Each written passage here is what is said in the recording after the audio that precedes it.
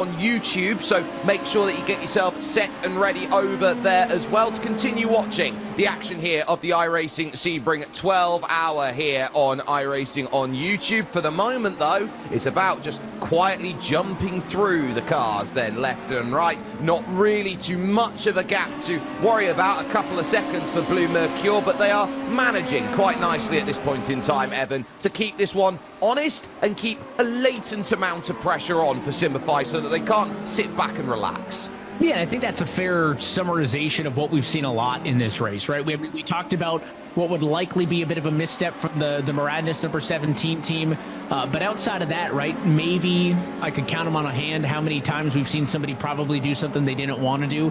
Overall, super impressed with the discipline, with the pace, with the competitiveness of what we've seen in this top split. It's been a lot of fun to watch as we close in on through the opening 6 hours. It's going to be a lot of fun as we close in on the final 6. Again, still a long way to go, but happy that everyone's been with us here on the iRacing Esports Network, and looking forward to see as we've started to plant the seeds on strategy, especially in that top GTP category with, teams cycling through as they go through their pit stops. It's going to become more and more clear maybe who has the slight advantage, and curious if we'll get any attrition out of these top levels, right? I mean, there's still 11 cars in GTP within 1 minute of the leader, and that's 6 hours in. So margins are thin. It's hard to write anybody off.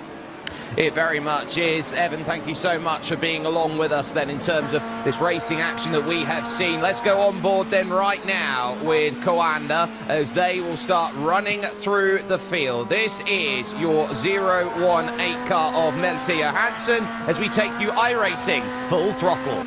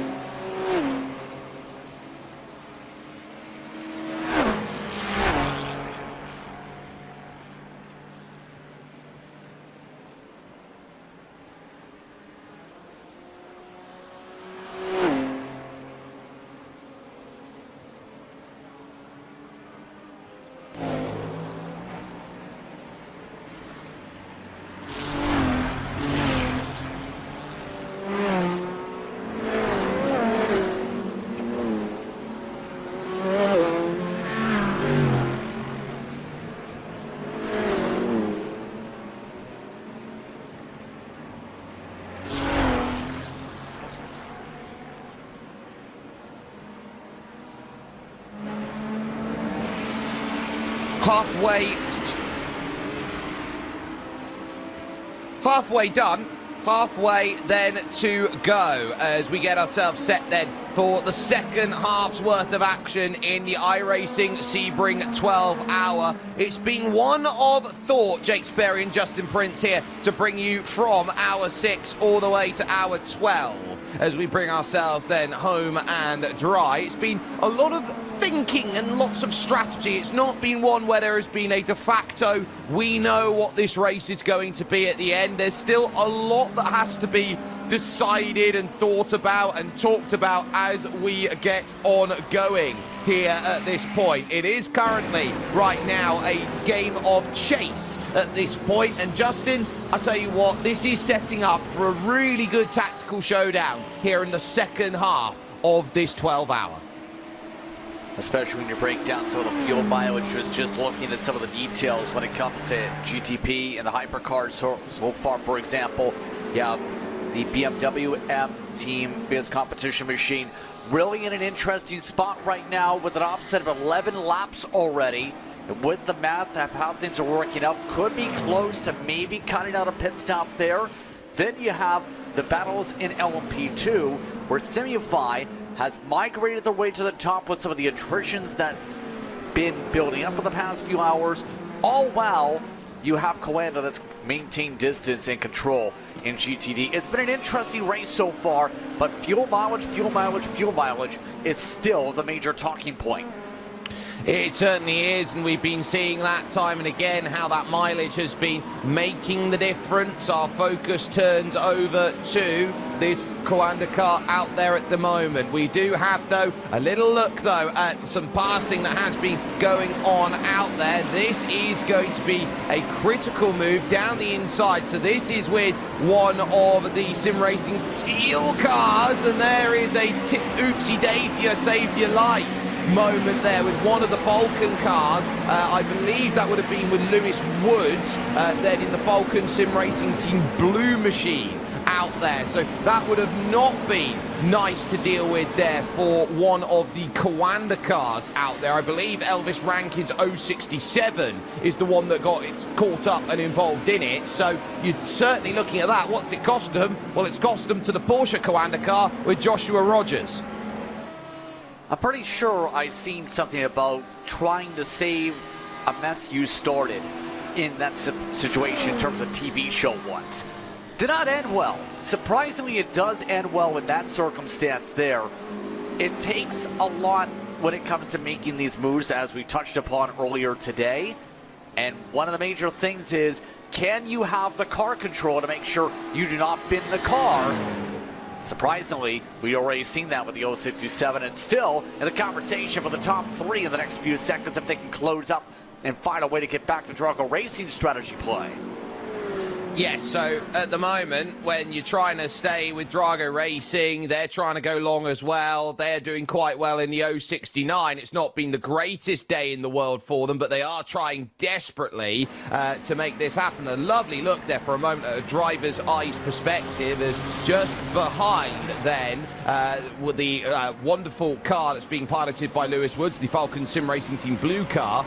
You have still Luca Vunch trying to keep Dirt Esports into play out there at this point. So they're trying to really make this run forward, as they are doing here as what is a marquee moment in March here, the only iRacing special event that is out there in the month of March. It's effectively Sebring month in iRacing. See a lot of Sebring races go along, and so you'll see the IMSA Classic in April, and then a lot to cover in May, only the Watkins Glen 6 hour in June, and then July, again, it's a packed second half of the year. Especially when it comes to the 6 hours for America part of the schedule, the Brickyard, but also by August, you have the Knoxville Nationals for those the dirt side. Crandon's down there. Portimao is going to be an interesting one for the 1,000-kilometer race, but you also throw Suzuka, Brick Car, Petit Le Mans a month September. You have Bathurst 1,000 by October once more. We've seen how crazy the Bathurst 12-hour previously was earlier on in this year. You also have the SFL Mountain Showdown in November. That's going to be a very fun one with the SCAA runoffs, all leading up to the month of December. But remember, when it comes to Sebring, the challenges are heavy to say the very least, Jay. And we've seen so far these drivers put through the test. Once again, to talk about this racetrack, this has been a racetrack racing since 1950. After all, the original poured concrete was in 1941 as the Hendricksfield military base. Since then, we've seen racing pop up here with a lot of opportunities for passes, and the hairpin coming out of Big Bend.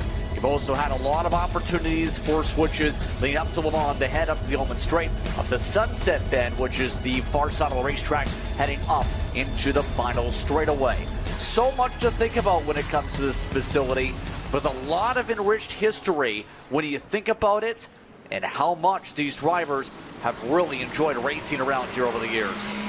And you consider as well, Justin, you see the entire layout of this old airfield base. They used to run all the runways around this place. So if you think Sebring is a very long circuit right now at what is 6.02 kilometers, we're talking about a circuit that was 9 kilometers, 10 kilometers, 12 kilometers when it was first being run. And so now you look at it, it's shrunk down. It's almost had the Spa treatment to it, and it's still one of the greatest racing circuits out there, and it's proving to be a modern classic. If you put it in cycling terms, the Sebring 12 Hour, in my mind, is just as good as Strada Bianchi. Yeah, it's been an interesting time when it comes to this event in general, and keep in mind, as somebody who's been to this facility too to call racing action up in the press box, this racetrack, it's a lot flatter than it looks on the sim. When you can look across from the press box, you can clear shot look across to where Big Bend is and almost all the way up to where Cunningham Corner is. That's how much you're able to visualize just up in the press box area. There's a lot of great spectator areas here in real life that a lot of people got the chance to see last week with the real world race, and as well, a lot of people able to visit that hotel that's set up over in towards the hairpin turn. A lot of people watch the views from the balcony up there during race weekends, and also gives you a prime location to keep yourself within 5 minutes driving distance to the front gate of the track. Battle on screen is for 60th position here in GTD. You've got Daniel Lafuente piloting for Marla Racing Team. You've got Oscar Irine here for Burasud Plus Turner. Burasud, of course, BS Plus, standing for Office South as a translation from German into English out there. So the Office South Turner team doing a very good job out of things for the moment. But both in the middle of the pack right now, both just trying to get their races sorted. And do you notice there as you go through turn one that they've put a commitment cone on top of the overhang that you've got there for the catch fencing, just so you know, oh, there's a wall there. I think really that's partly to make sure the visual, but also potentially use as a braking mark, if anything, or a visual reference that you'll have pop up there, because that's where one of the camera areas would be in real life, also with the scaffolding. So I think it's just to help out with those on the track, because there are the little visuals with the cones that, for example, they put here on the racetrack, and at some facilities here on iRacing, you'll have certain indicators, not just in the braking boards that you'll normally see, that really help as you learn how you're supposed to attack the racetrack once you realize the patterns when it comes to the visuals of iRacing, that really help you make sure you learn the track.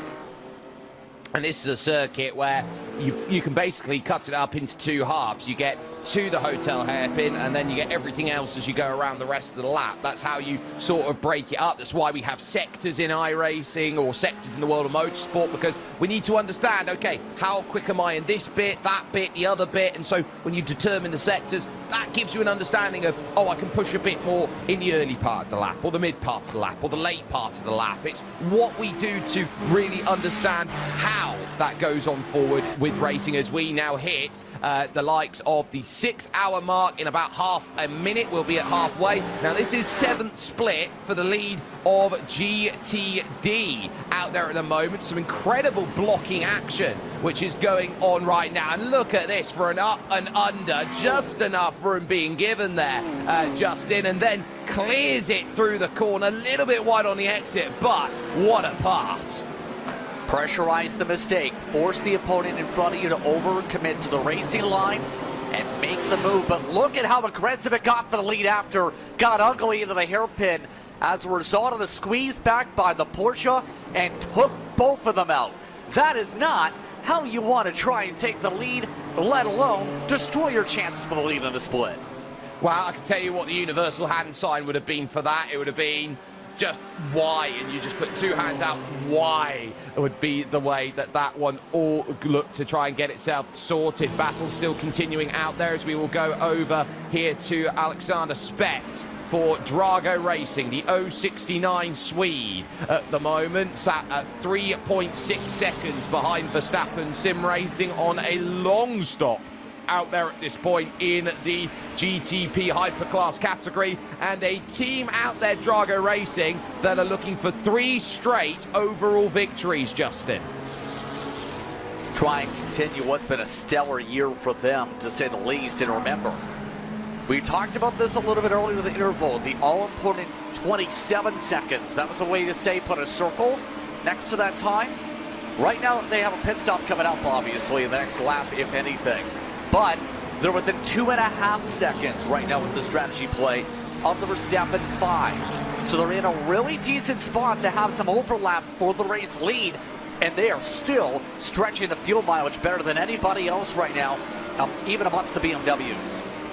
They'll be very happy at the way they are stretching that mileage out, just getting the clearance around Lewis Woods and managing now to try and focus on where their numbers get hit correctly as the track slowly starts to cool, as we are now heading just over 4:30 in sim time, which means in the next couple of hours or so here, Justin, there'll be a sunset at Sunset Bend. Yeah, who would have thought in terms of the visual? But in all seriousness, that's when the track is expected to get a little bit more cooler once again, and that's where the grip levels are going to go up in theory for these drivers, and it's about the management of said rubber. The air temps are still pretty hot here before anyone asks.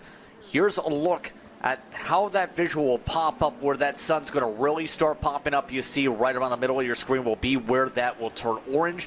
Right now, track temps at 100. Remember, it's 115 a couple hours ago. Exactly, it has really started to cool, but here's where it also gets interesting. When that track was hot, it was really hot, and part of that will be that concrete, and here's your science lesson for the day, ladies and gentlemen, concrete absorbs the heat better than asphalt does, so you get that latent heat in the track. You will feel it more when you're out there and driving on the concrete than you will do on the asphalt.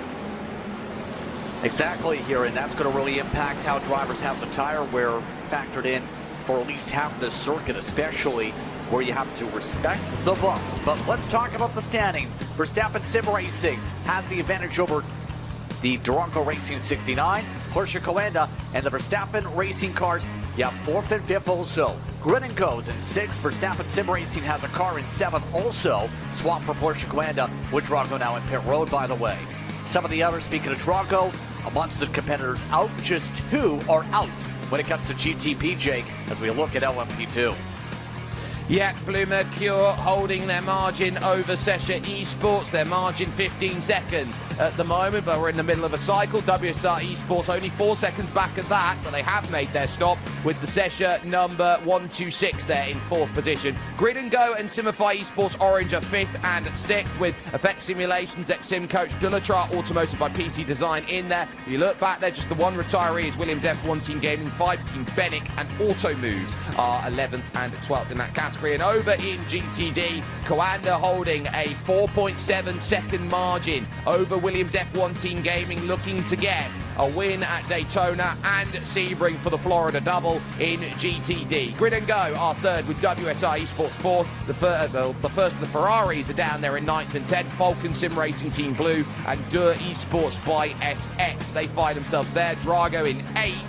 And looking for their 3rd straight win out there as well as they go. Sesha Esports are there sitting and very happy at the moment in 11th. But you've got the likes of EMM, Thibaut Courtois, they're 14th and 15th. You've got Coanda there in 17th. They've had to really charge through the field to to get up that high, but they're finding it a little bit tougher now. SDR Sim Racing out of the race, and they were done for the connection issue flag. Not the first one we've seen today, which is really important to note, because Williams F1 Team Gaming had one right near the start, or right near the opening couple of hours of racing, and then two Drago cars finding themselves out of the race in the opening hours of this one going too. They will be really upset with the fact that their running has gone a little bit the wrong way, and so now they are playing the recovery game out there here at Sebring. A live look at car 5 out there in the lead. Florian Lebigre then piloting masterfully at this stage, but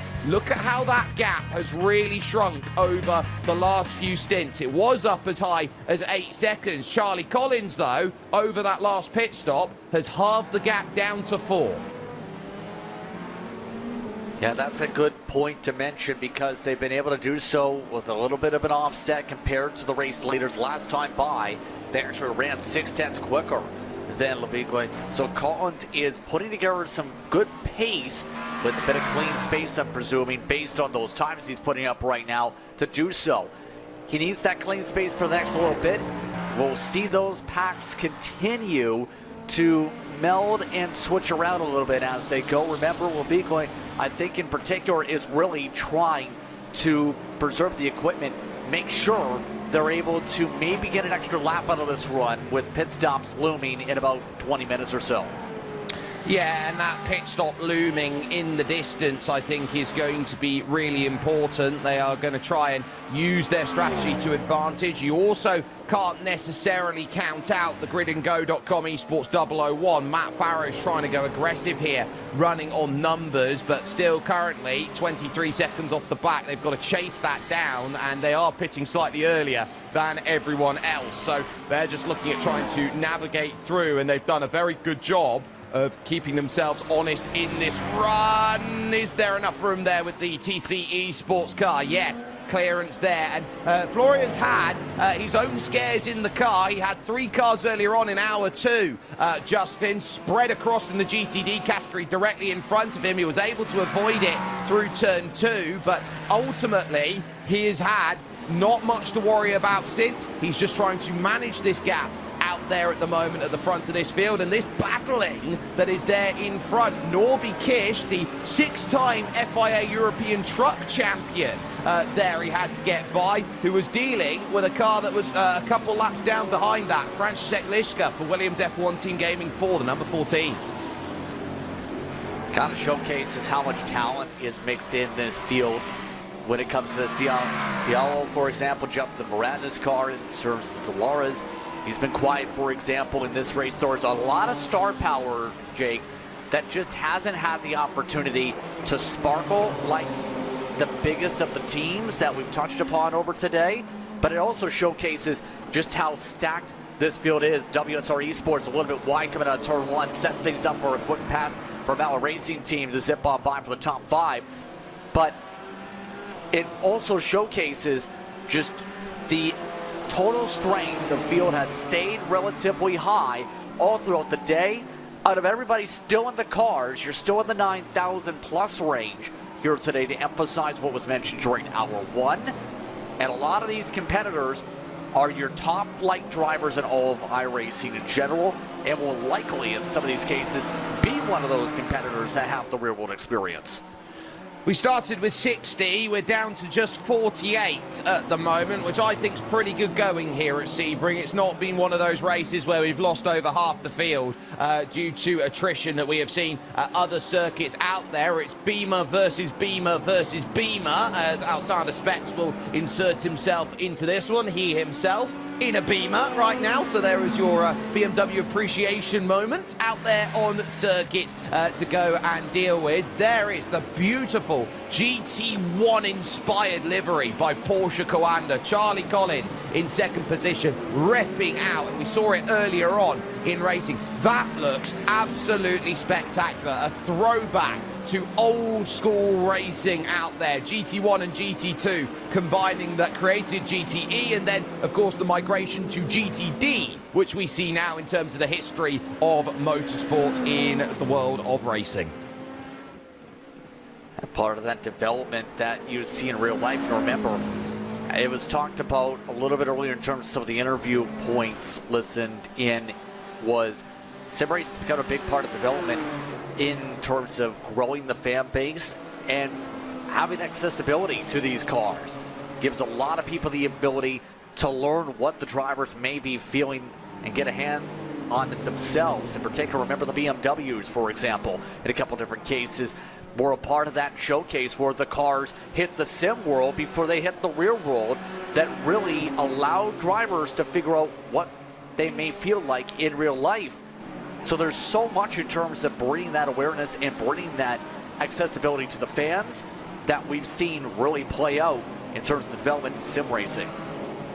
Yeah, that M4 GT3 Evo is a sim racing car first that became a racing car, and I really love that, and we see that more and more now in terms of how cars are developed, understood, and then worked as far as they all go. We're going to have a little look there. We saw a little earlier what happened then with the issues in the lead in split number 7. Well, why don't we jump in and see the aftermath of that in terms of where everyone has been sitting themselves about and understanding, okay, it's not been a case of you've had it all clean out there, but there will be chops and changes and opportunities presented to drivers and teams that get the chance that they want to go and smile out there at this point. Our focus currently at the moment lining up with Marla and Barossa Turner, with Verine through on Daniel Lafuente and trying to get over to that grid and go 005 of Nicholas Mateo. Some good moves being built here as we continue to zip along, but as we go, why don't we make that jump over 7th split? Taylor Mills Racing, 28 seconds. That's bigger than top split right now for the race lead. Right now, the Belgian driver of Neil Backwire has gone really well in terms of his pace to really extend this gap after some of the chaos we talked about earlier. It's good to see Neil de Backer then behind the wheel. The Belgian Taylor Mills Racing, of course, run by Taylor Mills. She's absolutely wonderful as a character to go and talk to. I've shared a commentary box with her over the course of last year for the iRacing Grand Prix Tour. She is a really, really nice character to go out there and talk to. So it's really nice to see them on top of their split out there at this point. There are very good teams going around everywhere. Now here is Savary Pashakovsky, who is trying to get this LMP2 right up in. So for the Vestella Esport team, they will be very much in a strong position out there. 11.5 seconds though.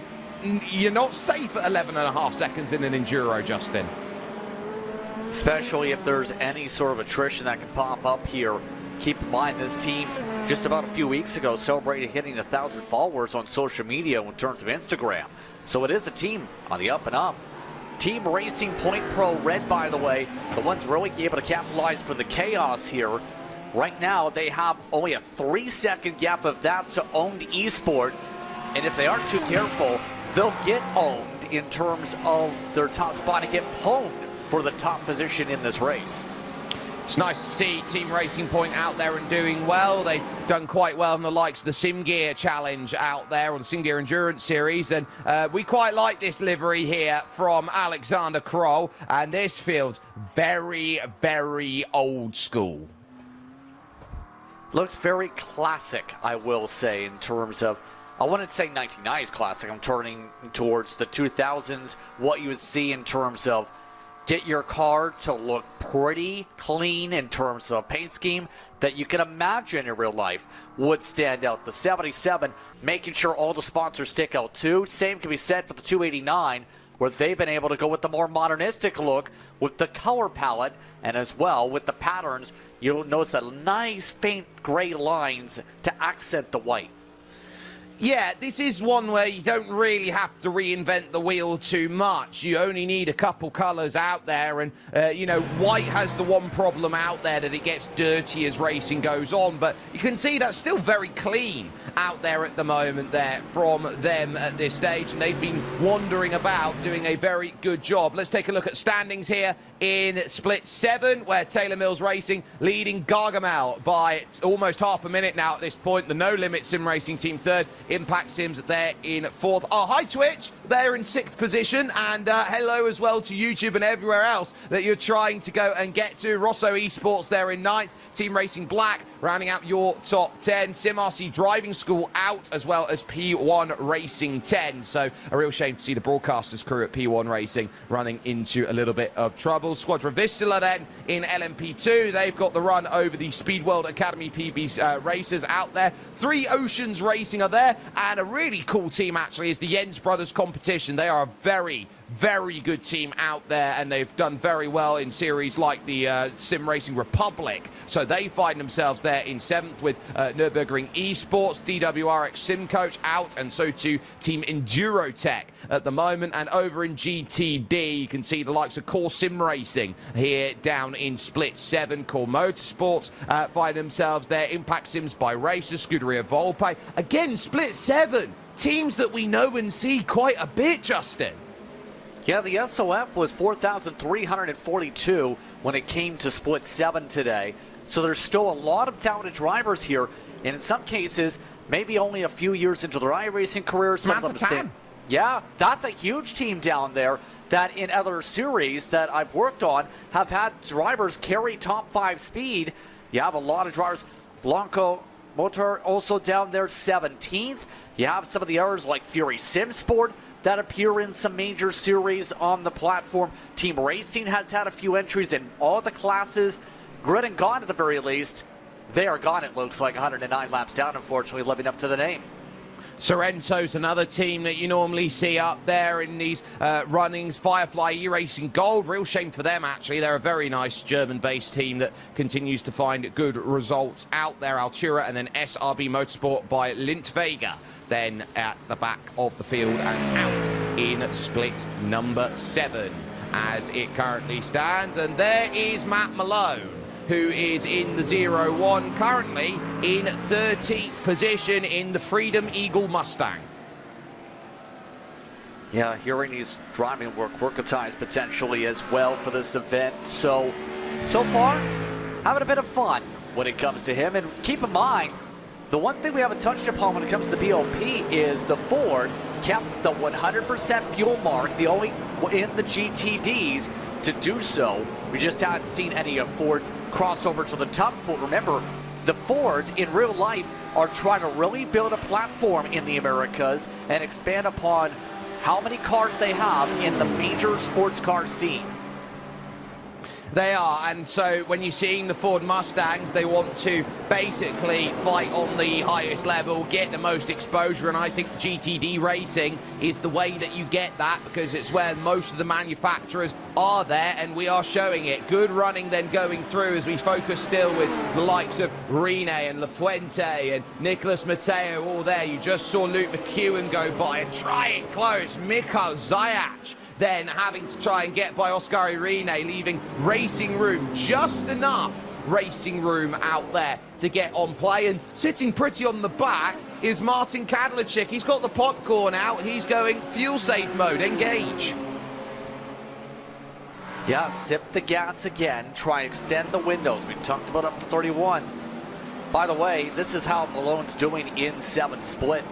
As he continues to try and figure out a way to close. You can see their comment section, very not active, and also trying to somehow make sure to knock on his front door and figure out a way to say hello. Look at that though.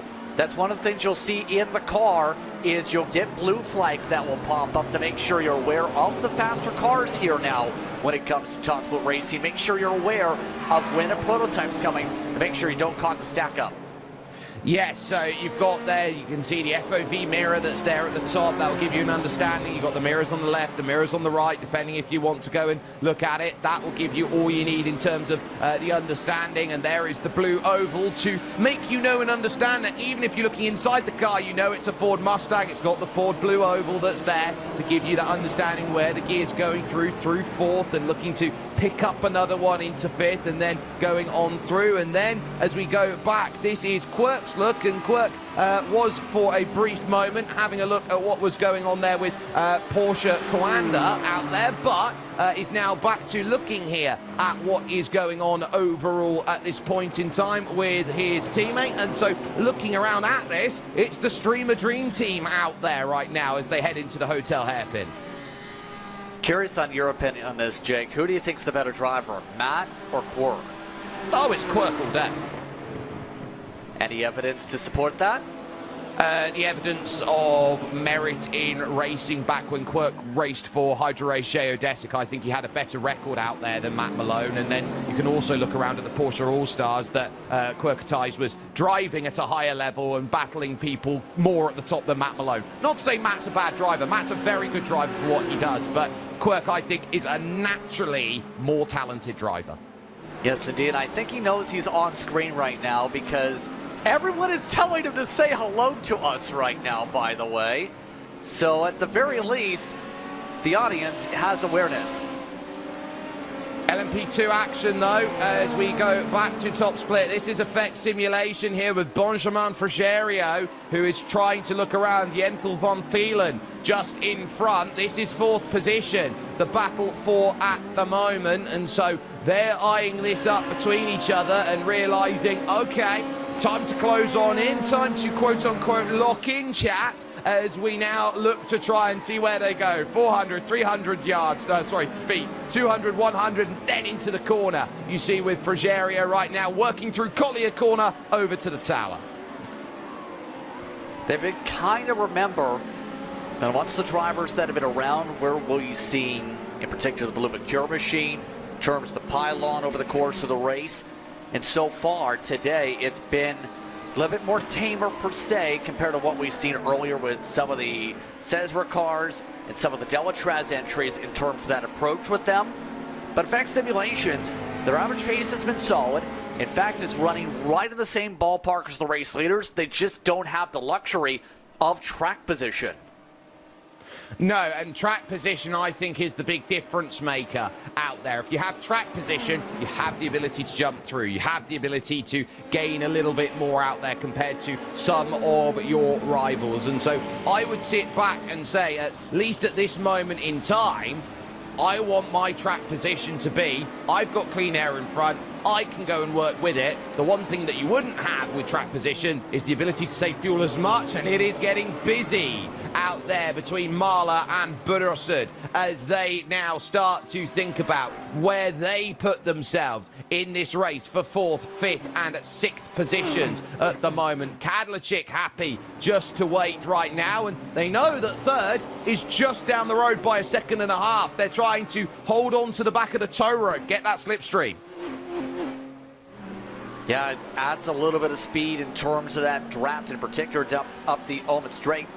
But for these competitors, it's going to be interesting if we see a little bit of swapping or if we go back to the lift and coast yet again to let the fuel save.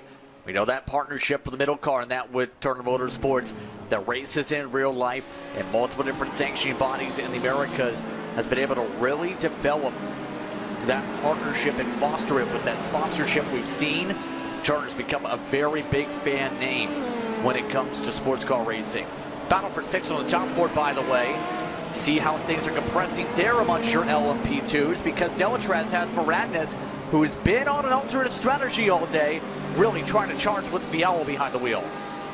Yes, so Dion Fialo is really trying to make some moves back. We saw there was contact earlier on a couple hours ago for that Maradness car, so they're trying to recover back from that little moment of Maradness that they had. But then Darius Andre for Dullatra Automotive by PC Design has also been in a similar place. Dancing through them is Dominic Hoffman here, who's third overall at the moment in GTP Hypercar due to the differing natures of strategy, and so that's closing up. No moves into turn one from the group in front, and actually in comes Maradness then to make their pit stop. Remember, they're off cycle. They pitted early on lap 14 right at the very beginning. They'll be followed in by Team Bennick and Henry Moore.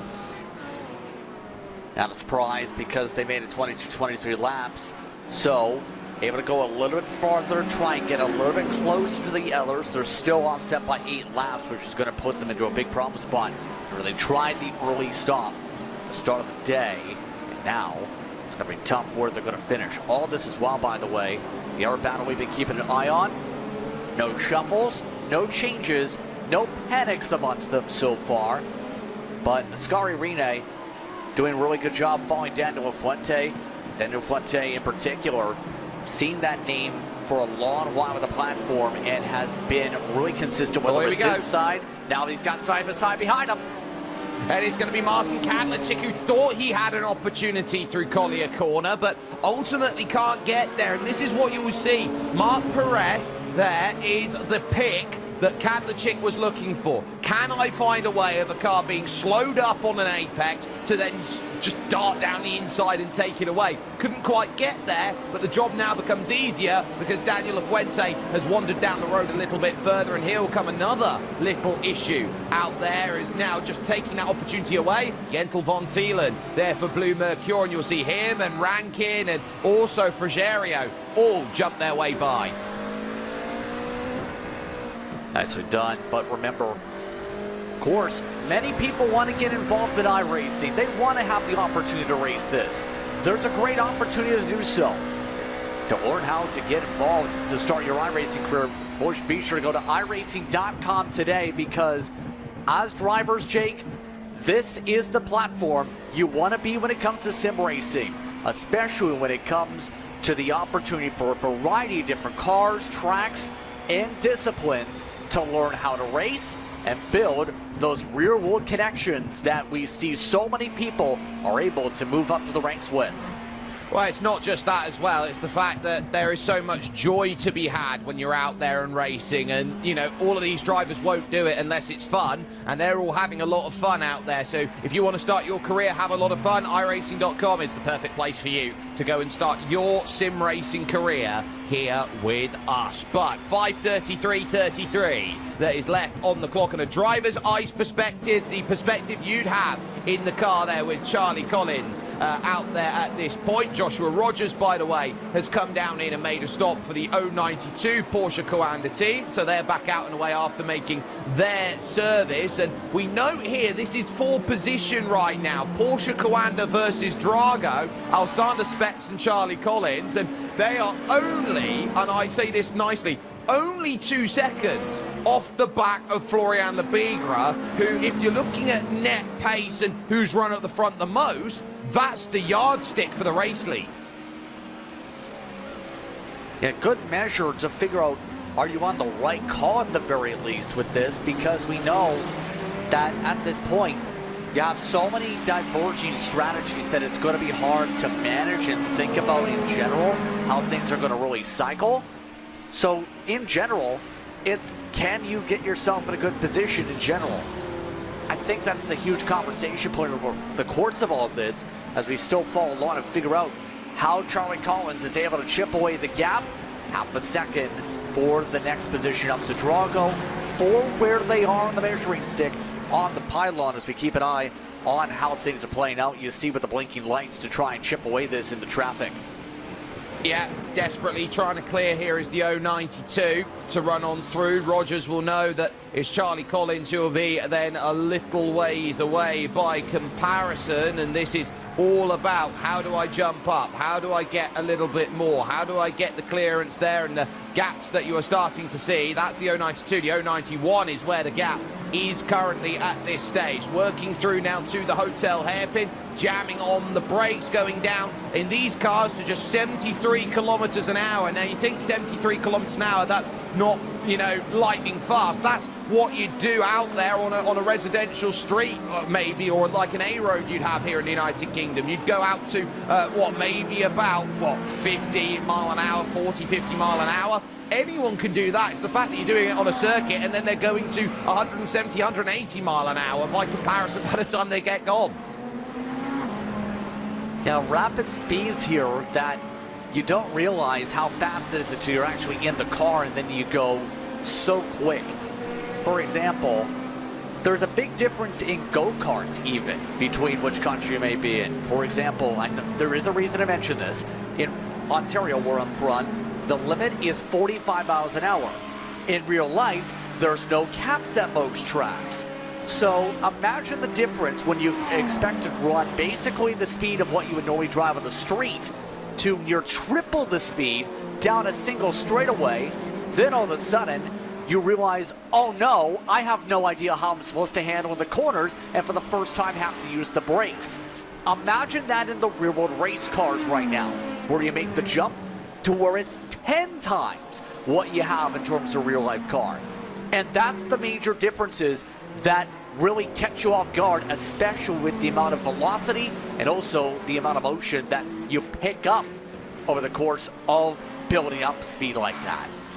It's the brain speed as well that needs to be understood. You're trying to find as much room as you can, room being given, so to speak, there as we see one of the Verstappen sim racing cars. This will be Diogo Pinto's number 3 Cadillac then that goes on by. And for the moment, La Fuente looks at Nicolas Matteo going by, and now this is 2 packs of 2 that are starting to form instead of one long group of 4 that we had about 10 minutes ago. So La Fuente can now focus on the podium here in GTD, which currently has Coanda Esports leading by 6 over Alessandro Bico, and then Nicolas Matteo, who's there. WSR Esports LP2 in the pits, by the way, from the race lead.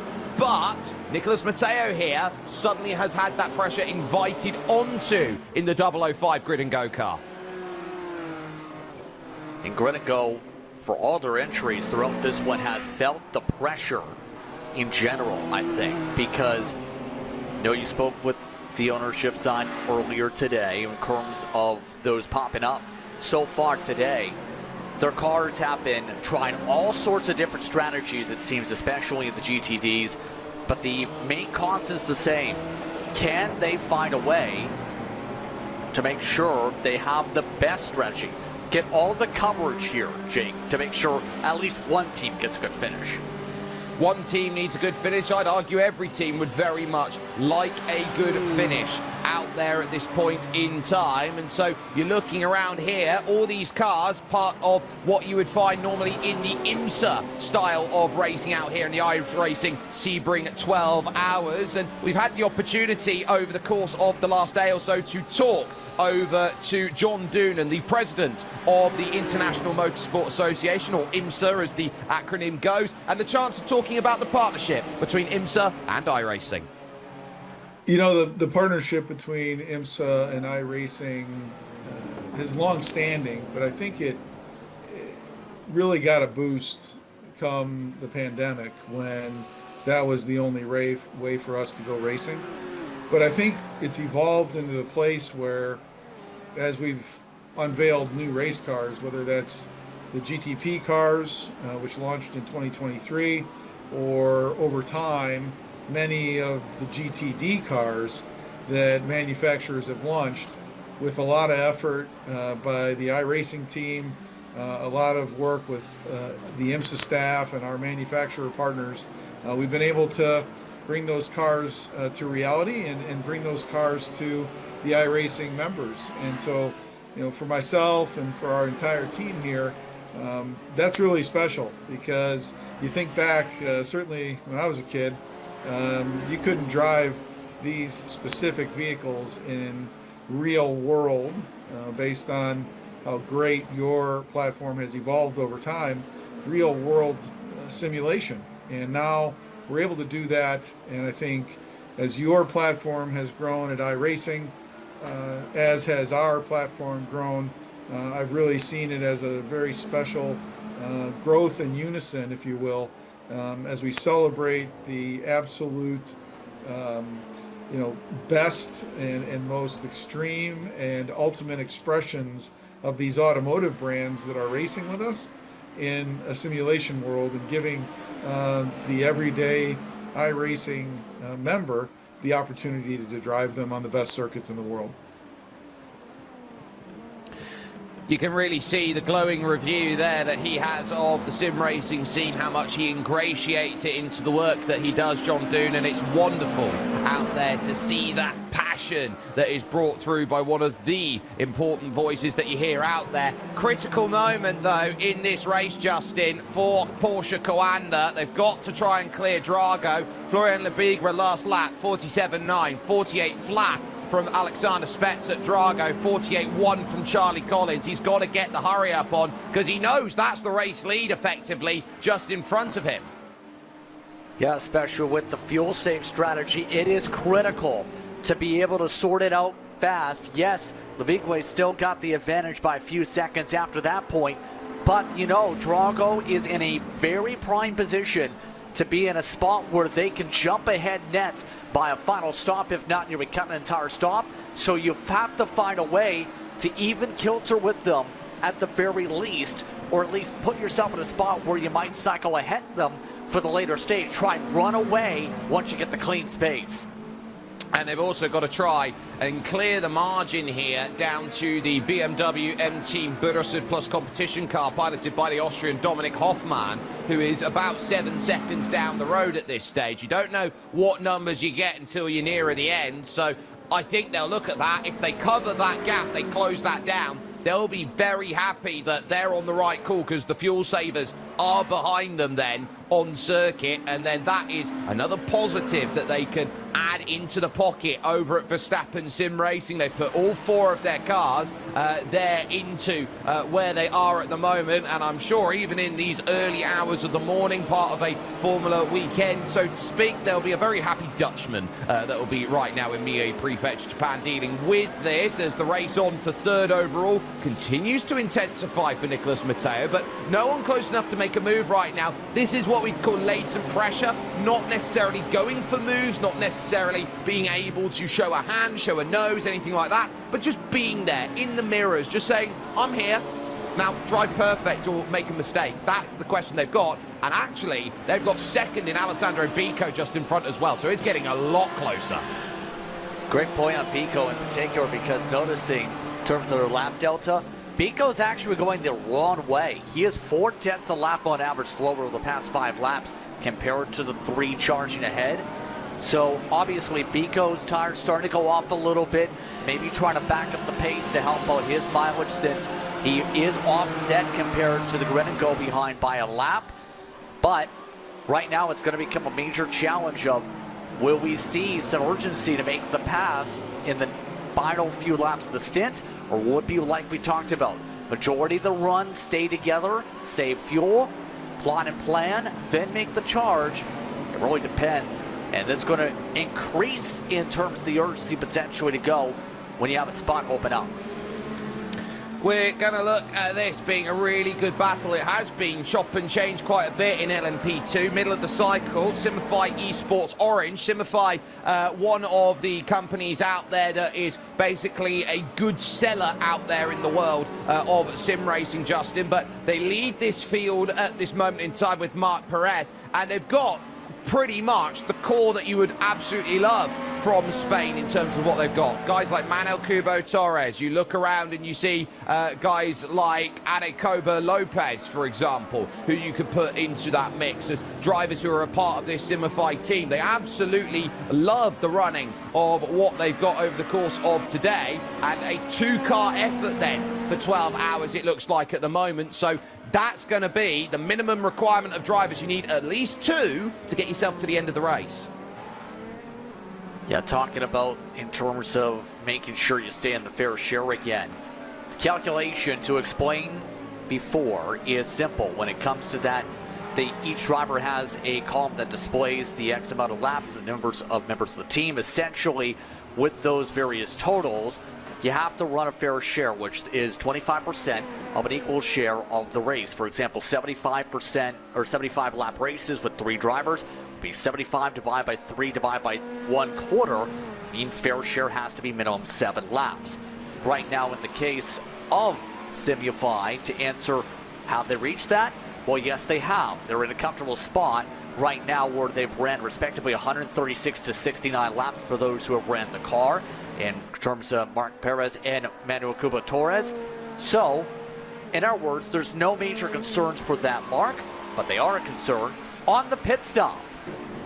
They are, so they'll jump in. That will hand over the lead to Jentel von Thielen there for Blue Mercure in the number 33. So they'll be quite happy there. They're going to get a couple of laps now at the front of this field. Back, though, over to 3rd and 4th and 5th and 6th and 2nd, if you want to put that into play as well, then in the battles. In fact, sorry, this is further down. This is the another one of the Budasud cars then battling out. This is the Budasud Plus competition number 7 right now, with Thomas Lebouchelet here trying to go out there and fight with Christian Steenberg for position in the 006. So they're on the back of Elliot Veyron at the Coanda 018, and so this 3-car group right now, you're talking about, you're struggling to see many places gained. In fact, the biggest gainers out there are Falcon Sim Racing Blue, starting 57th, currently 34th. Yeah, indeed, and right now, in particular, things have really shuffled out, but here's the LMP2 pit stop for Simufy. Coming out, where are they going to cycle in terms of their window? Well, the answer is 7th is where they're going to be. They have 4 other cars that are going to peel out pretty soon, so net 4th at the moment for them on the racetrack.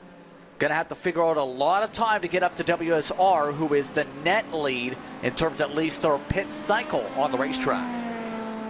Yeah, we are, and so we are going to be sitting down and saying there's a lot to do out there, and they know that the rest of this race is going to be a very hard 5 hours and 20 minutes to go. And Justin, as far as it stands, how critical are you looking at the outlap, and especially here for Simufy with clean air? With clean air, I'm absolutely looking at it as a way to charge. The risk is, of course, cold tires that are absolutely huge now in iRacing, especially in 2026. Before, with the tire warmers that were on some of the cars, you would be able to push hard immediately and gun it.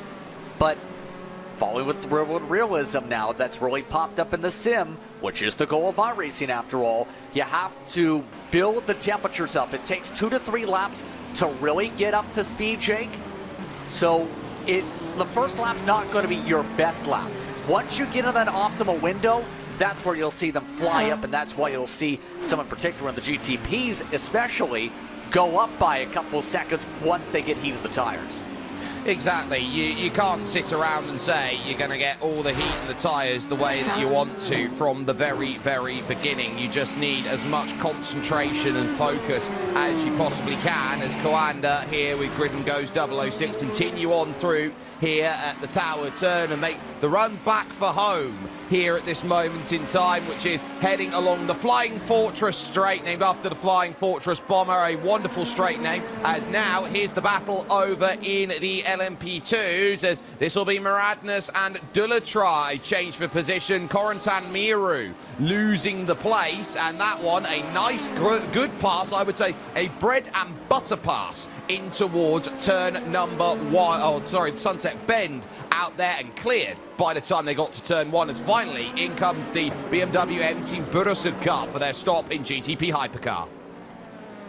Things going the wrong way for Delatraz now, as we've already zipped away nearly to the 5-hour to go mark. Remember, they were amongst those punching their weight as high as maybe around where the top 5 is for some of the competitors. Don't have that happen either. Keep it stable in terms of connection side, so make sure your backup driver's ready just in case. And oh, by the way, they're getting potentially near squeezed out with Verstappen Sim Racing. That's the leader getting a little bit, I would say, friendly with Corentin Miraut there. A little bump, not once but twice, as they fight in the low speeds, similar in the low speeds, but the accentuation of the downforce packages creating the bigger differences out there in these prototypes out there. This GTP hypercar field is proving to be a very, very interesting battle, with Drago still holding at bay. Porsche Coanda, Charlie Collins may be looking at fuel save at the moment, gain an extra lap and then be uber aggressive out of this stint at the moment. So gap has opened up for Corentin Miraut. Not much that can be done about that just over the halfway stage, but you're getting towards the end of the understanding at the moment, Justin, of we're on this, you know, put the hard yards in. Soon you're on home stretch, and at home stretch you suddenly think, well, what am I going to even get out of today? Yeah, and you get a realistic sense, I think, by that point out where you're probably going to run as long as you make no mistakes, or how far you might be able to go on your strategy in general. So I think right now we're just in that middle lull of figuring out how well you're going to execute to set yourself up to be in prime position to secure your spots by those final 3 hours. But right now, all the drivers have to be made clear in terms of that mindset too. They know this track's going to get more and more difficult to run as we zip our way through. And when you got racing like this, and, you know, we call this a golden generation with these hypercars, with the likes of, you know, the GTD field, the LMP2s, you get a wonderful sense of what racing is. But, Justin, what about the classics, the old school racing, the back in my days? Well, remember, we actually have a special event coming up for that. The IMSA Classic 500 is coming up in a couple weeks' time, April 10th through 11th. When it comes to that class, updated cars on the iRacing service, the Nissan GTP and the Audi 90 GTO are able to be used for those respective races. Remember, that was originally going to be a Road America race, but it matches more so today with the new venue with those cars for the drivers. Remember, that was a big track in 1979, a part of its revival back in the day. Yeah, this is a circuit here, the WeatherTech Raceway Laguna Seca, that even though you don't see as much big racing around there, it's still one of the most feared circuits in the world for that corner there, the dreaded corkscrew, which you drop 6 stories in the space of about 100 meters, and it is a truly wonderful bit of road out there that you're trying to sort on out as you continue. Focus then is over to where your leaders are just lapping at this point in time into turn number 1.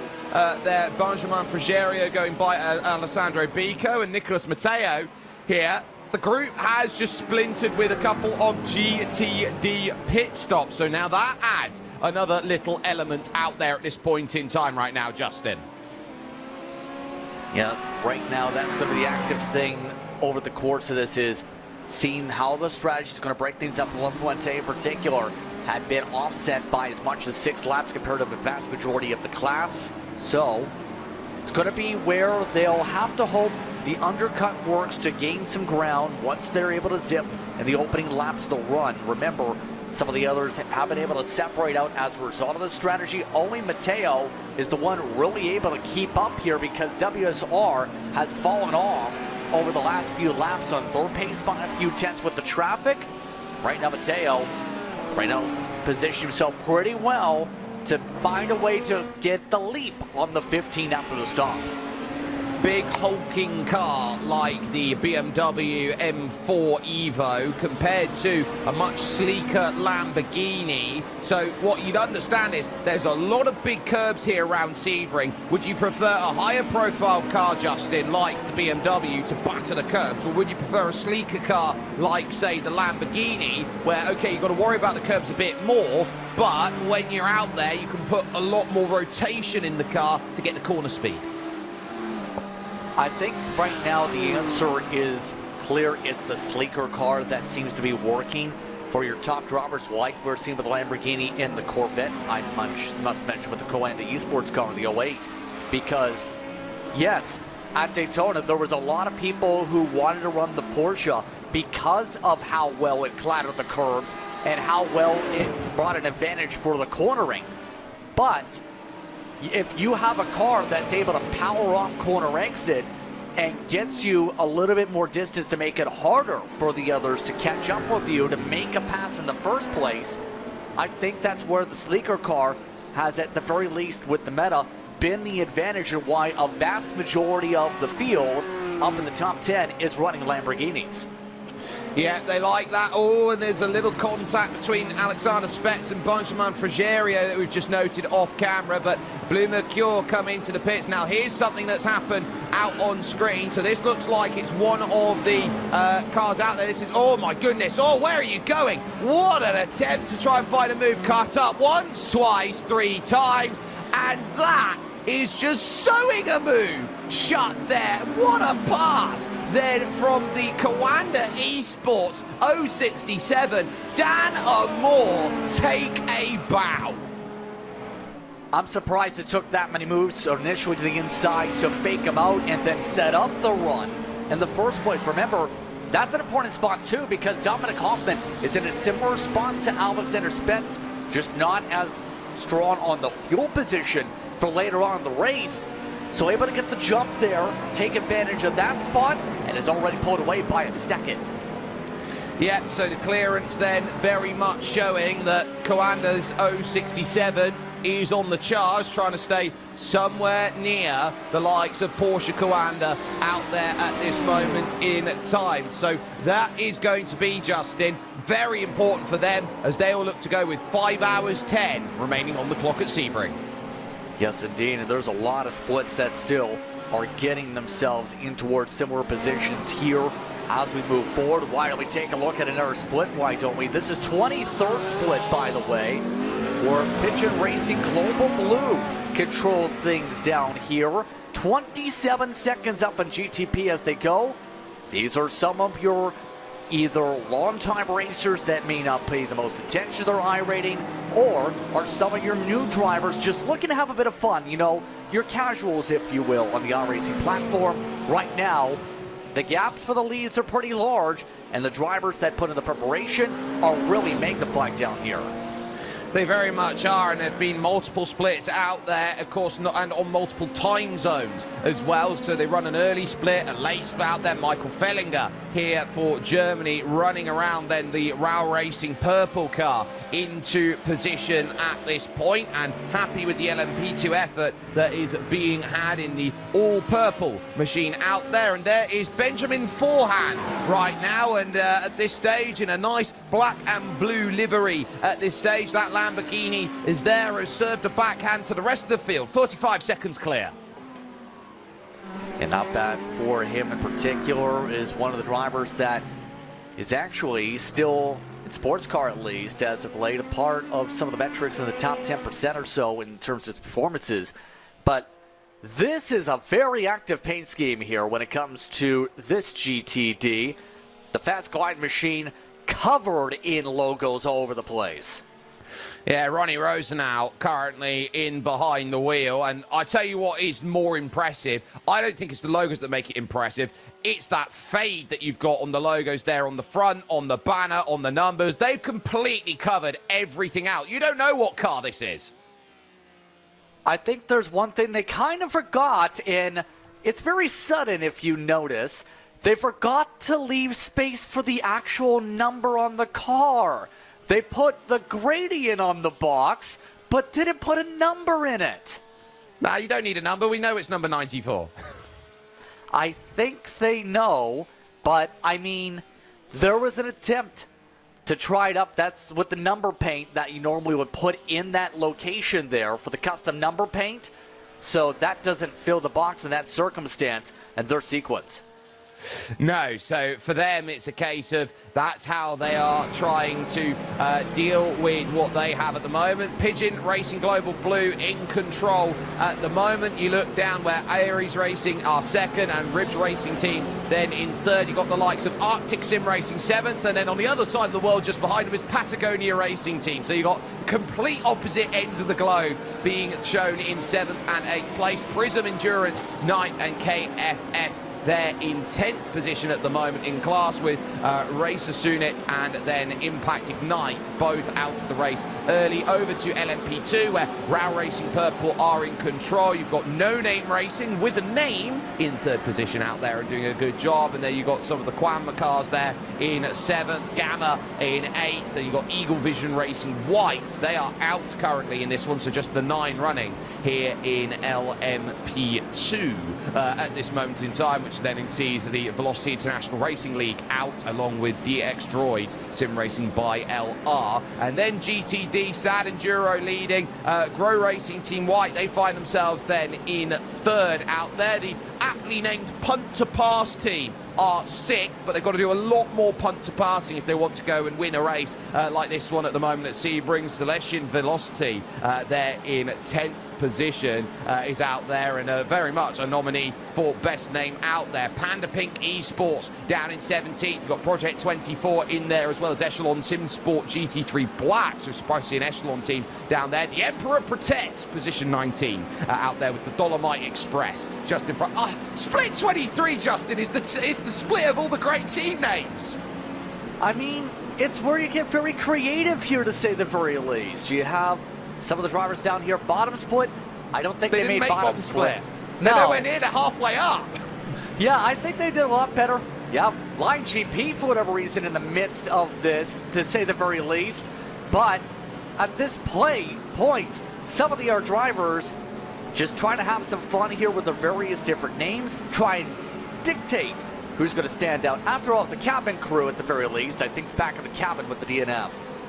Yeah, I'm a big fan of Stroopwafel Racing Team. My diet on a Monday morning is I have one Stroopwafel. I love a good Stroopwafel. If you haven't had a Stroopwafel, now's a good time for a Stroopwafel. There it is, a Belgian, Dutch. I'm going to get absolutely lost in the shuffle after that. It is a Dutch invention, the Stroopwafel, and it is an absolute wonderful treat that you have. It's, imagine yourself, you've got a nice and pressed waffle full of caramel. It is simply majestic out there. Nicholas Matteo here in top split, 5:05 in the 005 left in this race, and currently trying to move on up to 2nd position against the Italian Alessandro Bico, who has held the ground well after initially losing that time back to 8 seconds, has managed to get the gap back down to about 7.2 to your overall leader, as we shuffle on a little bit back then to what looks like one of the Dur esports cars that are out there right now. Kasper Umelen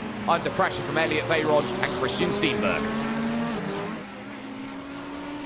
And nicely still done when it comes to driving today for majority of these Coanda cars, have noticed in terms of their overall pace, but it's not been all sunshine and roses for them. Or Veyron did get starting position up to 19, 20 plus positions here in terms of their fight, but here is another fight to keep an eye on.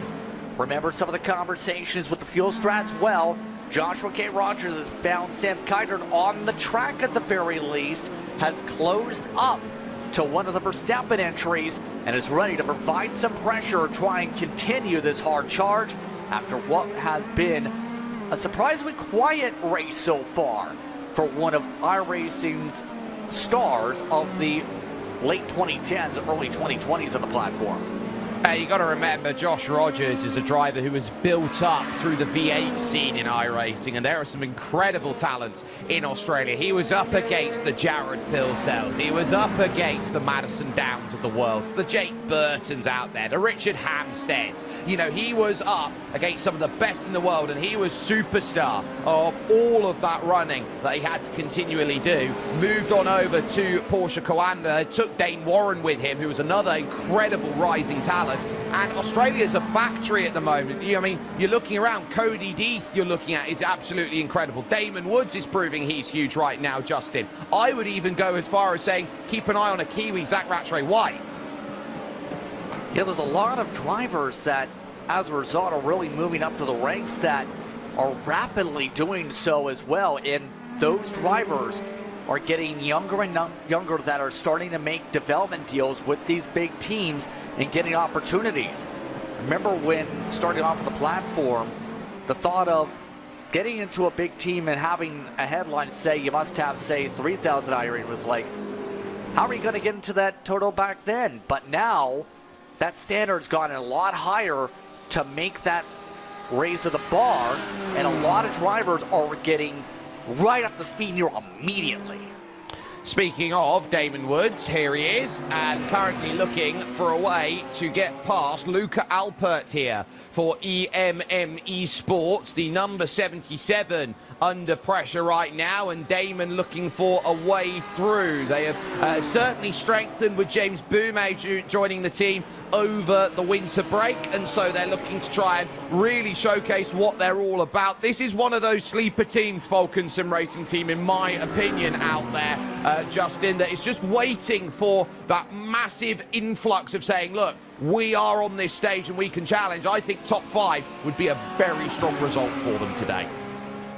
Especially since we've seen the Falcon Sim Racing cars get battered and beaten around, it seems. Especially in the early hours, they're involved in some contact at least 2 to 3 times, it feels like. But look at this. Send is on. Not able to keep the overlap, though. Tried to use there a pick from Teemu Mulikangas for WSR Esports Blue. Didn't quite manage it with Mulikangas at a 25-second advantage at the front of LMP2 right now. It was close. Don't get me wrong, it was close. He was just, you know, he was pinched so far in that he just had to keep turning and couldn't put the right foot down full to the floor. Yeah, and remember, that's kind of the goal for a lot of drivers, is provide the squeeze, force the lift for the driver to get inside of that circumstance. Yes, there's a risk of contact, but at the same time, if you leave too much space or leave too much roll through the center of the corner to make sure you leave that space in some circumstances, you'll end up having them take advantage, keep it side by side, and it's a very compromising spot coming out of the hairpin in the first place that leads to even more risk of contact side by side, and likely you on the outside since the grass. Just about ready to tick over to 5 hours to go here in the iRacing Sebring 12 hour. And so they are lining this one up and trying to say, we are nearing that final third of the race where all the strategy talk, all of that ability has to come together, and you can't afford to lapse your concentration at this point in the race. EMM holding that 5th position out there at the moment. Damon Woods has been searching for an angle to get it done, and meanwhile in GTP Hypercar it continues between Porsche and Coanda. Sam Keitel, a Dutchman in the Verstappen sim racing car at this point in time, dealing with Josh Rogers here, an Australian trying to find his way through, but for the moment here Josh can't get the run because there's tow from Balazs Pilar at Sesha Esport 190. Yeah, and that traffic going to break them just a moment. Didn't really hold them up too much, though, in that situation. Having to quickly settle on down and get back to rhythm here. Keitel, a couple years now with the team and a multiple-time iRacing World Champion. Remember, when it comes to this platform, doing very solidly, making sure he manages the speeds and keeps Rogers at bay. Remember, though, he's going to have that stop at about 5-6 minutes or so he can only do it for so long before he unleashes Rogers to clean air and allows him a pocket to run some extra laps for another 6 to 8 minutes. And that pocket is going to be important, because we talk about what do drivers do when they're stuck behind other drivers. Like, turn around to you and ask Justin, why do drivers prefer to have that clean air, to go out there to attack for 6 to 8 minutes, rather than just trying to follow, use the tow, and basically use someone else's effort to make that time? Well, it's really dependent, first of all, on the traffic in general to set yourself up, because the reason I say it's harder when you're in traffic is when you're in the midst of it, you have a lot less opportunities, because you have a lot of potential slow-ups that you'll have, a lot of compromised apexes. When you're side by side in this type of situation also, you end up potentially risking contact. But when you have the clean air, yes, you won't have a fuel saving partner, but also you have an opportunity to unleash your own raw speed without having to worry about being held up. You have the chance to, in turn, if you have a faster average speed and the traffic does give you an opportunity to breathe and set some hot laps down, you can easily make the jump after the pit stop cycle and take the position. The tough thing about this situation, though, in the counterpoint, you're going to be on the older tires while they're warming up their tires likely over the course of this overlap for this battle, at least.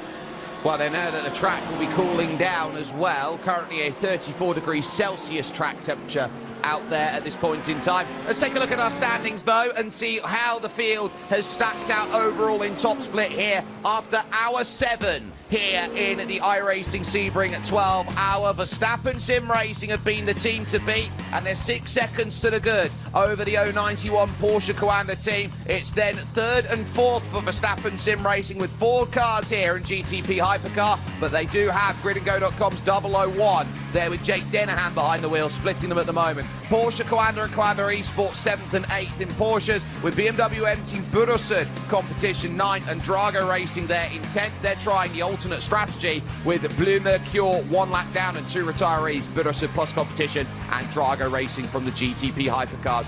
It's a case here, though, of LMP2 being still maybe the most open out there in terms of the gaps at the front, Justin. Especially when it comes to how things are playing out with Grid and Go Esports up there in 2nd. Simulify Esports Orange amongst your top 3. Blue Mercure Effect Simulations in the top 5. Radness, Cesra, Delatraz in the top 8. You also have the 126 Cesra machine with Blue Mercure amongst your top 10 in LMP2s. So far, an interesting scrap when it comes to the mid-pack in particular in this class here today, as they'll have to fight hard over the course of this. Auto Moves Racing Team are a couple laps down from incident. Same for Team Bennick. Williams is the only class driver out when it comes to LMP2. GTD is an hour different story, though, we've seen so far, Jake, where so far, Coanda in control of the Chevy.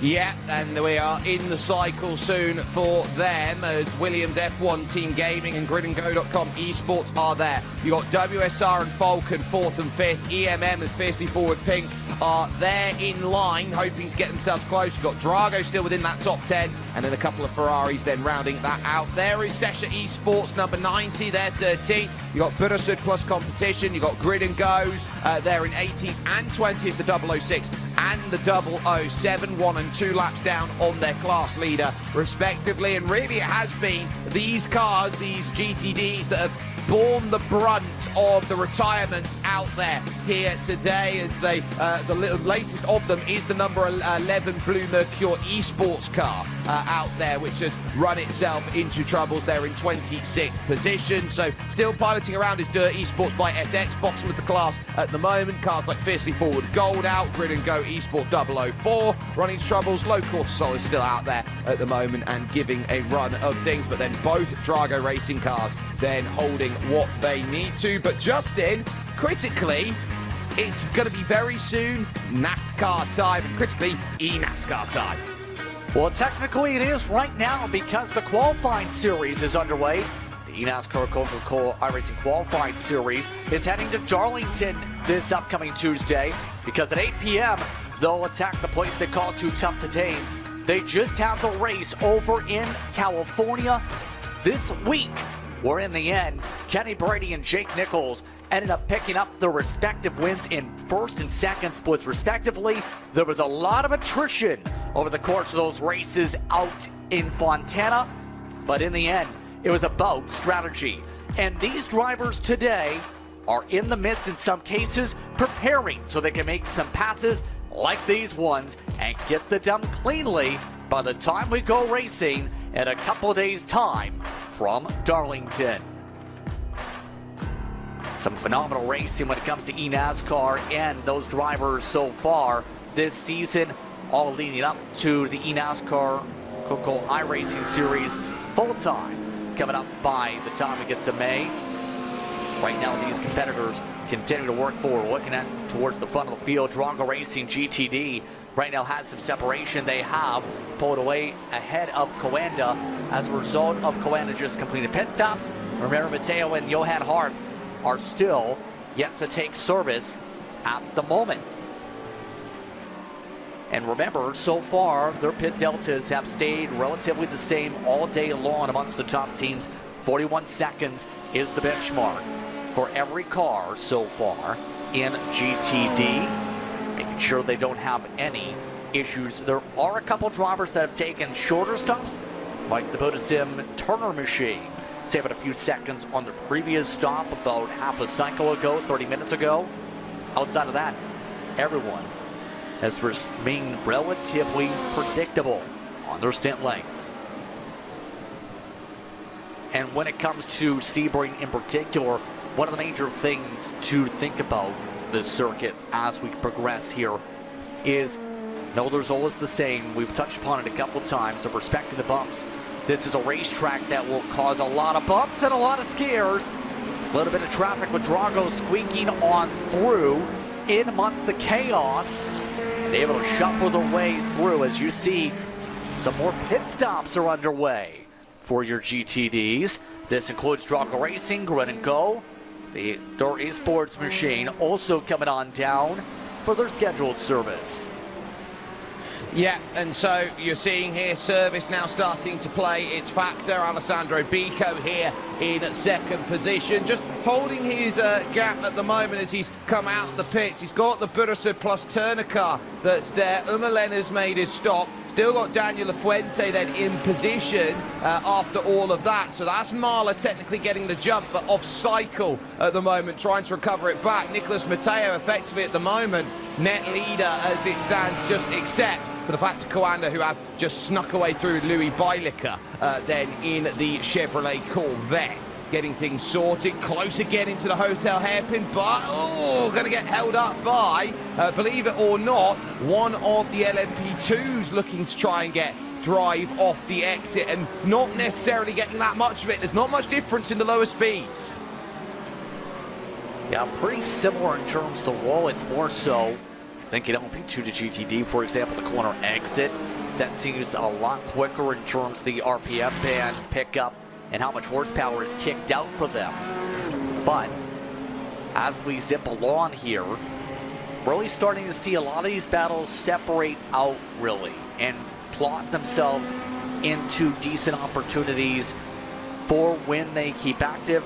Lafuente, who is amongst those up at the front of the field here in this situation, is in a really interesting spot where you're talking about a half a stint nearly difference, a third in fact, for them right now. And Lafuente going to be, in terms of that awkwardness, going to have to think, is there any way to get closer on that strategy to where at the end of the race they're going to have to peel down compared to everybody else? I wonder, and we see now a lot of cars leaving pit lane in GTP, as this is Chris Lullum. Sparkle leaves pit lane as the likes of Sebastian Job comes out ahead. Gustavo Ariel is currently in behind the wheel right now of the number 5 car out there. So you got Porsche, Coanda, they've also come out of the pits. They're not a million miles behind. They've also changed driver here with just under 5 hours to go. Alejandro Sanchez jumps back in the car. Our strong driver when it comes to Sanchez, who's raced with big teams, and of course getting an opportunity now with Coanda for their sake to try and find a way to power away that 091 and get up to Drago Racing. They've stayed with it about second, but Lohem now in the car, as you said, gets a great chance to flex some sim racing muscles here today. Been very busy out in Europe with his racing escapades. Yeah, I wouldn't be surprised about that at all. Of course, it's more than just being out there and trying to search for what you can get, where you can find the opportunity to race. It's about that pipeline and building up the connections, the locations, the opportunity to go and say, look, I can be lightning fast and I can go out there to some strong levels. Couple drivers out there, or teams, starting to put the lights on in anticipation fully there, out there. Of course, it doesn't make much of a difference out then in these daytime conditions, but we're about an hour and 45 away from truly hitting that sunset, and then there'll be in nighttime conditions where they will absolutely desperately need then the lights that go through. Talk us through as well, Justin, difference between driving in the day and then having to switch that mentality to go drive at night. Well, that's where the preparation comes in first of all, because when you're driving in the day, easier to see your visual markers, hotter track conditions, so it's likely going to be a looser race car, slicker racetrack. And as well, you're going to have likely the situation where in many of the cases for this type of race in particular, you're going to be fresh in terms of the energy. For the night racing in most special events, you're likely going to be feeling the fatigue. You're likely going to be getting yourself burned on energy, and you will also not be able to have those same visuals on your marks, Jake. No, you won't, and so those visuals are going to be key. The sun slowly starting to drop here at Sebring, but the noise certainly isn't, because we're going to crank it up with some iRacing full throttle.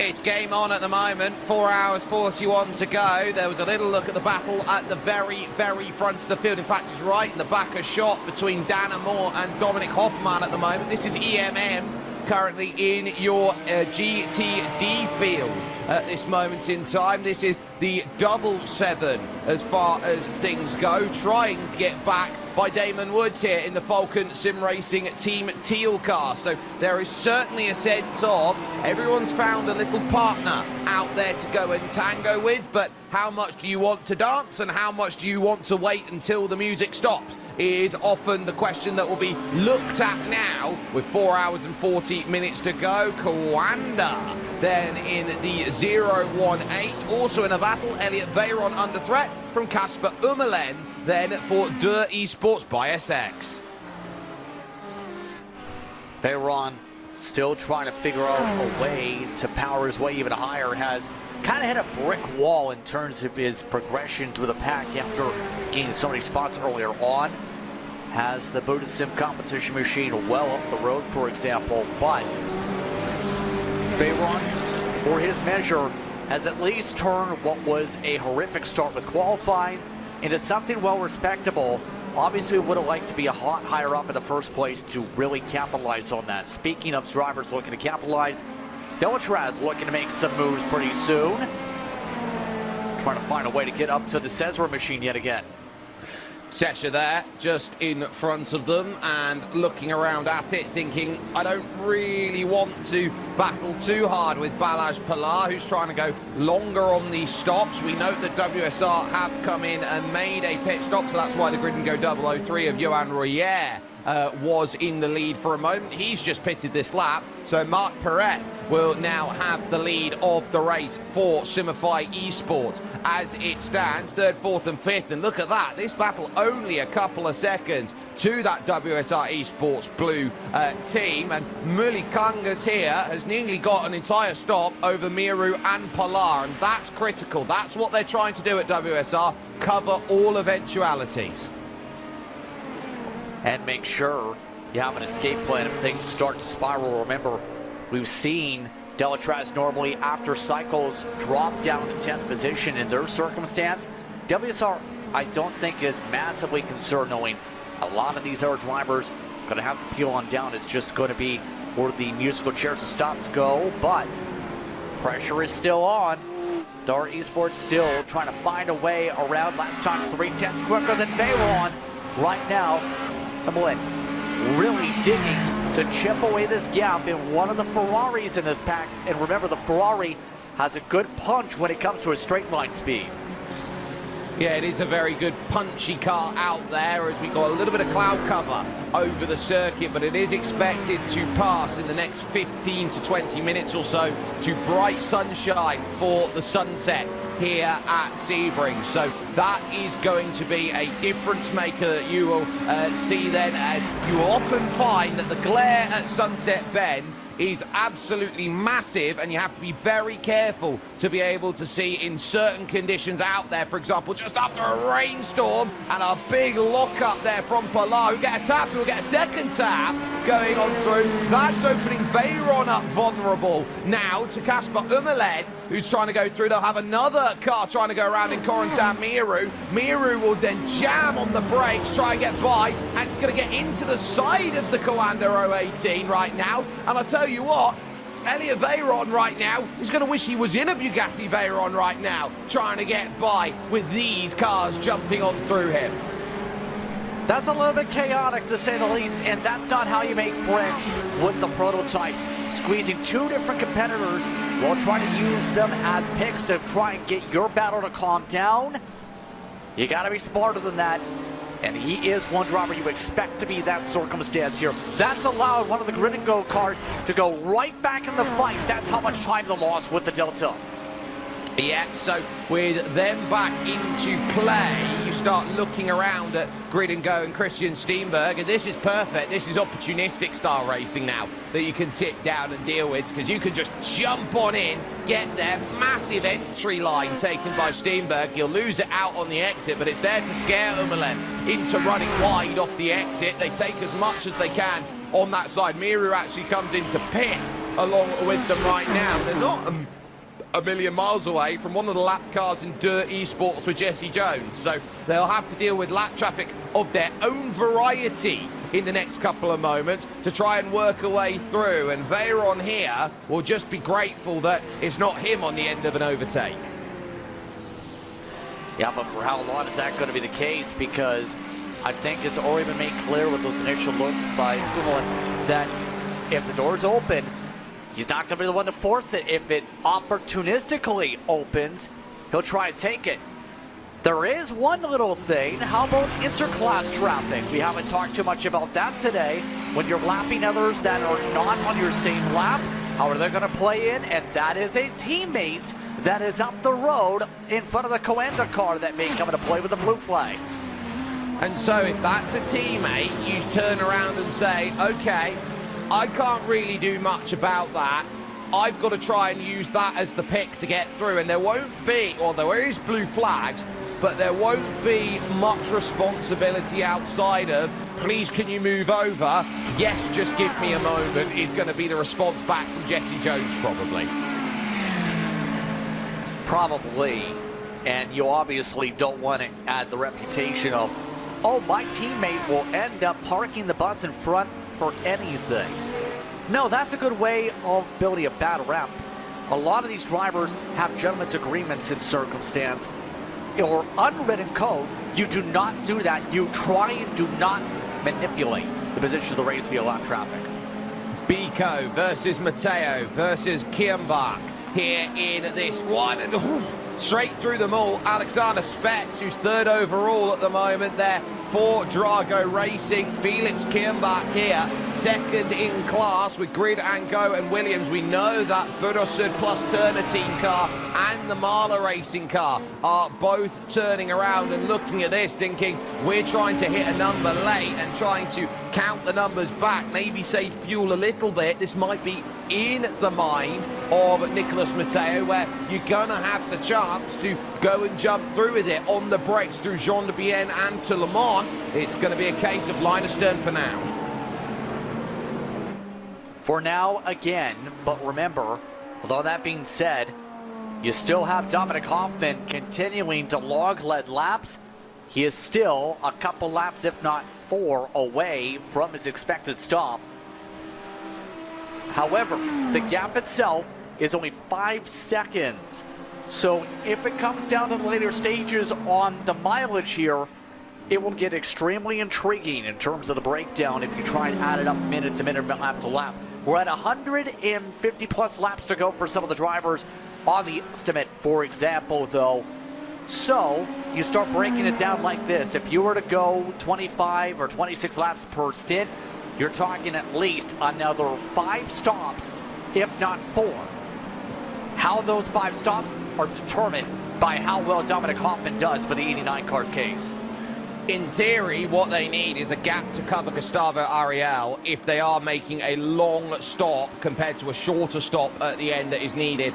Then for Gustavo, that's going to be a little close there to Mate Mihalidesh. Then as they go through Collier Corner and get the clearance through, Hoffman will know, and so too will BMW M Team Burosud Plus Competition. They're looking for a podium at the bare minimum, and their strategy is allowing them that opportunity to do so. Blue Mercure here, the number 18, leaders in the LMP2 category because it is so stretched out at this point in time. It might come down to who picks when here to make something happen. Jentel von Thielen then is out there for Belgium, currently running in that leading position, but still waiting on that stop. And of course, the longest stoppers out there have been in LMP2. Once again, the Sesha eSports drivers. The Hungarian teams have been very economical.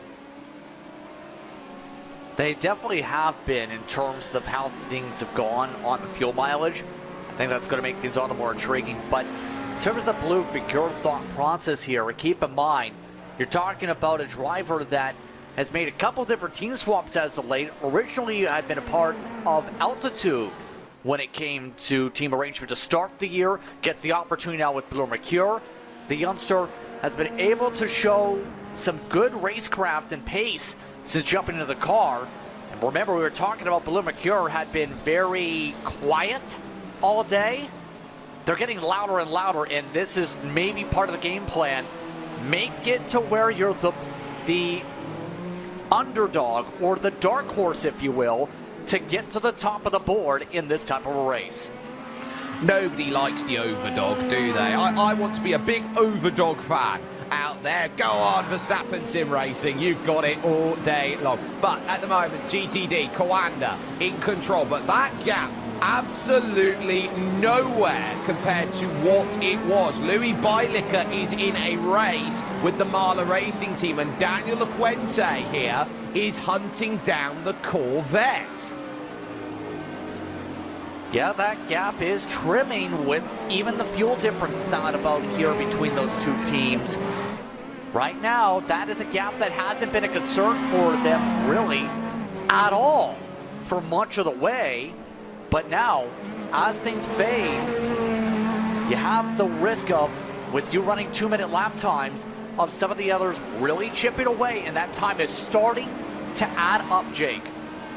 Yeah, there's a lot to add up, and there's a lot to deal with over the course of racing, not just in this split, but in many of the other splits that we see in the Sebring 12 hour. Let's go down to split 35, I think, and get a little bit of understanding, as that's a big wide line by Daniel Lafuente behind, coming out onto this section. This is what happened here in split 35, driving up towards the Fangio S's here. This is a GTP and probably the Porsche out there. Traffic on the left-hand side, on the brakes. Oh, he just tries to cover the line. It's not there. Suddenly, oh, thank you very much. Cookies, that's a freebie.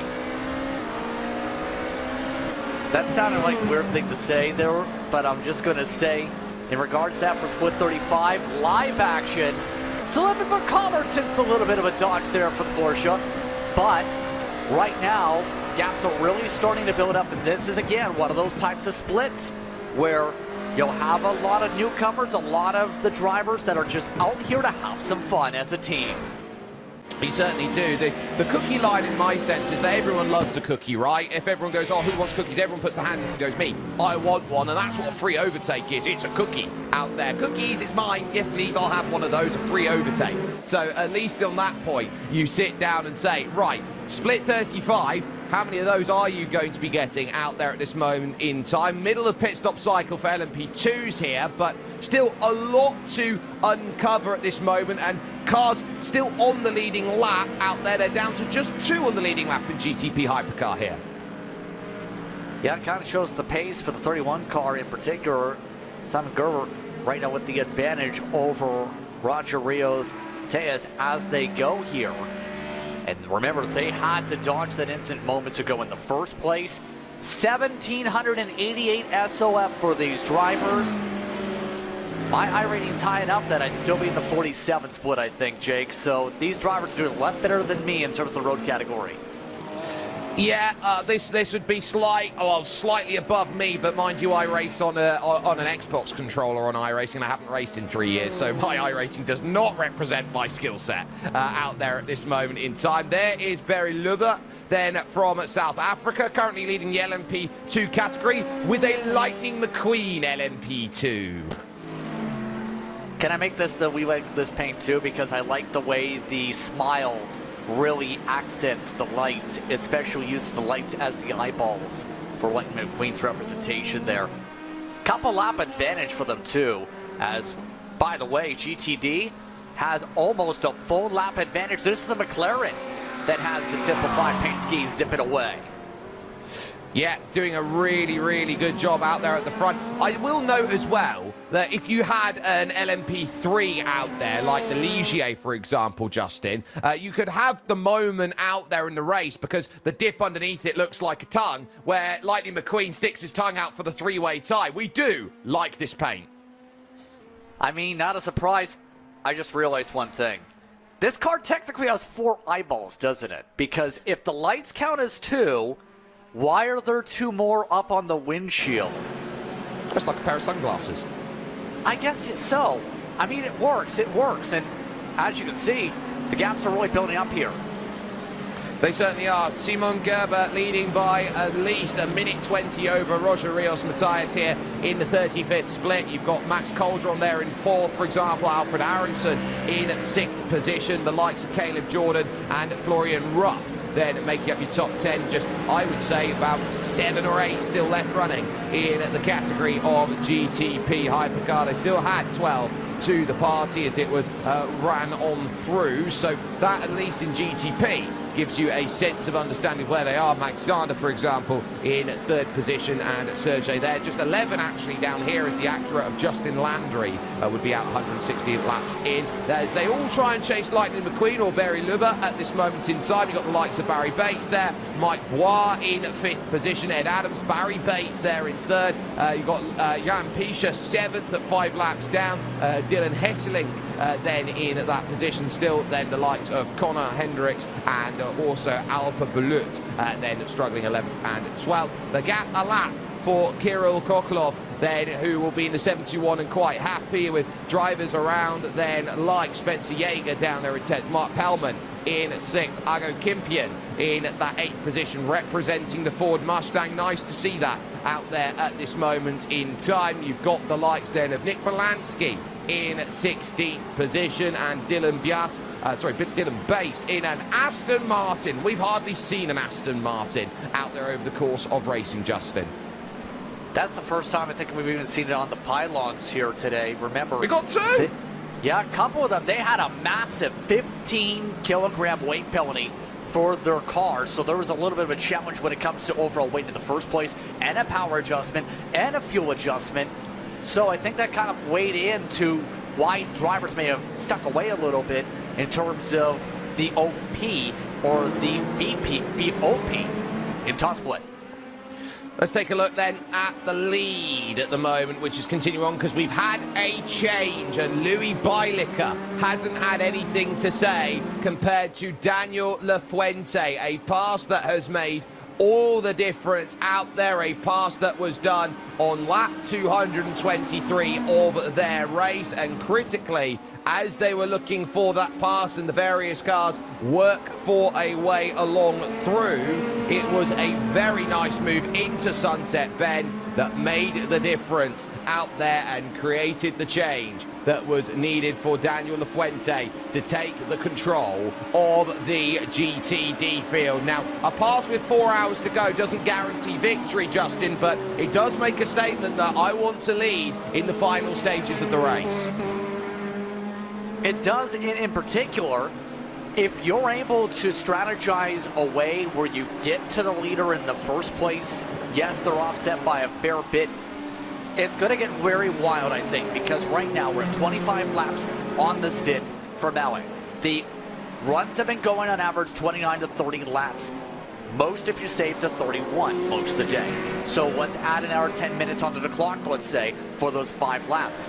That math in particular adds up to where if they could save an extra few, they could potentially be right there if they're able to cut themselves within 2 minutes of the fuel delta for the end of the race. And you've also got what's going on for 3rd as well, which is Nicholas Matteo and Alessandro Bico, who are there and sitting themselves up saying, look, we want a podium at the bare minimum. We've got to try and, well, basically pull our fingers out and work out how we're going to manage this here. So Alessandro sitting back and saying, hey, look, we're going to be in a very nice spot, understanding that P3 is directly in front of us. Just hold the slipstream steady and understand what is needed. And we're up now on 7 bottles of water. It's been a slow stint over the last hour and a half for me. This is literally just a hydration check for me because I'm doing all 12 hours of this race, Justin. And so with that, we're now looking at bottle number 7 and just trying to make sure that we're managed on our stops between now and the end. Of course, Evan Pasoko, who was here with us earlier, has put the bar at over or under 11.5. I think because you're averaging an hour a bottle, by the time we get the final race check in, I wouldn't be surprised if it's 12 either. I'm going the over. Over seems to be quite popular at the moment, and right now trying to get over is Alessandro Pico into that third position. Out there at this point in time, into Sunset Bend, that sun ever decreasing down into time, 6:15 in the evening. So you're starting to see those shadows elongate. There used to be a time, Justin, where we didn't have day to night transition in iRacing. Now, you look at it, you can't use a shadow as a brake marker anymore. Yeah, I remember back in the day when we had the first day-to-night races. I think it was on one of the first special events that had it and some of the first league races that had it. It was the fear of how would drivers fare when they only had the headlights as a guiding force for how they approach the entry. And for the most part, everyone did okay. There were some racetracks I remember that were a bit of a scare because some had that transition to add the lights to it. But for some of the other drivers, they really showcased that it's not like the boogeyman. The night is not going to come out and grab you at most tracks. The other cars will do that instead. They will, and you can often find yourself then in a position where, okay, you set yourself up, you try and get through, and there's the lunge down the inside there, and Timo Milikangas making his way through, Justin. Yeah, able to slice and dice in terms of the traffic and keep himself steadied out. But right now, losing a bit of ground is the problem spot. This gap separating out as we take a look at how the rest of these marks start to distance themselves here, Jake. Yeah, those marks slowly starting to eke on out. Our focus then turns around here to the grid and go car out there at this point, and then over to the Maradness team, who have themselves a bit of work of side-by-side, clearing Christian Steinberg. Nathan Olsen is in there. Now, we talk about how the fact that you can have a minimum of 2 drivers out there in a team. You can go the full Jimmy Broadbent and get 16 in a team. I still don't know how you manage to coordinate 16 drivers in 12 hours, but I've seen very much more chaotic. Have you tried it yourself in terms of that, Jake, over the course of a run to put a ton like that in? Because I know it's pandemonium, especially since if you have one bad apple in that team that makes a mistake, a lot of people are not going to be happy at that driver. No, they're not, and they're going to be a little bit frustrated, but it's 16 drivers who would be looking to jump in at that time, and so you can really test the boundaries. And we've seen a lot of very big drivers in this race. We've seen Alex Dunn, for example, in the number 2 Drago racing car, out there, a Formula 2 driver. Of course, they've got Verstappen Sim Racing Team, or in P1 at this moment in time, and 4th and 5th. So Max Verstappen, we know, loves driving around here in on iRacing. But the question we asked over to John Doonan, who is the president of IMSA, the International Motorsport Association, was the fact that we're trying to understand where the teams and drivers within the IMSA family are using iRacing as a training tool. Well, a couple things. You know, in my previous life, right before I came to IMSA, I was at Mazda, and as we developed what is now the platform for the most part in Whelen Mazda MX-5 Cup, as we developed that car on track, Tom Long, Andrew Carbonell, our primary test drivers, they spent a lot of time with the iRacing team developing the iRacing model for that car. And one of the things I recall is, you know, Tom, Andrew giving feedback about the reality of what the iRacing version of the car was doing based on what they had just experienced the day before or a week before on track.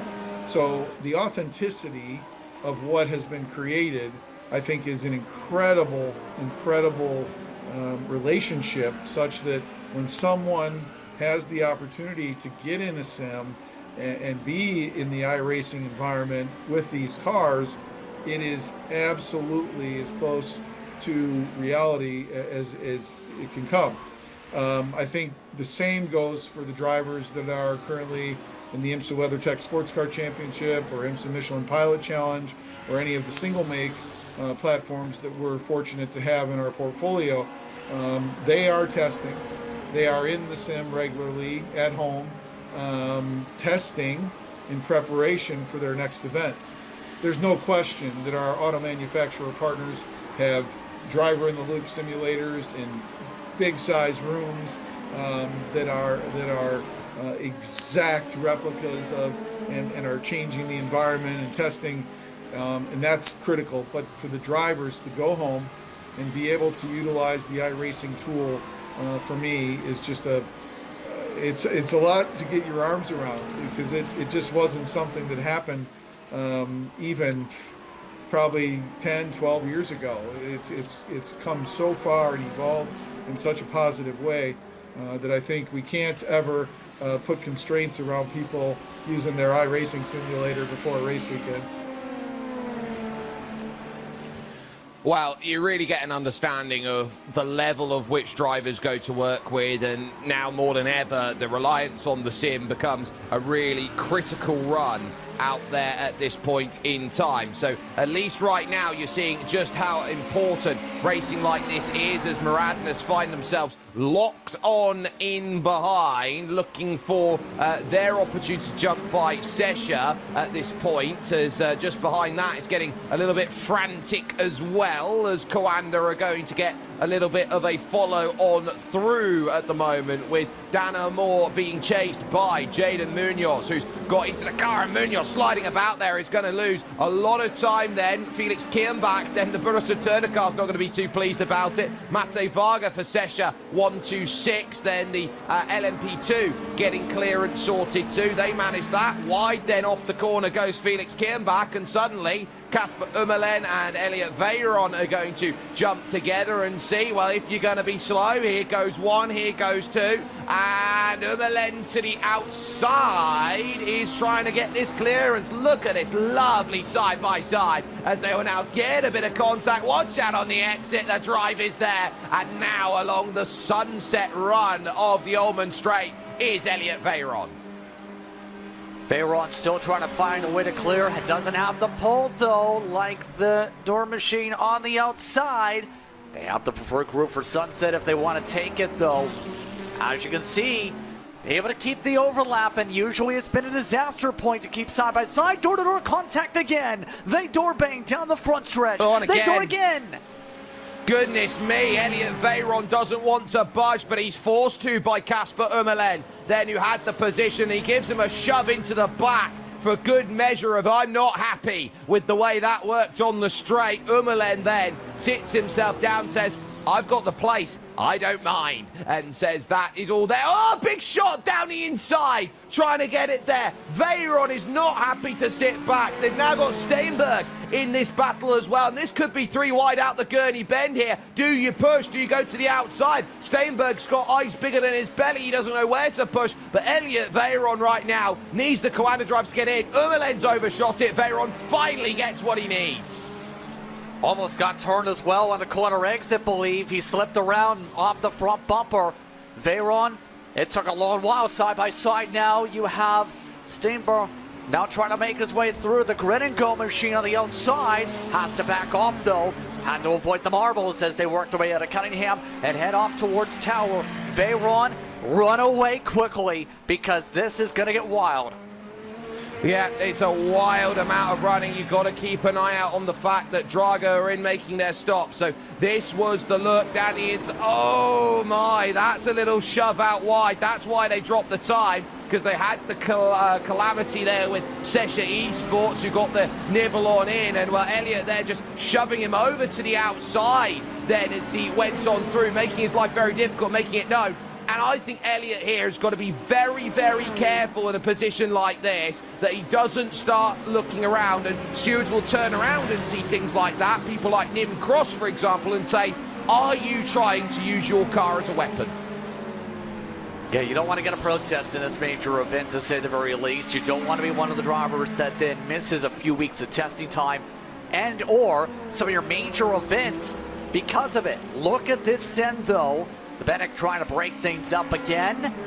So right now, they all try and work their way to the traffic. Right now, you have Ullman trying to figure out where things settle. Veyron's already pulled down amongst the pit road as we keep an eye on the rest of these cars as they zip forward.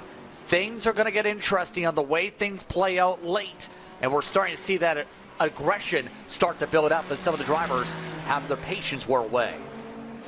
Yeah, that patience, I think, is going to be important to note, that you got to make sure that you're doing everything you can and then some to give yourself the opportunities available. And the grid and go car, they're having himself very close shave there on the front nose with Kasper Ummelen. Steenberg is still hoping to find a way that this pass is going to be able to be unlocked and another place gained out there. They've lost a lot of time to Burusud plus Turner, and there are a number of cars in the middle whose strategies play quite differently. 4 hours, 11 minutes and 15 seconds remaining in this race. And by no means do you sit down and say, Justin, that there isn't much more than the flair for the dramatic that might be starting to just tick over. 8 hours is a long time in any race, and tempers do seem to short as Maradnes and the two Seshas are there right now. It's currently the 190 trying to find a way to move on up and gain the place. Daniel Shibijambo back behind the wheel of his car at the very least, and we know Danny in particular knows his way on building up speed and putting his cars in the right spot. Right now, though, more than a second behind on the racetrack in terms of the distance. It's going to be a little bit of a challenge for the Hungarian World Championship driver to find a way to dig and close up another one of those drivers that originally had been in the past with teams like Apex that have now gone to different organizations and are looking to help those organizations grow for their team. Yeah, it's a case of you take the experience that you have, you pass it on to the next generation, you hope that you get better drivers out there, and they are building a Hungarian base out there at Sesha eSport, and they're trying to build a nation essentially out there like it's a Football Manager challenge out there at this point in time. But gaps starting to open up as Maradnes have the clearance on EMM Esports, and Luca Alper in the middle of those is Jaden Munoz, who's finally got the temperature in the tyres now to go and try and chase back Dana Moore in the 067 at 101 behind your leaders at the moment of Verstappen Sim Racing number 5 out there at the moment. And there's the cut through that gets the clearance for Sesha. They were needing that then heading onto the Ullman Straight, and so patience is going to be required at various points around here. But that car with the pottery style that's out there on the front is just the quintessential Hungarian car. Trying to go traditional in terms of the paint scheme and make it clear it's the national focus when it comes to that group to try and represent the brand and represent your entire country in its ability to craft top sim racers, to say the very least. And obviously right now they've done a very solid job over the course of the past few months with some of those shuffles to really represent their country. I'll take Alpinen under pressure right now for Drago, straight out of the pits, out of the frying pan, into the fire. Then with Daniel Civi Sharbo, then cleared just behind, holding that pace. We'll note as well that they're trying to keep Dane Warren a little bit of the ways away back then from getting close. So they're looking at their gaps, thinking BMW M Team Burusud Plus, we'd like to catch Jaden Munoz. That would make life a lot easier. There is the Sesha eSports stream out there at this moment in time. Very good to see out there. All the teams starting to embrace being a community out there and keeping their outreach high and open in events like these. And so it really is a case of dealer's choice, Justin, of where you want to go to see where your team is being successful. I remember back in the day, this feels like only a couple of years ago at this point is you wouldn't have this access for a lot of the drivers in the first place to them. You would find out maybe from a representative with the social medias on how things are going, and then that's about it. But now these days, these drivers... We got an ad.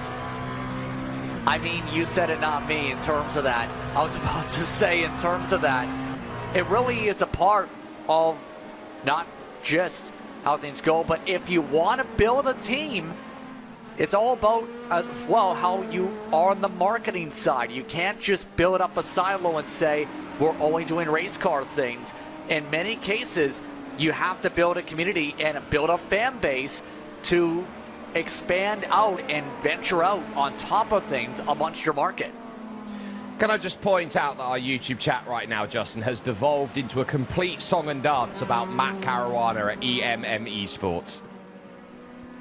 I am not sure what is going on with that, because I thought they were talking about Matt Malone at first, but at the very least, they've got fans. What did I say? Have fans, and you end up building the brand, and you build up a good reputation, and potentially attract more drivers, which builds more fans, etc. What did I say? Marketing's part of the name, and they're really putting together the viral marketing efforts. There he is, Matt Caruana in the 777 car in for the United Kingdom, working through turn 5 and over to the Gurney Bend. He is must-watch, Matt Caruana, when he's out there. You don't know what he's going to do out there on track, whether he's going to be lightning fast or he's going to be a little bit further back. I like to call him MC, the main character out there, because he is hard-coded in terms of his vibe of saying, look, I am going to be this driver that everyone wants to watch and cheer on. He was one of the drivers that attempted to make it the Skip Barber competition for that pipeline and Skip Barber shootout last December. So he is trying to at least get some representation there. Got some experience when it comes to Prodigy Esports as well. So he is making a name for himself, getting opportunities to amaze drive world cars to be on that sim world to real world pipeline. He's one of those drivers that you'd certainly say is doing well, and there are many splits where drivers are doing well out there at this moment in time. Least of all over at split number 3, where I think it's starting to get a little bit busy out there at this moment in time. This is top split action that you've got currently on your screen, and some amazing running that we have had over the course of these first 8 hours. But we are going to take a little peek in the next few minutes just into split 3, which will still be your 7,000 iRating range. And keep in mind, we'll likely feature some of these teams and their other entries or their development programs too. Remember, it was not a surprise to see in a couple years ago even in Top Split to see, say, the Williams Esports Academy team or a lot of the other younger groups of drivers really make splashes in Top Split. But now, they're putting themselves to their paces, testing out how they can develop and learn for major events to eventually get the call-up to the Top Split team in the first place. Look at how much dirt, as we've gone around, is picked up on these race cars, by the way. Remember, that is pure white originally. When it comes to Porsche Coanda throwback paint scheme here from the 90s, they picked up a ton of marbles all over it. Look at this in the front. Yeah, they have seen it all and done it all, and that'll be a tiny bit of extra weight that's added on, and they never said that racing was easy work and the thing's going to be showroom quality when it comes off of the line and gets back to the end of the race. That is the look of a car that has had to work hard in this race, Justin. Yeah, it absolutely does, and remember, this is a throwback scheme to what was done last week when it came to Porsche Penske in terms of that partnership. This car ran in the 1990s in particular in terms of its racing with the Porsche 911 GT1 back in the day. So replicating that pattern and putting it onto the modern day car like they did in real life with recently with Penske and making it splash here in Top Split. Alejandro Sanchez has started to reel that gap in. It was up as high as 8 seconds. It's back again to 6.2 at the moment to Gustavo Ariel at this moment in time. So we look over as well to where the Williams cars are at this moment in time, because Williams F1 Team Gaming number 15 is looking for second, and also then seeing Kei Kashube as lap traffic in front. This could be the pick. This could be the moment that you can start understanding whether it's just okay to follow or whether you want to take some time at the front of this field. That's the margin is going to look like. Drives off the exit quite comfortably, but now needing the run along the Flying Fortress straight through the Bishop's Bend over to Jean de Bienne. Yeah, staying relatively tight in terms of this battle of the racetrack at the least. It's think Can they try and move themselves up amongst your top two? Matteo, remember, has really been flying up to the field with grin and go, but Bico, the Italian, still keeping himself in distance at the very least within that draft to make sure he's in a good spot. That Lamborghini, the highest out of the Lamborghinis left on amongst your top runners. A lot of those Lambos, interesting enough, Jake, as the track has cooled down and as we've gone for the hot conditions onward, have actually faded back down the order and have been subverted by the BMWs as we've gone late. Maybe that BMW's been better on the cold conditions. Watch the rejoin on the right-hand side there, and just out of the way is Henry Josselin for Williams F1 Team Gaming 4. Just the wrong side of a pick needed there for Alessandro Bico, as now trying to get through both of them here is Daniel Civi-Chabo, eyeing up a line here as they look to set on up and along the Gurney bend. So that has just opened the gap up slightly, and there's the crossover there. And again, another sign that it's not been the cleanest car out there in the world. The Komatsu there, sponsorship looking, and look at that from the rear. Look at that from the Williams F1 Team Gaming car. Yeah, they are covered in dirt and rubber all over the race car, and that will cake onto your race machine. Remember, during the pit stops, the results, windshield tilts. Hello, random BMW. Let's go side by side as you try and get yourself out of the way. That's going to hold up the Williams, and Bico loses a ton of ground as a result. There's Kei Kashube there, who has put a lap down. It's not often you get to say those words in competition out there, but Alessandro Bico looks at Nicolas Matteo and says, you know what, that was a pretty good attempt there to get through. Needed the jump, but critically, that hasn't worked. Pit stops then for Verstappen sim racing cars that all jump in. Porsche Coanda as well. Gustavo Ariel has just left the pit side by side with one of the Porsche Coanda cars, here, and is just going to be behind that. That's Dana Moore in the 067, the only car he's got to cover. And now, remember, cold tyres for Gustavo Ariel. He'll drop a couple seconds a lap now. That'll be for the next 2 to 3 laps as those tires start to heat up and get themselves activated, if you will. And you'll see this right here in real life. A lot of drivers up to the hairpin will actually move to the bottom, then move to the top, around the bumps, and find a different line there while they heat up the tires. Also, they'll do that. And right now, they're trying to figure out the best way to do that without costing themselves time so they can keep up with the Coanda car. They are, and they're not having much love here as they work through with Mark Calver then at Maniti, who just about leaves the room for Gustavo Ariel to get back into focus here through the tower turn and along this Flying Fortress straight once again on what is his 260th lap of the race. So that was critical for Coanda Esports as they were trying to push on through, and they'll be happy with the fact that they've got the car ahead and now they can help the other Porsche Coanda car that's not a million miles down the road. Yeah, absolutely. And remember, we're already past the hour here over the course of this one, Jake, with pit stops now on the horizon for some teams, especially in GTP, and some of those in GTD coming up soon. There's a lot that's at stake when it comes to where they're positioned, Jake.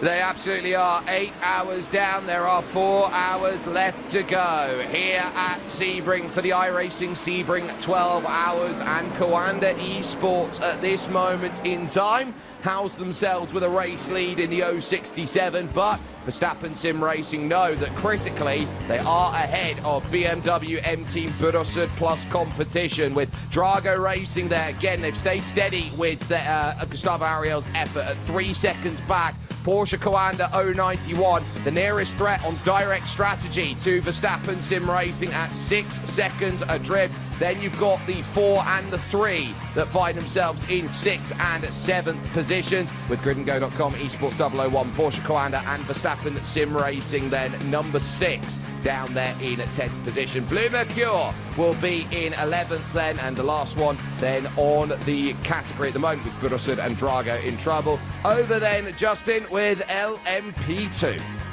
LMP2 sees Grid and Go with the advantage for now. Blue Mercure in second on the strategy. And yes, that's right, in the top 3. WSR is in the 4th spot, the 126 in the top 5 as we go. Delatraz in 6th. Signify Esports has slipped down to 7th with pit strategy. Blue McCure's 34 car in 8th. Effect Simulations and Moradness amongst your top 10 with a lot of potential of flexibility in those spots with the various offsets. Auto Moves is still hoping somebody fades back. They and Team Bennett are 2 and 3 laps down respectively. Williams is still the only Delara out of the race.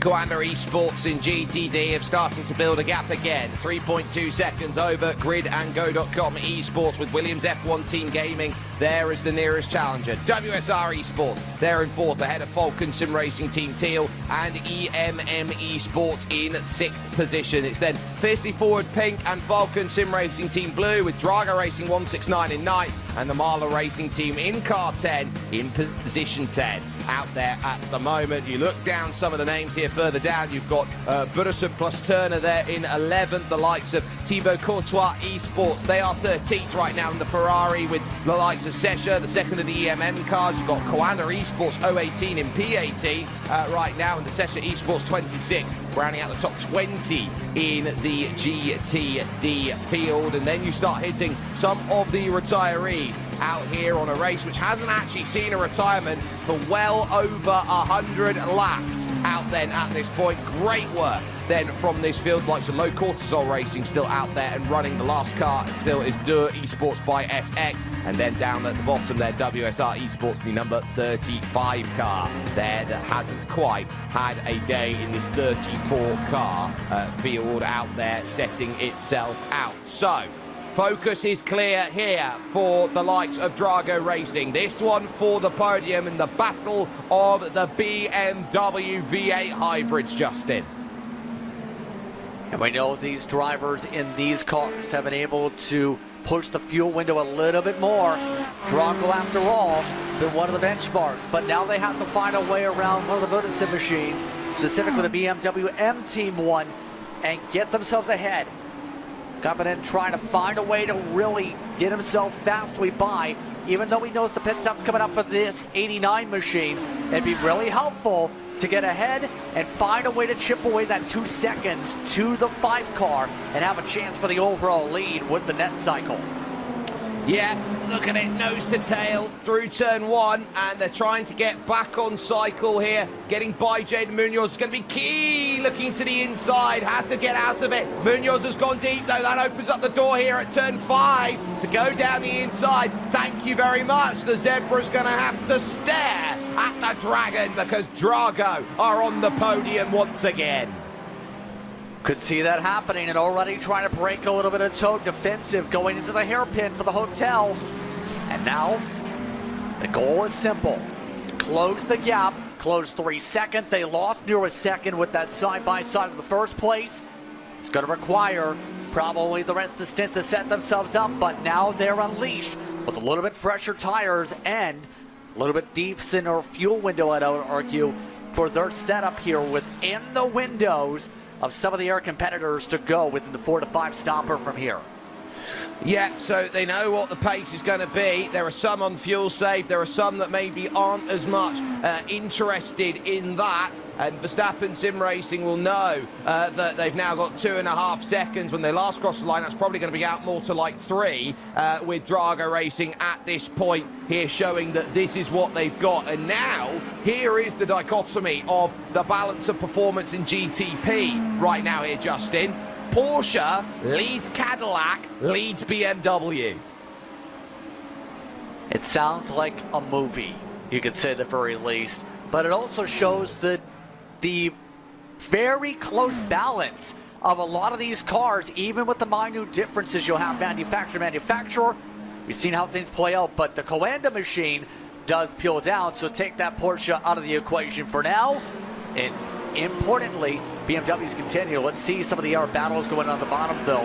Remember, you mentioned lap traffic when it came to one of the Sim machines. Well, they're actually in a battle for 14th on track. They are, so Kei Kashuve is going to have to work away by Matt Caruana for position. It is a case of EMM Esports. They have the 777 and the 777, but the one number they don't have is the car that's directly behind them, the number 7.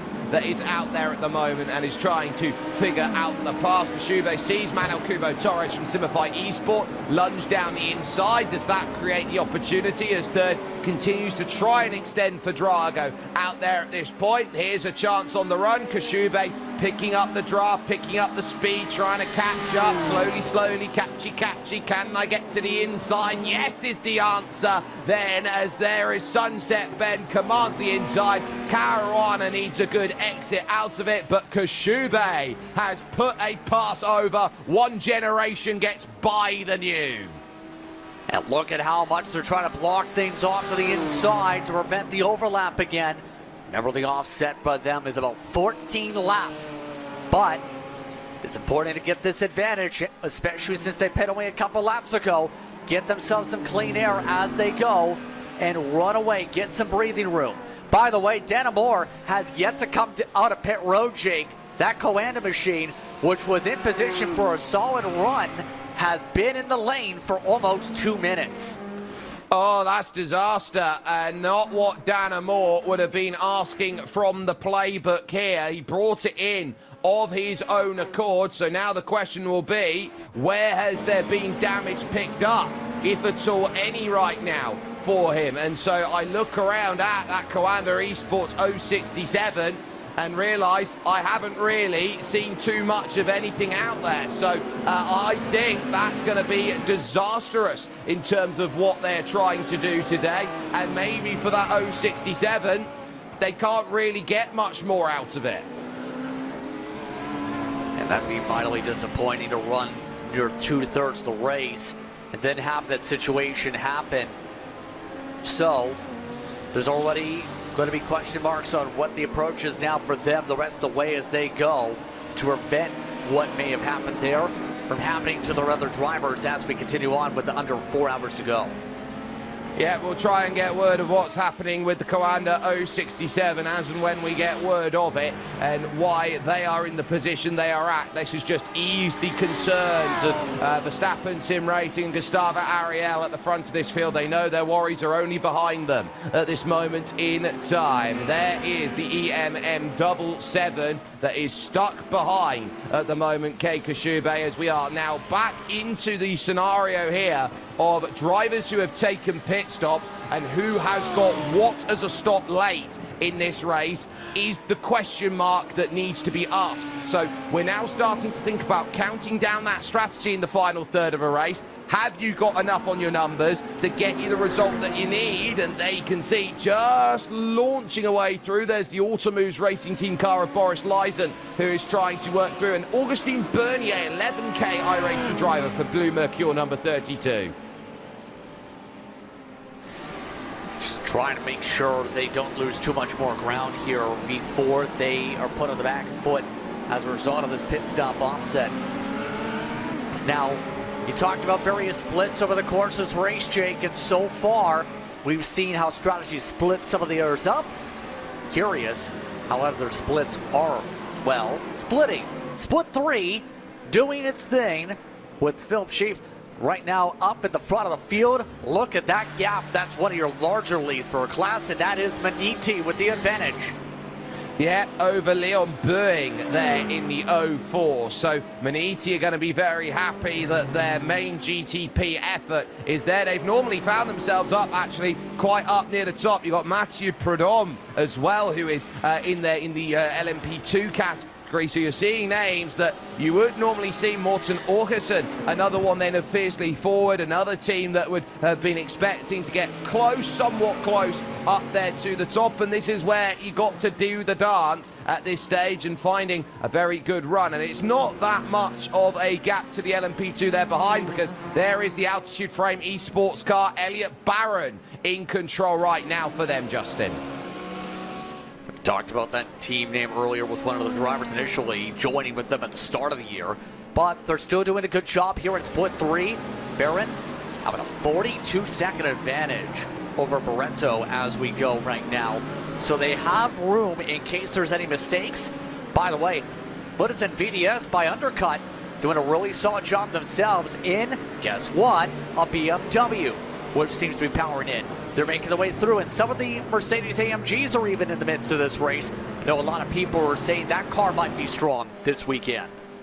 Joris Jossier currently driving then the Frenchman and doing a beautiful job then of commanding a 20-second margin here in split number 3. So the difference makers then are being told on what is a 6.3k strength of field. So it's still a really strong category out there. You wouldn't shake a stick at a 6k strength of field, as there is Roberto Frieza. We very much like the matte performance paint livery that is out there. The red, the black, the white, the blue. It is a perfect balanced contrast of colours that just fit and just work.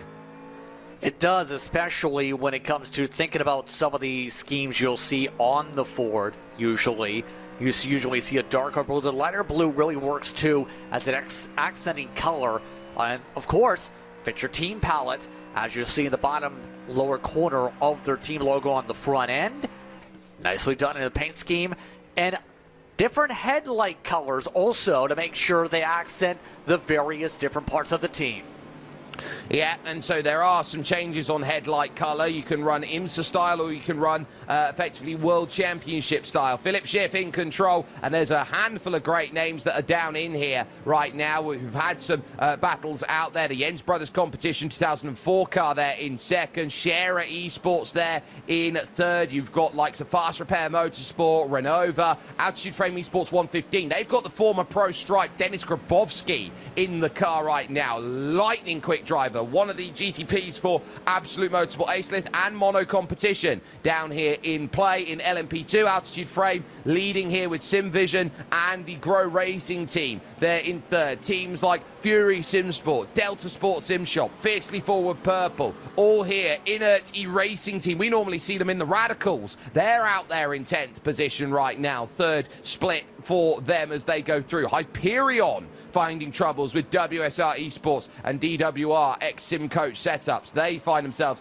troublesome out there. Oh, try and pronounce that team in second place. Kahuka Kakisiko Racing, they're in second position out there at this point. You've then got the likes of the Beltrix Factory Racing team. They're in sixth out there at this point, so they're going to be happy. Solpec happy with their placement, maybe in 8th. Anywhere in the top 10 you'd say is good out there. Scooter Volpe by Blue Mercure there with the 008 in 11th position, with German simracing.de. Very nice to see them out there running, as well as Schneider Motorsport. SRN Esports Gold, got a soft spot for them and the crew over there. Hi Jason. As you've got then still the likes of Core Racing by GV Controls, Orion Race Team, the team that has been out there so often in sim racing for well over 15 to 20 years in terms of their work. Team Heusingveld as well. Couple of mono competition cars. Team Hikari by Torque Lab, I think is very cool. And then some more cars that are out of the race, including the Ziegelstein Motorsports team and AC7 SG28 Racing 1, then down at the back of the pack. Split 3 proving to be a very, very popular place to go and race, but it shows you that if Split 3 6K, then the very top of the world of sim racing is still proving to be some of the best in the world, and they are proving the bar is higher and higher every time as we take a look here at one of your Falcon Sim Racing Team Teal cars. It's James Boumet's 33 against Raphael Renhofer's EMM Esports 77 Lamborghini. Able to find a way to connect together yet again in terms of the battles.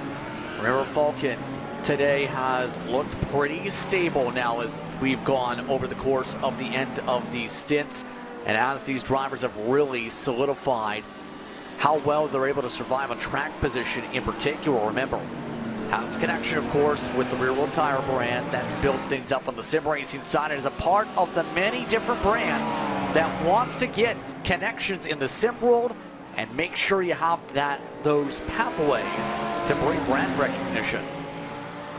Yeah, that pathway is going to be very important. And on top of that, Justin, you talk about where we're going in terms of the next big, long endurance race, the Nurburgring 24, the announcement of the Nurburgring to decide that, okay, sim racing is going to count now as a way to get your Nurburgring license. I was going to bring that up at some point, actually, because that's actually a huge headline in terms of how far sim racing has gone in terms of recognition. And it's going to be interesting how that's going to work out for some, especially when it comes to how well these drivers will race for the virtual to reality pathway. And we know how challenging the Nurburgring is. If you have at least some sim experience to know what the layout is and some of the potential braking lines, that's going to help you get up to speed compared to some of those who may have never gone to the Nurburgring. There's a reason Nurburgring has its own esports program here now too. There is, and it's because it is one of the most elongated, difficult, probably most brutal challenges out there that you can find. It is got itself the distinction of the longest toll road to nowhere out there, so you've got to be very careful as you go about there over the course of the world. But at the moment, focus will still be on Sebring with 3 hours and 41 minutes and 20 seconds left in this race. Boumet then trying to prove what he's good at the moment, which is driving around. Here is a driver who is very good in GT circles. He is the reigning World GT Championship champion put together by the World Sim Racing crew, which is raced on a Monday night. But that's more of a style which is elbows out. Here, it's a precision style race, very different. Yeah, I really love that style of racing you mentioned with the touring cars in particular, with the ability to go door to door, side by side, multiple different sectors. But that allows you the ability to really craft your adaptability, I think you can say. Because when it comes to side by side in a situation like that, you have to have the awareness and be able to know how the corner is going to work out for you. You take that to an endurance style format with this type of race car. How does that help? You're able to craft moves where some of the others may not expect you to, and it really leads into a lot of possibilities to think about. By the way, second is also up for grabs on the racetrack, where right now Hornbach is providing pressure on Sven Hasse. Yeah, Sven looking around back this last time by, did a 59.4, a 59.5 for Felix Kirnbach, so he's stayed pretty resolute. He's been there for a long time. They've got Augustin Bernier there at Blue Mercure trying to figure out a way to jump in behind, so they're probably looking around at this thinking, okay, I don't really want to do too much. And these drivers know as well that they've got that Williams F1 Team Gaming car that is in the picture as well. A Williams F1 Team Gaming car ahead of the likes of Louis Beilicker after the stop, so they've managed to get the jump in that regard, and they'll be quite comfortable in the fact that they have now positioned themselves to where they've made a strategy call to get them ahead of the 8 ball, which was currently, and for the majority of this race, in the hands of the 08. Definitely right now, and for sure, in the course of both of these battles in particular, as you watch along, it's going to be, can you prepare yourself for the send in a bit? That's the huge part. A little bit of traffic breaking up the top box for now. Bottom box, traffic hasn't been as much of a hindrance. It's kept them well connected in their pursuit for these spots here. By the way, I'm looking at some of the pit deltas as we zip about here. One of the major things to think about is when it comes to Coanda situations right now, believe there may have been a pit exit penalty when it came to the 08. That's why the Corvette is down the order and had a second time down pit road a few minutes ago. That's why you may have noticed them down the pylon at GTD. Oh my, that is cardinal. Any time that you, I think, look around at it, I don't think that would have been speedy on pit exit, Justin. That would have been maybe being slightly too fine, making the rejoin onto circuit. Exactly, and that's what one of the things I've kept an eye on when it comes to Coanda follow along that they've had right now, where they've been following along with the on tracks, and people noted they looked a little different on the racing line. That's why they all of a sudden are out of that conversation for the lead, and that puts it into the driver's seat for grid and go for what could be the net win and potentially the overall win on the strategy.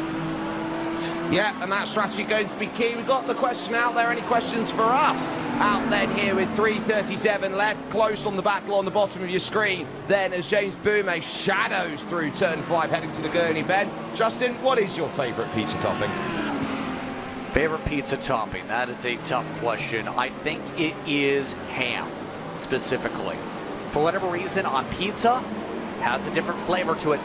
Vulcan, they have a bit of flavor of, let's go for the pass now. That works. They like positions as their favorite flavor. Yeah, as that has been very well, nicely received by James Boumet as a pass that moves them up past the 777. Very nice one. I turn around and say I am not impartial to a barbecue pizza out there. Get a barbecue base, a little bit of chicken out there, maybe. You know, you go through. I think it's very, very nice when you get yourself a pizza that just feels just perfect to deal with out there overall. So that is going to be one way of understanding what our particular taste is. My particular taste of battle right now is this one for second, and it will depart as Felix Kirnbach has to hit pit lane. 3:36 left on the clock. They are angling towards a half stop at the end of the race. Yeah, there's right now, based on the times, looking right now at the lap time, 26. That's a shorter stop too for them. So that is an interesting one where I think they've got full committal to the split at the half for the end of the race. So it's going to become a very tough spot for them. By the way, as we look along, when it comes to race leader, they still hold on by near 3 seconds. Yeah, and so there is a lot that there is to try and deal with in terms of their race. They're not out of the woods just yet. Porsche Coander's a threat. Drago Racing is a threat, but there is a look at what sim racing is for the future, and these drivers are proving that they are the future. And it's also noted by John Doonan, the president of IMSA, of course, and the IMSA Esports Global Championship. We asked John earlier on in the week what IMSA was looking at using sim racing for as part of their driver licensing system for any future events. Yeah, I think over time, and again, in my previous life at Mazda, we had a Mazda scholarship shootout where an iRacing champion came to the shootout and did pretty awesome. In fact, was one of the front runners, if not over time, a scholarship winner. So for me, we need to continue to look at what other sanctioning groups around the world are doing. Look at, you know, answering the question, how do I get involved in the reality world? Well, obviously going through a Skip Barber Racing School is one way. Potentially, again, because of the huge, and it's a credit to you all, the huge relevance to what your environment in the iRacing world creates as identical or as close to identical as you can get for people to use as a training tool. By all means, I think I could see us. My dad, you know, first went to a driver's school back in the early 70s when he got involved. Why couldn't we maybe someday utilize iRacing as a driver approval platform? Can't promise that today, but if you don't dream, you can't have it become reality, and I could see that happening someday down the road. Well, you really get the sense that this is an evolving world, and while it might not evolve right now, there's certainly eyes towards whether that could be a difference maker there in the future. Justin, the chase on for WSR at the moment. Kamil Grabowski eyes forward on Louis Bielica. Really trying to find a way to take advantage of their mistakes in the situation. Again, Bielica is the only team or driver at all to have 9 pit stops with that speeding penalty situation, or rather that pit exit penalty, and having a drive-through situation. So I think it's going to be a tough one for Grabowski in terms of the pace. Right now he's a little bit quicker, yeah. Right now the Coanda is definitely thrown off with this, but if you can figure out a way to at least match the line and help yourself for a little bit for now, have a guiding light, going to be able to get themselves in a decent position here amongst this top 5, be amongst the conversation makers to have a happy finish. Well, if you want to be a conversation maker, we've got one also in our Twitch chat here with us on iRacing, and the question posed to us is, what is our favourite parts of iRacing? Justin, I know you have an affinity for a certain type of car you drive. Is that your favourite part of iRacing? Are you talking about the oval side? Then that honestly is where a lot of my experience is. I have a fair amount of excitement to the stock car sides. I've always been my background. That's something I always grew up with as a fan in racing. And then, of course, when it came to working at iRacing Broadcasting, that's where I picked up the opportunities with the roadside and learned this facet of the platform. So my heart's still obviously when it comes to the oval side with stock car racing in particular, because that was what my family had gone into. That's what my grandmother had gotten me into when I was a young child and grew up as a racing fan.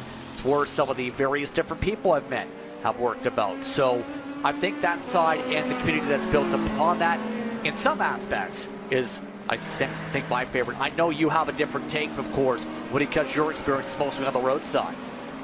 Yes, and so my take in terms of what's my favourite part of iRacing, there is so much. Being here covering the iRacing Sebring 12 Hour is absolutely fantastic. I look around and see that there's brilliant racing with the classics out there. For example, the IMSA Vintage Series, the 49s, the 79s, they're absolutely amazing. There's so much great racing from the Radical Series that come along, some GT leagues that have proven to be brilliant over the years. But my softest spot and the bit that I love the most out there is the iRacing Grand Prix Tour as the greatest love of my sim racing out there as we go, as that is going to be huge in terms of just getting drivers to a great level and driving some very, very fast race cars out there. But in terms of fast race cars, to touch back to you here, Justin, on the oval side, let's get a little bit more of a talk about this Sunset Splash.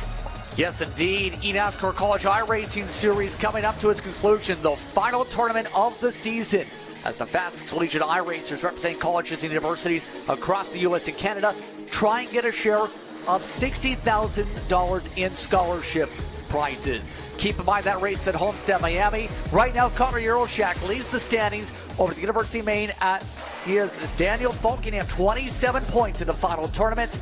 That was after a thriller at Martinsville. It's Euroshak's championship to lose for the University of Calgary.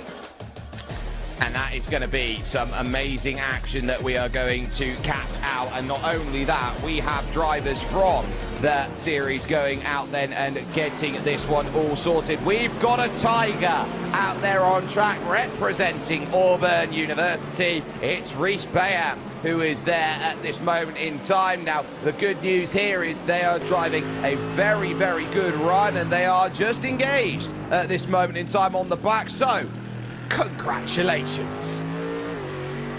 I'm curious who is the one that's engaged in that circumstance, but hey, congratulations to them. Good to see Auburn with their iRacing program coming in. Reese Bayham has worked with teams on the oval side with Lone Line, but how's the rest of things going? Well, Jordy J.M. Williams right now doing a really good job in the lead by almost a minute and a half to hold on to the advantage for their team. I'll tell you what, Willems doing a brilliant job then, pushing around and having a little bit of a wiggle there as they go through. What a name for a driver, Jack Carlos with a car leading category. Yeah, one of those from the UAE here for FZR SimSport, doing a really solid job on the pace here. Right now up by almost 2 minutes, more than a minute and a half precisely. They've lapped almost the entire field on their pace today.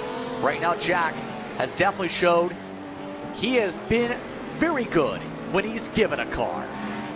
Yeah, Jacob Kaloglu then from Australia leading out then in the GTD category, and will feel very, very positive out there on the run that we have got. And so you turn around and say, okay, this is where you just got to put yourself into position and say, look, we're going to sit down, we're going to hold this margin, it's over a minute, and so you just hope that you've got enough to hold. I like this livery quite a lot out there and pushing on through. Luis Jesus then at the moment then for the Vortex car that is pushing itself out there at the moment. Sleek with that brush back there going through. It's almost like it's been shaped and sculpted in the wind tunnel. Yeah, it really stands out in terms of the color streaks, and if you notice, they are a Portuguese team because you see that underneath the Vortex name. They added basically the colors from the flag up on the top of the race car to add that accent to it and say, we're not just running in a blue car, we're running for our country. Yeah, we absolutely are, and we see quite a lot of it. So the field then in this 20-second split, it's Ashterherk Sim Racing team on top with the Ikish Dingela team in second position. Ground Effect in third. You look around, you've still got some Lion GP Academy cars, which are down there. A Misaligned Racing team in seventh, and actually a big shout out to Majors Esports. They're in ninth. It's very nice to see the likes of the Major Series represented, even though their day has not gone the way that they would have wanted to. 3 Wide Esports Gold there in trouble as well over the course of running. Over to the LMP2s. We will start looking over where FCR find themselves there with a Falcon Racing team, which has a different type of Falcon to look at it there. You've got the TI Punch Racing team there in 5th position. IPN Cyan there and holding a very good run. And there is the EDR Endurotech Racing 6 live on Twitch TV team in 6th position. Ardent Motorsport rounding out your top 10 in class and a little ways back as far as it goes, 26 laps away. The Old Dogs and Republica 1810 in trouble then, down at 227 adrift at this moment in time in racing. Over in GTD, the Drachma Racing team Kitty find themselves on top ahead of the Corner Bros, who are doing a very good job, as you've got 10 Toes Racing then in 4th position. They've got a very good job out there of proving that they've got there. The Brothers Army there towing. Racing Yellow is there with Endgame Tech Esport, and the Turbulentos then in 10th position out there at this point. There's a lot to cover, but that is a very well represented teams out there in terms of the manufacturers. Tachyon Simsport Cobalt down in here. Gazelle Motorsport here, and the Speed Eagles they go through. There is Auburn iRacing then in 12th position. You've got the likes then of the Noob Squad Racing, who are out there, and they might be new, but they're still out there and running. And Rage Against the Game Esports out of the race. Well, they've got a full 218 laps down to go. Rage, Justin. I think that's a pun to Rage Against the Machine, actually, in terms of the music scene. Don't listen to that band myself, but I can understand the reference. Unfortunately, they're probably raging by already being out of the race, only a few laps into it. But at the least, top split continues on. Under 3.5 hours to work with on the racetrack for our drivers. And right now, as the deltas fare out, the interesting thing will be, in particular for this Coanda machine, can they steady themselves out right now? 17th is where we see this Coanda on the charge to find its way ahead in amongst some of the chaos that's popped up for them. This is Johansson behind the wheel.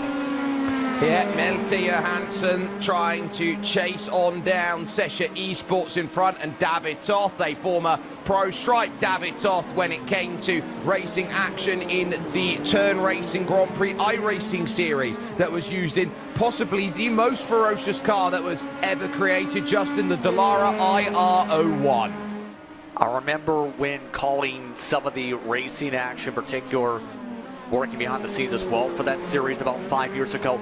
It was a wild car, to say the least, because of its concept of, if it, during the 2020 period onward, it was basically the thought of what would a race car of the future look like, as well as what that car would feel like on the sim, for a car purpose-built for the sim, essentially. And it was definitely a unique product in terms of how much speed you can carry around on the racetrack.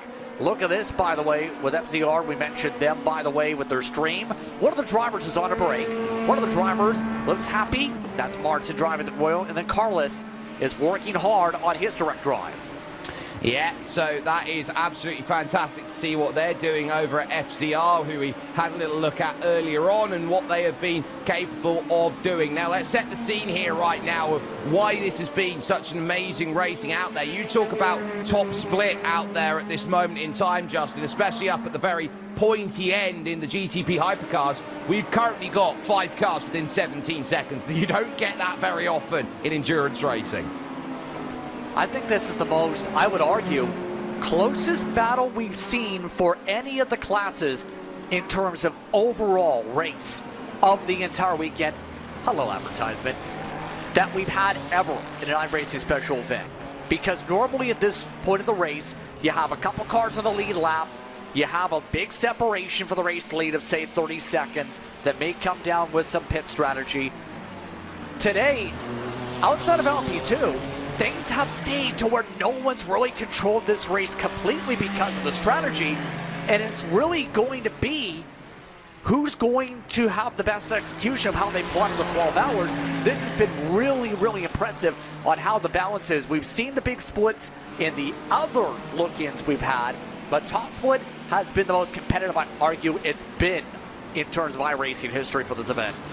You got Ate Kalpanen, who is down in pits right now for Drago Racing 69. That will take them away at the moment, and effectively, if you want to put the cycle into play, they are now first on the cycle now to make their stops, looking at the longest pit stop between now and the end. Dur Esports by SX in a battle right now with the number 20, Luka Vunch will look at Hadi Noah Memasi in the 006, trying to find a way to jump through. As look at that. Track is getting very, very shiny out there through Sunset Bend. We are in sunset mode here around Sunset Bend at Sebring. Beautiful sunshine. That's always going to cause some issues up into the hairpin and in Sunset Bend for visibility in terms of the marks. But this is going to cause the track temperature to plummet pretty soon. Air temp might start dropping as well as the sun has less surface shining onto parts of the track. Right now, though, I think for the most part, you just have to battle your way through over the next hour or so. Don't let the sun destroy your run.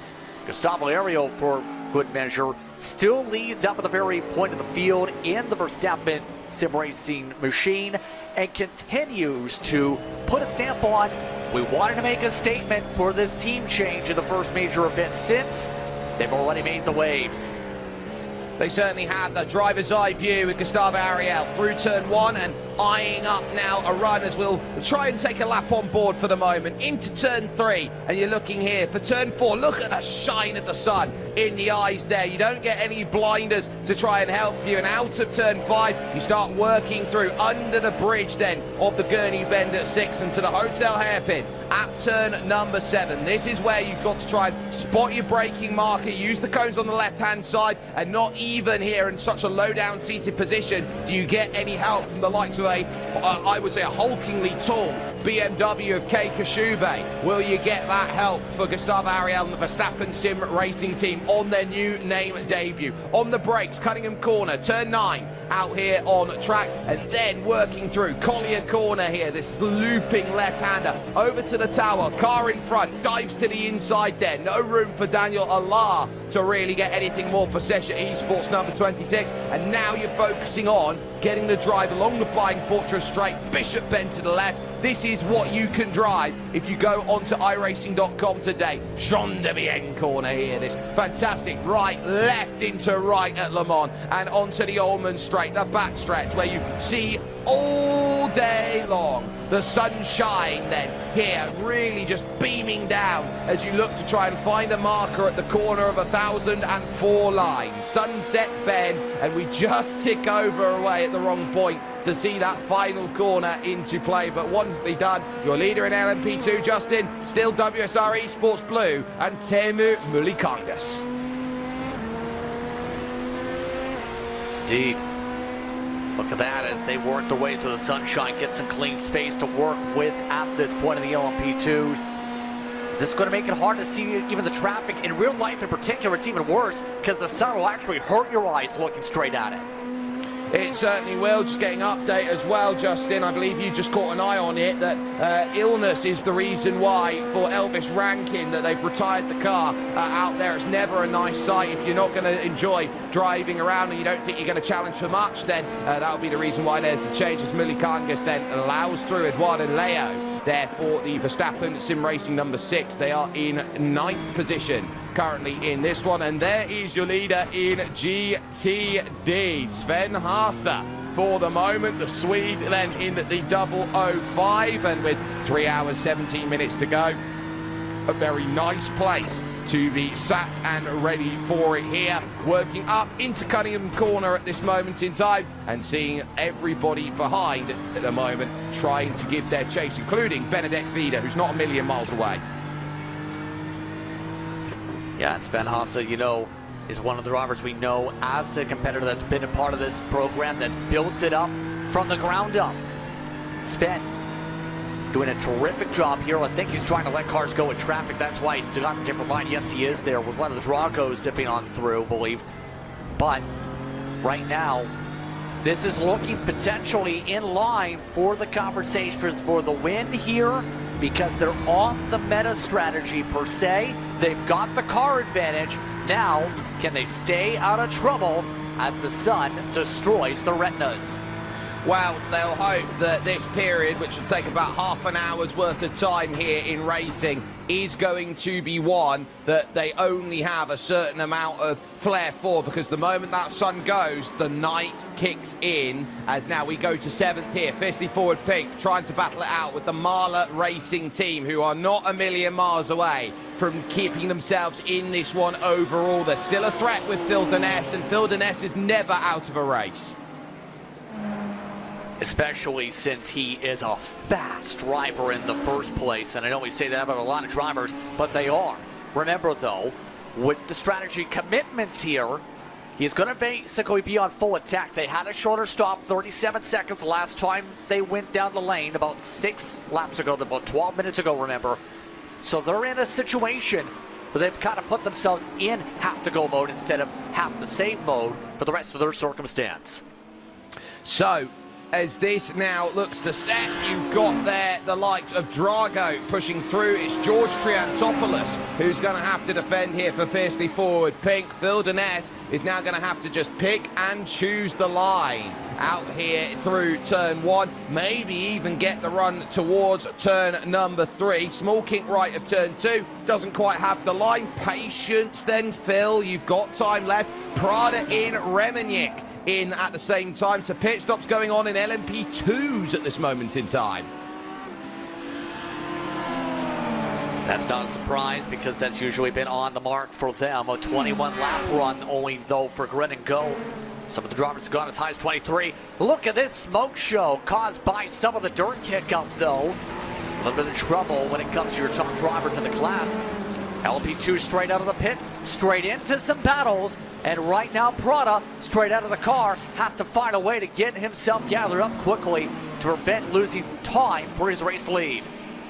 Yeah, and so for this race lead, you will really hope that you don't have to worry too much. Mimasi here in the middle of this. Daniel Sibishabo there. Lucas Prada, of course, has just got back into the car. Is still waiting for Pedro Valencia out there to make a stop for Bleu Mercure at the moment, who lead the field with that stop has already been put into line. But that's close at Cunningham Corner there. Heidi Noah Mimasi leaving just enough room to squeak on by for the Czechian driver, and now just one more car to clear, Luka Vach, before you're full bore looking at the rear of Daniel Sibishabo.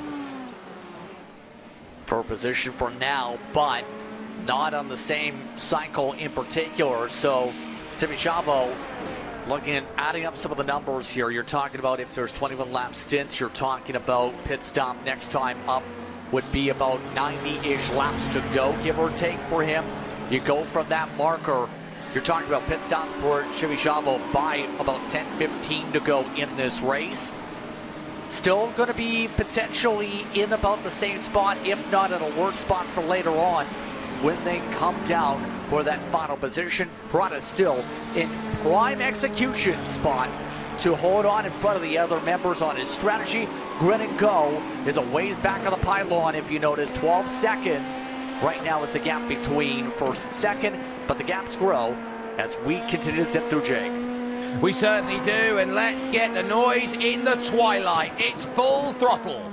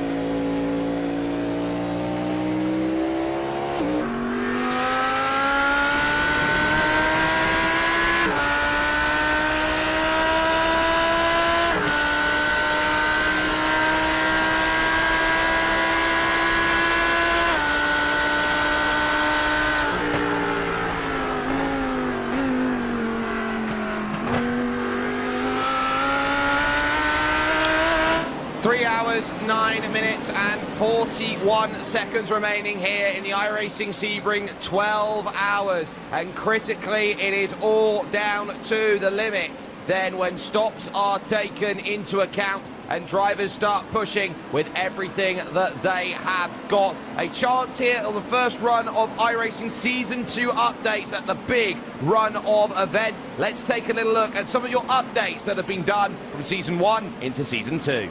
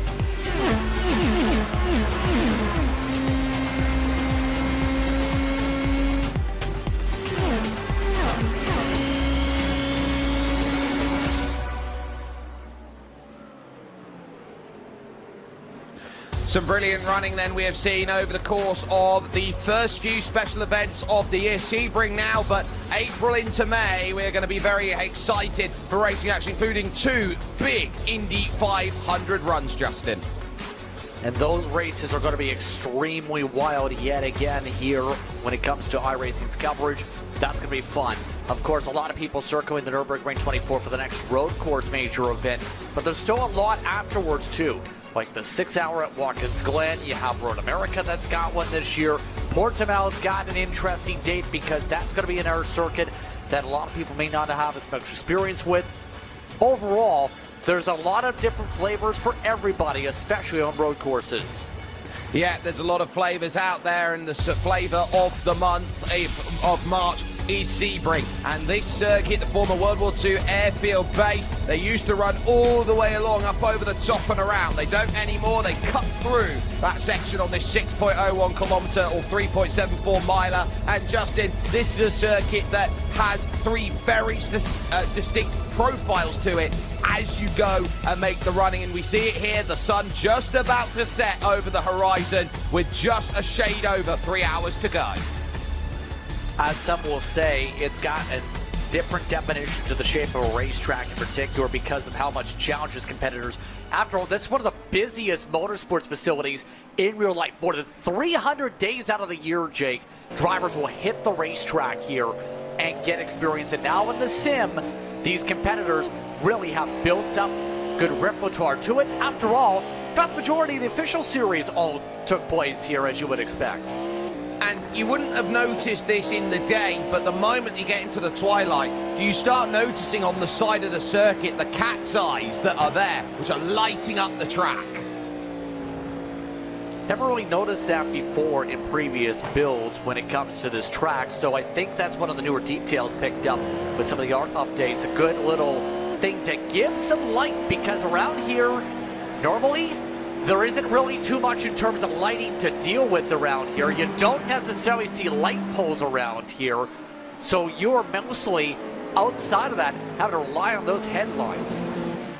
2.3 seconds right now for Verstappen Sim Racing over Drago Racing number 69. They've saved a stop almost now at Drago, and they're noting that they are trying to keep themselves in range here of an opportunity to win in the BMW. It hasn't been the car of pace, but what it has been is the car of plenty. out there. So I think now as you turn around, you've also got that Porsche Coanda threat. Charlie Collins has done really well over that stint. And then you still got Jaden Munoz hanging on at about 6 seconds, matching the Verstappen Sim Racing number 5. 4 cars within 6 seconds, 6 within 17, 7 still within half a minute here with 3 hours to go, Justin.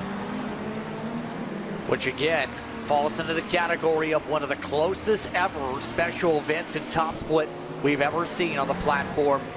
We're seeing some of these battles really continue. The GTDs, for example, stay relatively close once again. You have Keika Shube on the charge, want to recover some positions at the least. Yes, they're a lap down in class, but you can still give the team at least something finish-wise to go on and build upon. You absolutely do. You're setting yourself up now here for the end of the race, and now you're starting to see the lights really make their progress. This is 18th, 19th, and 20th positions out here on track. Budasud plus competition with Keika Shube. Daniel Alar just in front for Sesha Esports, the Hungarian team, and it's a long way back to grid and go. 1:16 to the team in 20th position, so they know that it's actually, can we chase in front? They are stuck. These two know that without retirements, they are 18th and 19th, and that's the best they got. Which is deflating, to say the very least. But in a race like this, you can only do so much if you don't have the pace on the onset. And that's why so many cars have had a hard time in some circumstances to climb their way ahead. I will say, Falcon is one of the few exceptions in particular in what I've kept an eye on in regards to some of your drivers in this field. Because noticing the GTD, some of the drivers up as high as 22 positions, Jake, in particular for their car with Woods behind the wheel, has been able to really recover well in those spots to be in the conversation for a solid end. Well, they could be in the conversation for a top 10 in class with the amount that they've gained. So that's brilliant work. And speaking of brilliant work, we're 8 bottles of water in to this race. And I tell you what, it is a hot box in my commentary seat at this moment in time. Hydration is key out there in racing, and doing 12 hours, all 12 hours of this, Justin, well, you really do need to try and rest the voice. And even now, 8 bottles of water in, I can tell that the voice is getting a little raspy. I think you're actually aiming for the under at the rate we're going here at 8.8, because technically, if it was the over, you would be at 9 by this point. So, good job preserving water. Hopefully your voice does well by the end of this one with the 1 bottle less. I will say right now, there are 4 bottles and cups in front of me that I have choice to drink out of right now. I have a smorgasbord somehow here of drinks that I can go to at this moment in time with 3 hours to go. So a lot still to unpack. Out of the tower turn and making the run back to home that you would do along the taxiways around here. The Flying Fortress straight then is the formation that is needed for these two. Alar now in the headlights, and now another one of the Budasud team cars with Turner Motorsport out there is starting to make itself known here in the later stages. EMM and Matt Caruana is going to have to be on his best defensive duty for Felix Kirnbach, looking to try and gain a position.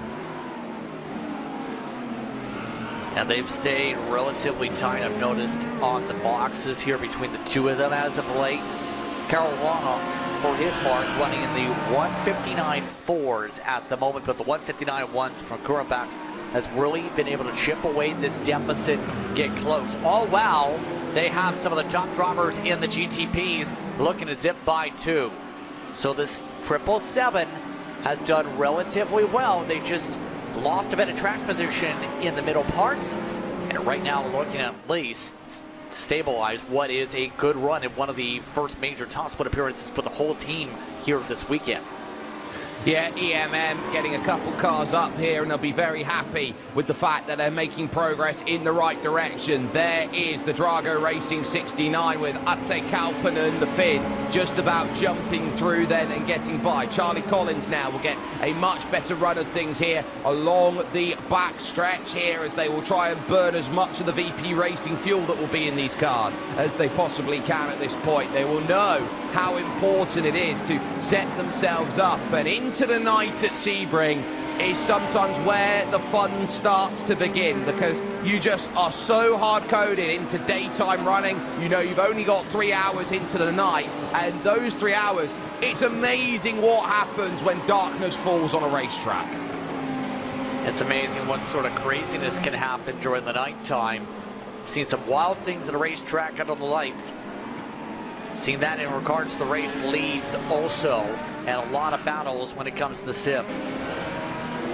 We'll keep an eye here with Pedro Valencia here for Blue Mercure. Now, the way this is starting to work out, WSR, I think, has taken extra stock compared to the likes of Blue Mercure and Sesha, and those cars are going to be big threats late. You can see the purple light then in the cockpit indicating night mode is activated then for the car, but getting by Sven Haase. Next up, Kei Kashube will be next, and then you're just trying to jump through car at a time and just focus at this stage. You know you still got a long way to go in racing like this, but Sebring, as far as it stands, it doesn't matter here. You're still having to understand the circuit, and look how tight you still have to go through. That wasn't really too easy to go and deal with for Kei Kashube. Just lit the lights up saying, to the inside, turn one like that. Little risky at this stage of the race. I'd quite like to finish. Yeah, make it simple. Turns to pass, don't wreck me, please. I don't want to have any spinnies at this point forward. But right now, you can see Blue Mercure at least searching for a little bit of grip with a different line. You see they're not going straight to the outside, for example. Trying to find little bits of hundreds, not thousands, not in terms of just simple tenths. A little bit of margins here and there, just to help them out. Find little bits of speed here, on top of course, how they're attacking these corners. Yeah, margin is everything right now. These drivers know what 10 tenths feels like, the ability that they've had to go and drive, the effort that they've had to put in to get the cars to exactly where they have needed to. At this moment in time, this could be one of the critical moments for Blue Mercure, and they're looking for their first marquee win out there, and they are set up right now with a chance to do so, and I think that is really critical. They've given themselves a chance to go and make this race their own. Especially with under 3 hours to go, just past the hour mark in this race. It is definitely gone from, this does not look great for their opportunities to win this, to this is looking great to be absolutely there. Right now, Blue Mercure going to be all smiles, you'd have to think, when it comes to their camp after what was a slow start for all their teams has now turned into potentially in the mix to win here for their organization that, mind you, added a bunch of drivers just on January the 5th, remember, and has really come on strong in these races.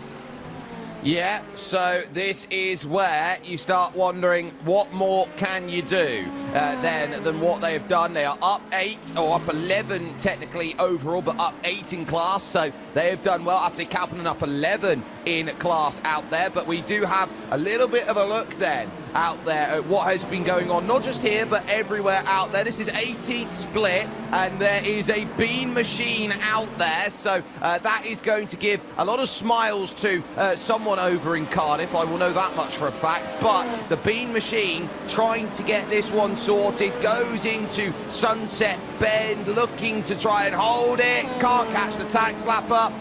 I think they spilt the beans.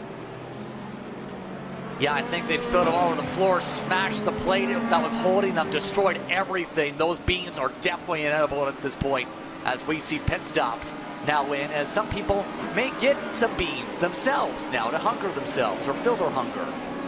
Yeah, they will get stops. A little bit of a driver change then that was going on in the GTD category out there at this point. Race lead though for GTD. Williams F1 Team Gaming looking for the double out there, the Daytona Sebring Florida double. And I've been waiting for a chance to talk to you about this, Justin. Is there any greater state in the United States that has better racetracks than Florida? That's an interesting question, I think you could say, as get ready to look at the various different splits coming up here with split 18. I'd argue absolutely, because you have here Daytona, you have Sebring, you have Homestead Miami, you have the race at St. Pete. There's a bunch of short tracks, there's a bunch of dirt tracks, there's a bunch of everything option-wise. But Podium Hunters Black is doing really good here in the state of Florida to make sure they get that said top step here today. I'd say they're doing more than hunting a podium. They are hunting a win with a 15-second margin that they are sitting on in their category at this moment. And so there will be a smile for the Podium Hunters Cadillac, which is doing exactly the job that has been required for them at this stage. You then start turning your attention here to David Vinek then, who is getting this one sorted, and they're very happy with their result here in LMP2. The 404 team, it's not an error, the fact that they're at 1 minute 37 clear. They're just looking pretty strong. They definitely are at the very least, especially when you have a 1:37 advantage over one Apex Racing in particular. But True North Racing, not the Canadians, the Swedes, the Nordic region, continuing to power its way ahead. No Pace Racing, though, has to be happy. They're beating the pacemakers at the moment. This paint for True North really sparkles because it's not about color streaks. Look at the details with the pine trees and the northern lights that up here on the car. Yeah, it's a beautiful livery out there, and it is really showing itself here at this stage. How good that is there, the number 17. And there is the site of Carter Kingsley's. We used to like this paint. It's a little bit all over the place at the moment. What a shame. Yeah, it's kind of destroyed. It kind of breaks the immersion when you lose half your engine cover and parts of your wing. We'll say Podium Hunters, you see, also has a solid paint for their measure as well, simplified with the silver as they continue to hunt on top. And look at the darkness. The sun's almost down completely. 15 seconds the advantage for them in GTP. Yeah, you got the iconic motorsports team there in fifth, 2 laps back, but Podium Hunters Black ahead of Simit Esports Racing Black and the Speed Asylum Dragon there in third position. Twisty Bits Racing there in seventh place with BMC Motorsports Black there in play. But out of the race, you've got the likes of Defa International and Adamo Virtual Motorsport. Over to LMP2 out there where Rice Colburn Racing have them got. What Apex Racing Team Orange? We don't know what Apex we're hitting out there. The Bean Team in trouble. Enduro Dads then 6 laps down. The Draft Kings then in 11 laps adrift. And you're seeing cars out of the race like Syndicate Racing LMP Team Schnitzel by Starlight finding troubles. Turn 1. Well, they made turn 1 a few times. They're in 11 laps down at car number 11. So they've certainly got a number that certainly holds for them here in 18th split action as Sebring haters. Well, that's why, because they are that far down, so that really hurts. So along with 75 Sim Sports, they're not getting the number 75 car to do exactly what it's needed. True North in control of GTD in split 18 with the Sim Pit Racing Team Orange. It's nice to see the Sim Pit back out there. A very good place of news as Full Motion Sim Sport move into the top 10. Broline Racing are there in 6th position. And it's nice to see Switch It up there as well. The Tiger Eye team, they're in 5th position overall. Down the pages, you've got the likes of Action Sim Sport Hornet, who are there. Garage 05A are there doing a very decent job. And the concept of sim racing, I guess, is to do as good as you possibly can. And so 18th place for sim racing concept, I would say, is a good job, along with the wholesome esports community. I like the wholesome community. They are very wholesome. They're doing well. Bump and Run Motorsports down there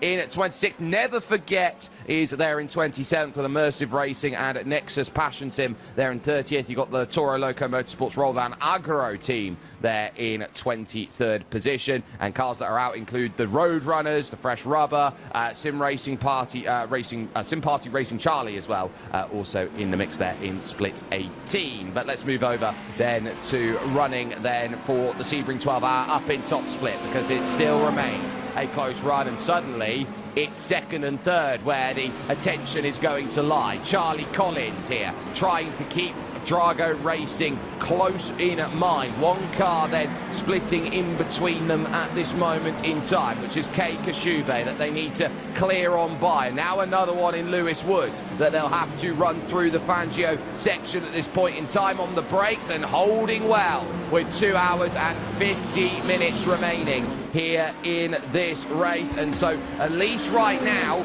we stand here with standings, Justin, and we note here that Verstappen Sim Racing have a lead. It's a slender one.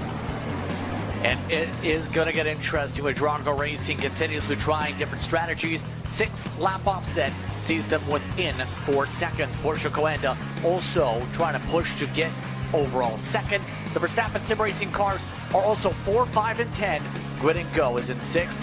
Then you have the BMW M Team Sim Sport Competition in the top 7. You have Porsche Coenda and Blue Mercure amongst your other drivers inside the top 10. Remember, the Coenda Esports Soul 67 part because their second driver in Elvis Rankin is under the weather, but not a fair share once the DNF list. But the LP2s still interesting with all the fluctuation.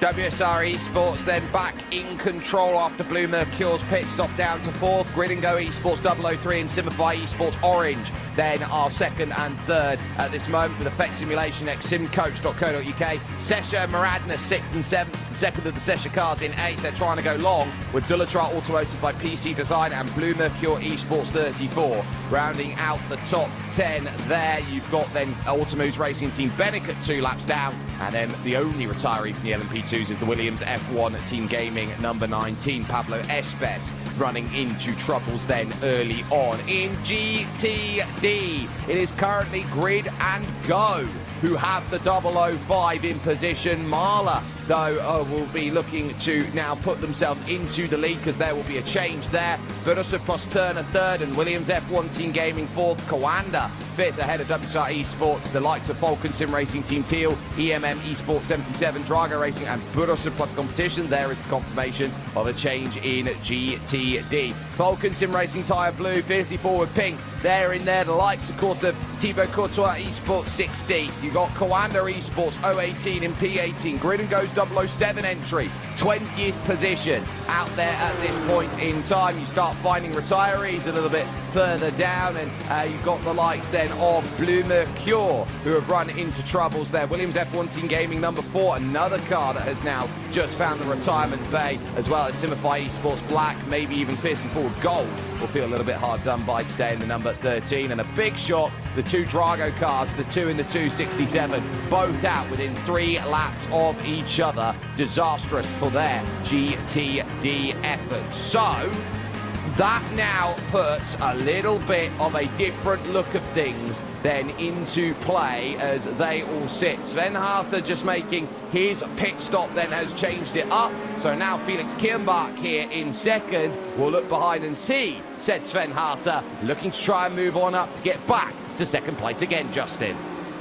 And as some would say, fuel safe still on the mark for this battle, even with the closeness here that we've seen.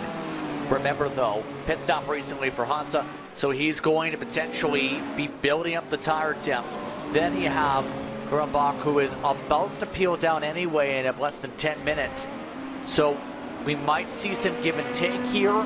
It depends really on the mood and how rapidly the speed kicks up for the Grid and Go car as it tries to gain some net positions fast.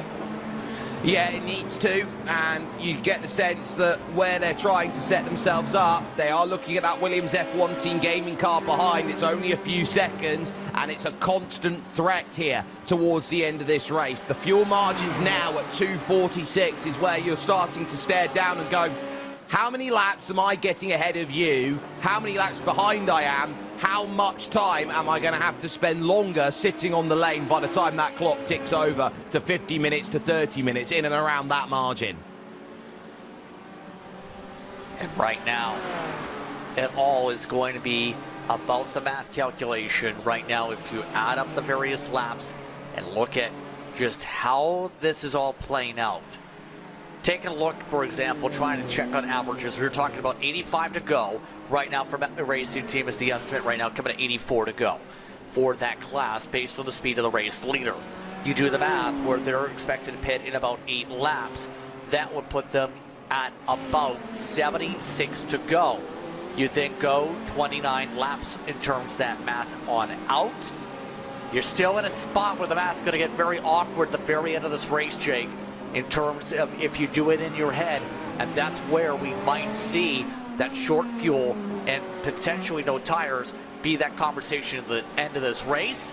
And that's the tough part, is setting it on up. Blur McCure for efforts on their part. They just actually, in the past few days, back on March the 16th, put some of their cars into a real track day. Sent them out in a Brigo 208 and put them on the racetrack, in particular with Prevost and Maxime Brennan, and gave them opportunities to learn the car as part of their team. Yeah, it was nice to see that from Thibaut Prevost and also Maxime Briant then in terms of what they're doing. It's, of course, a Team Blue Mercure that is run and basically financed by one of the drivers in the Ultimate Cup series over on the European continent. That's an endurance series over there, so they've got a big flair for it here at Blue Mercure. So they're not coming at this basically half-hearted. This is a big effort and attempt that they're trying to do, and we're seeing that here with the number 30 or the number 18 car out there at this stage here. The 33, as it would be known here, from Pedro Valencia, getting very animated there as the 32 in the prototype. Maxime Briant there. I don't think he can sit still at the moment. He's just out there vibing right now at 1 lap down. Yeah, really working his way, I think, at the moment through some traffic. That's why he's shaking so much and really getting into the rhythm. I almost wonder if he has a haptic setup with the way he's bouncing around. Because that adds an extra sense to the feel of the sim racing world, because most people have to feel the sensations of the direct drive or the force feedback in their hands. But you have the haptic, you try and replicate what you get in the rear world cars, so you have that extra sense and ability to feel it in the seat. Yeah, and so sometimes that realism is there and you're trying to get as many senses available to you. That's why we see some people go out there running full VR. Some people like having these motion sim rigs that are out there and available. You see a lot of it, and it is really important to note that everyone's trying to push the boundaries of realism and also to how they can be a tiny bit quicker out there. A focus on your overall leader, though, at the moment. Holding a margin here from the pole, Gustavo Ariel, Verstappen Sim Racing here. Drago Racing still there, still keeping them honest at the moment, and Porsche Coanda as well. These three within 5 seconds. This is a case of you cannot let up. If there's any driver that is going to be a perfect Ironman at this point in the race, I look at Gustavo Ariel. He's the perfect driver here for Verstappen Sim Racing to have in the car to deal with the two great threats. Oh, spin behind, spin behind. That's going to be big, and that is going to be Felix Kirnbach then, who's gone around then for Budasud plus Turner from second position in GTD. One small mistake. We talked about it when night falls. Well, I think there's a chance they dropped the tire there with the way they slid like that. Huge, huge implications. They were in a good spot for a potential top 5. Now, that's up for grabs for a lot of the others. This is why, in the nighttime conditions, it's a little bit harder to see your marks. It's a little bit harder to keep focus, and they just cost themselves big. And they are now going to dive down into pit lane on that point with the number 96. So that is a real kick for them as they were trying to get their race sorted. They'll now drop an abundance of time and they'll realise that it is not going to work. Get out the car and put Oscari Rene in for the final 2 hours and 41 minutes here. They will be looking at that and they will be kicking themselves that that has just happened. Absolutely here at this point. So it's an absolute panic for them if you have a spin like that to break up your rhythm. Take a look at some of the others as they zipper belt, but I'm very curious if it is indeed the racing line here. Watch this. Off the corner exit, coming up through Le Mans. They've already been sparking out at the bottom of the track. Just lost it before that. Carry too much speed apex. Oh, and so you're trying to get quicker and quicker and quicker as you go. These cooler conditions allow you to now be quick because we're into the evening. Track temperature is down to 28 degrees Celsius out there. So this is really now a much cooler track than you've got, and you have to account for the amount of speed you will now take, an extra maybe 5 kilometers an hour into every corner if you're not too careful. Yeah, it will cost you some pace, yeah, but look at this. The track temperature, which has been more than 100 much to the way, is now to the very cool 82 degrees. This temperature for the air also dropping rapidly down 4 degrees in the past 30-40 minutes in particular. So this is now to where you're absolutely going to have to be careful on the marks to have a chance to win here. Yeah, there's more grip in theory, but also the faster you go at the nighttime, the harder it will be in terms of managing your spins. Yeah, but they'll know that the wear is going to be a little bit easier because the tyre won't get as hot, but it will also mean in the late stages of this race, Justin, critical for those in all categories here, they will know the tyres will take a little bit longer to get up to speed. Battle on. It is currently now Mahler who have the control of the category, but a little bit further back, this is Benedek Vida and Sven Haase in a battle. This is second and third. They've got stint one as a hanger-on on the back, and now here's the grid and go-car of Sean Campbell trying to make a way through here, through the S's of Fangio. A little bit of an offset initially by the car ahead, but Vida at this point just trying to hold on for dear life. They've lost a ton of ground in terms of where Maui Racing Team is on the track. At this point, Maui is almost in a decent spot where they might cycle ahead for that last pit stop here. And that's going to be concerned if you're Vida and company, because yeah, you're running the 159s, which is some of your faster laps, but they ran a full second quicker and when they had fresher tires. They've got a fair bit of fall off now over the course of this run, and they've got a faster Haase really trying to close up pretty quickly. 3/10 quicker a lap on the close-up last time over the past 5. Yeah, he's really trying to hunt right now. Benedek Vida then will look around at it, and actually on that last lap, a 2:01.7, so lost the place and lost the time to the 59.7 then of Benedek. So this is where I think you start turning around and saying, Sven's got to get back into that second place here. He's got to find a way to recover that, and Williams F1 Team Gaming will be happy with their position right now with 2:37 remaining on the clock. This race not over by any stretch of the imagination. They're just hoping that Mahler in this position right now, they look at their stop length and go, well, you're still going to be on a half a stop at the end of this race. So that's what they're pinning down the fact to. Mahler, I think, have been the best on the fuel game. It's just how much gap they have currently, sitting at around 23, 25 seconds. That's going to be all down to where you expect the pit delta is going to be. I'm expecting at least 40 seconds to be in the spot where you can realistically hold on to the lead. So if they can somehow get 15 seconds, which is going to be a lot, mind you, in the span of a couple hours, they might absolutely do it. Give credit here to Vida, though. He's one of the young drivers on this team that rose up to the ranks through go-karting over the course of his career and had been a Central European champion in the kart scene, picked up massively on the iRacing side, now a part of the Williams program, and is looking to see if he can make a statement here today in his appearances. We'll see how he does in terms of his defense as one of those other competitors that was a speedster in a go-kart.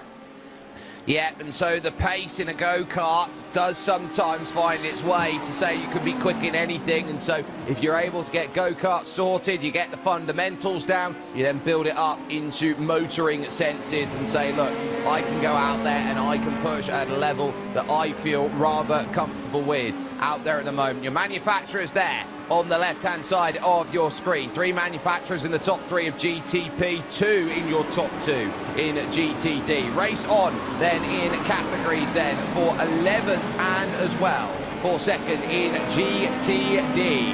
as far as things stand. So keep an eye out on this one with the likes of EMM's number 777 looking at Luca Bunch for position right now, the number 20, continuing on very strongly, but Bunch has always had a car in and around on the bottom of your screen there to get busy with, and it's now going to get very busy up on top as here goes two cars flying on through. One of them is the Maradnes car. And still not able to clear by, actually. That's losing a ton of ground for Grid and Go. Lap traffic not taking advantage of that, obviously. Doesn't want to become a major pest and get the blue flag immediately. But stint one, at the least, will try and help out Grid and Go. Give them a little push from behind arrow-wise. Try and find a way to get some speed that way. But that at least gives Vita a little bit of a reprieve on the track. All while, mind you, it is for the race leading class now, because we've already seen Maui pit. They ended up going 37 seconds in their pit stall. 1 minute down the pit lane in general. They're still amongst the top six. They are. And you got to take a top six at this moment in time. If that's your bare minimum, you can have a smile with that and say you're doing a good job. There's the chase on through from the stint one car there to Sven Haase. But now, instead of a race for second, because Marla have come in and made their stop, this is now a race for the lead out there that has now become this one. So for Williams F1 Team Gaming, build a margin, try and hold on to it out there at this point. Coanda are 10 seconds down the road with a mistake of their own doing, which has put them back in the pack. WSR Esports pit in the LMP2 from the lead. So that window opens up with 22 being the delta. Here's the thought process, Jake. With the faster speeds you expect in the nighttime, here's another thing. That might impact your fuel burn. I know you're going through the bottles of water quicker now yourself, but the fuel is also going to go live faster if you're pushing hard like you are in that water. Yeah, I mean, look, you're in a position where you're under the collar. You're going to be looking at this race. It's going to be aggressive late out there for many drivers, and so I think if you're going to feel the heat, you're going to need to keep yourself in a position to stay cool, and that's temperament, that's temper, that's also my water situation. So that's continuing on out there. 9 bottles so through this Sebring 12 hour, which means I only got to do 3 bottles to take the over out there compared to the under as it stands. But for the moment, it is going to be with EMM. Our focus lies to at the moment. Dur get a good run off of the exit then onto the Ullman Straight, and once more they will look around at the likes of Jerome Fisher, who will try and keep these two teams very close together here. This is going to be an important battle here, one versus the other right now, and a game of Ferrari versus Lamborghini. And we hold on, something just happened to Prada because he's just towed all of a sudden. No way. He just fell down the pylon here in the 23, so obviously something going on for him. All while the traffic works way. Turn 3, it's with Marla and Phil Deness on the brakes. Deness in, there's contact between them, and Prada ends up backwards in the barrier. They were in a strong position to win this race in LMP2. Suddenly, it might be in the hands of Grid and Go and Blue Mercure. Take a look at that in a moment here, but that's going to change out. Remember, cold tires out of pit road, going to be a factor over the course of this. Remember, the temperatures are cooler now on the racetrack, going to take longer to get in the window in the first place.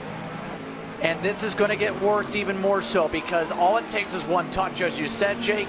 You add that to cold tires, and it can cause an absolute spiral over the course of this race. We'll see that in a moment, but right now, it's a gut punch, because this is the time where you cannot recover from a mistake. No, it's the longer you go in, the more you're invested in, the less you can make a chance to go and get back. What a real shame that is there for WSR. They had been putting a wonderful race together then over out there. Let's take a look at it then, as the focus is going to be key. Bottom of your screen, straight out of the pits then, so making that one out. Gets clear and through, but now there is going to be traffic on the inside then of Marla. They get clear of it, but now on the brakes, cold tyres versus not. Oh, and there's hardly anything in it there bang into the barriers. The rear wing comes flying off there, and the suspension a little bit damaged as well. Lucas Prada will be red-faced and will understand that's the race here with 2.5 hours to go here at Sebring. He's not coming out, obviously, with the toe. That's going to be a lengthy pit stop service. WSR has potentially given this right to Bloor-McCure with the strategy offset. They have just burned their opportunity for the race win with one bit of contact.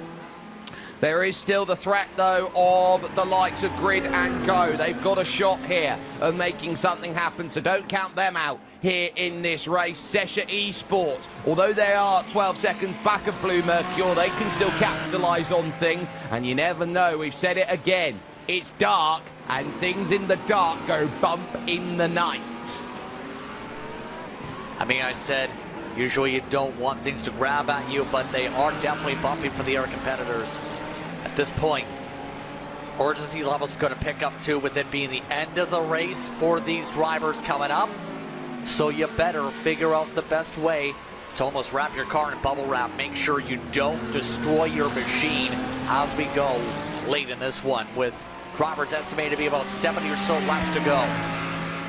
Right, Alexander Spets pits and comes out with 2.5 hours left in this race. If you want to do 45 or 50 minutes on the stint, so 2.5, that will leave them to 1 hour 40 and 50 minutes. I think they're on 3 full stints now with Alexander Spets to get to the end of this race. Everyone else will have a shorter stint in GTP Hypercar. Especially with what we're seeing on the burn, absolutely. Still going to be the same on the pit deltas over the course of that, but it's going to be where I think it's going to be hard to beat Ariel in particular in terms of that conversation off screen, in terms of that fight, because Gustavo has stayed relatively within 1 second of his personal best over the course of this run, hasn't really hit the cliffing point. Compare that to Charlie Collins, who was on the same window, by the way, saying the fastest. You see your big movers on the pylon as well as some of those go. A lot of teams like Bloor-McCure had to claw their way from the mid-pack to back to get ahead. You have not seen that too much in GTP today. GTD has seen a lot of those storylines with Grid and Go up 6, for example, amongst your top 10ers. Yeah, a lot of change that has now brought itself in, but now they know that they are into the end game at this point. 2:28 remaining at the moment. Our focus still, though, on this battle going on a little bit further down in the field. Fisher has remained close here to Wunsch, but hasn't quite been able to get close enough. Takes a shallower line there, and you can even see here in the dark right now, Justin, how much brake glow there are on the front brakes there of that Lamborghini. You can see that's going to be one of your guiding marks here. You see right there, you see the brake lights, see the shine. That's only your major reference of what they're doing in front of you to give you a sense on what you may be able to do differently here, but also make sure you don't slam into the back of them in case you are not able to see with the headlights here. You can see the headlights only provide so much lighting in of itself behind the wheel. It's, if anything, you can see from this viewpoint, it's a little bit darker compared to the car in front in terms of how bright those lights are. Might be just perspective, but that's going to be something where you have to be really noting what the tire tracks in front of you do. A lot of these cars, though, ripping up that grass still on corner exit. So, corner exit's going to be important then. You don't want to be grabbing a little bit too wide, especially as they come up here to Sunset Bend, the corner of 1,004 lines, and you start wondering, okay, why is it so bad on the exit? It's a pure wall on the exit. It feels street circuitish now on the exit because you give drivers an extra little bit of runoff out there. It used to be grass there, Justin. You give them a little bit of runoff on the outside, they'll take all of it. Yeah, they'll turn that grass into dirt pretty quickly, wouldn't they? In terms of the runoff specifically with that situation here is. So, as we go, it's going to be for these competitors, how much are you willing to push the boundaries without giving yourself off tracks is the critical part of that. I don't think most drivers have gone into a conversation where they have to think about a disqualification or any instant penalties here today with incident points, but really, you're trying to find where you can find those little advantages to push through the gray boundaries a bit. These boundaries now are going to be ones where you're trying to push the mental acuity of yourself. You're just trying to keep the lap time solid and stationary and keep up the pressure as once again into the likes then of these flicks through. Collier, there is the corner that we keep an eye out on. Little bit of movement trying to go through. We go over to Gustavo Ariel, who leads out right at this stage. And so the passion plea from Verstappen Sim Racing will be keep the pace up. The gap has stayed relatively around 3 to 3.5 seconds. And there is no difference on strategy between the 5 and the 0.91. They are playing the same game right now. It's just who's better. And I've really liked what we've seen from Ariel and company all throughout this entire event today. He's been one of the fast drivers. That car's been rapidly quick all throughout the weekend. And as a result, has just looked extremely, extremely comfortable over the course of this one. So now it's just a matter for some of the others like Pedro Valencia as well in their respective class. Can they make sure no spinnies, no mistakes? You have a 12-second buffer, and it's looking pretty solid. We talked about Cesar in particular. They've also recovered a lot of those positions after slipping back outside the top 5 early. They seem to have built their car for the cooler conditions today. There's Blue Mercure leading with Pedro Valencia. Nothing silly, lads, as they know that Sesha are still in range at 12.5 seconds. So they are just managing the gap right now, and 12.5 seconds isn't a done deal. It takes one mistake, and it can all change out there in a race like this one. So that's what they're keeping their focus with at this point, and saying, look, we're just going to continue on. We're going to do what we do best, and that is drive to the best of our ability at this stage.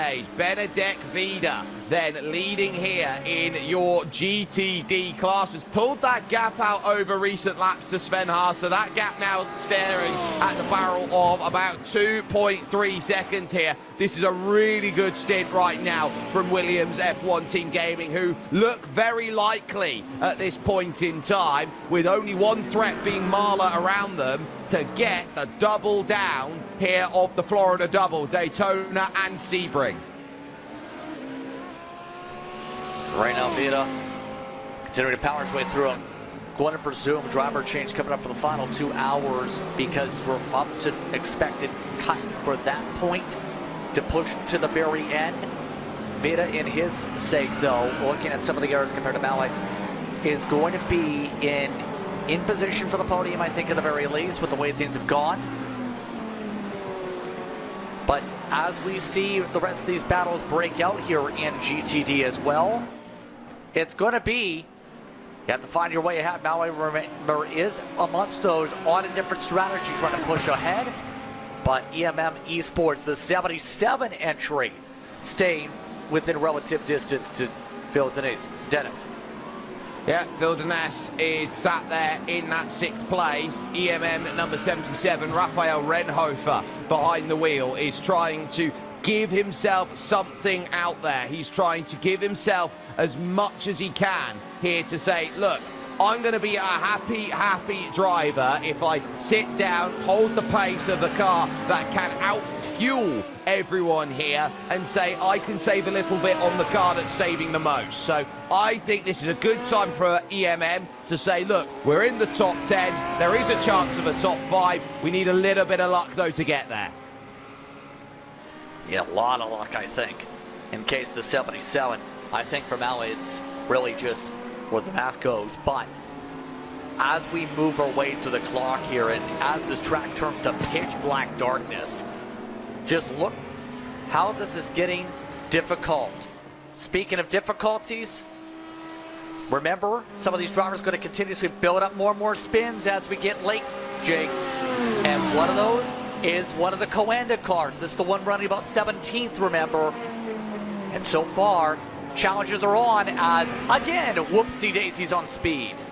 Yeah, was able to keep out the barriers. Your GTPs are all in pits. Gustavo Ariel stays in the car and will now get released, but he's not got much of a gap here over Charlie Collins, who will shadow him out of the pits. Diogo Pinto is still in the car then for Verstappen Sim Racing number 3 out there, leaving pits as well. Luke McEwen for the number 4 team. So they had a little think of, oh, can we put in the likes of Chris Lullum? They said, no, we don't want to.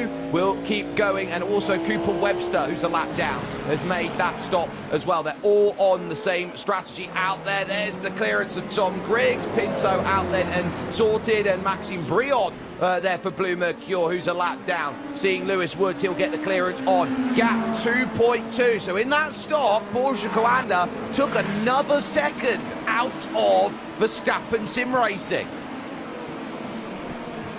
That's interesting to say the least. They had a good pit lane delta to do so. It's not the quickest of the day.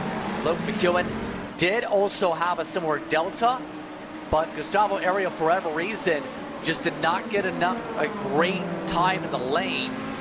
As a result, cone to cone. All this is going to add up pretty soon, and for Charlie Collins, he's got to find anything he can do to make those small gains here, because even a half a tenth a lap is going to do it from here on out. But well, right now, I mean, you're looking right now, Justin, here. It's a case of 2 seconds is important because it gets you in that range. And look at them both here out there at this moment in time. It's about giving yourself as much opportunity to warm the tyres up on the outlap. Then you can concentrate. The throwback livery on the Porsche Coanda 091. This is stuff of legend. This is stuff of law. The two greatest teams, and there's the difference you can see. Lap on lap on lap there. A half a second advantage, a tenth, 2/10.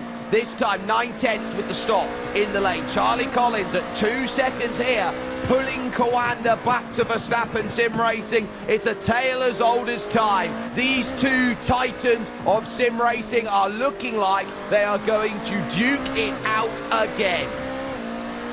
may change the name of Redline, but the battle still remains the same. You can't change the heart of what is now Verstappen Sim Racing in terms of competition. But the Porsche Coanda looking to bring that throwback paint scheme home. Closed up another 10th on the braking mark in the hairpin. Right now Collins looking a lot better under braking with the tire pressures here.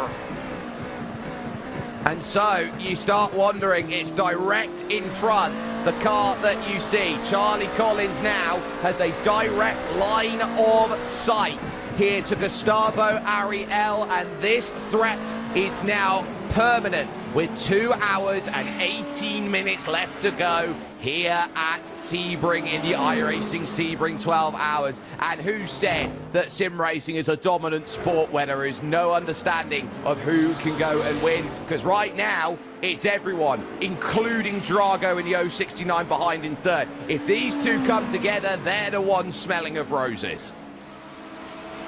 Especially since, remember, Drago tried to roll the dice on their strategy earlier on in the day.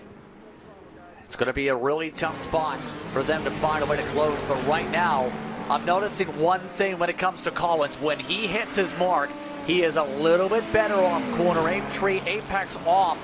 When he misses the entry, that loses the time back. So he's got to make sure he stays smooth. Yeah, that smoothness is going to be critical, and so too is this battle that we are focusing on right now with one of the grid and go cars out there at this moment. This is Christian Steenberg here in the gridandgo.com 006 at the moment, chasing David Sobrero for position. But as we now hit the night and say it's time to get the lights on in prime time here in US, we'll get a little bit of iRacing Full Throttle.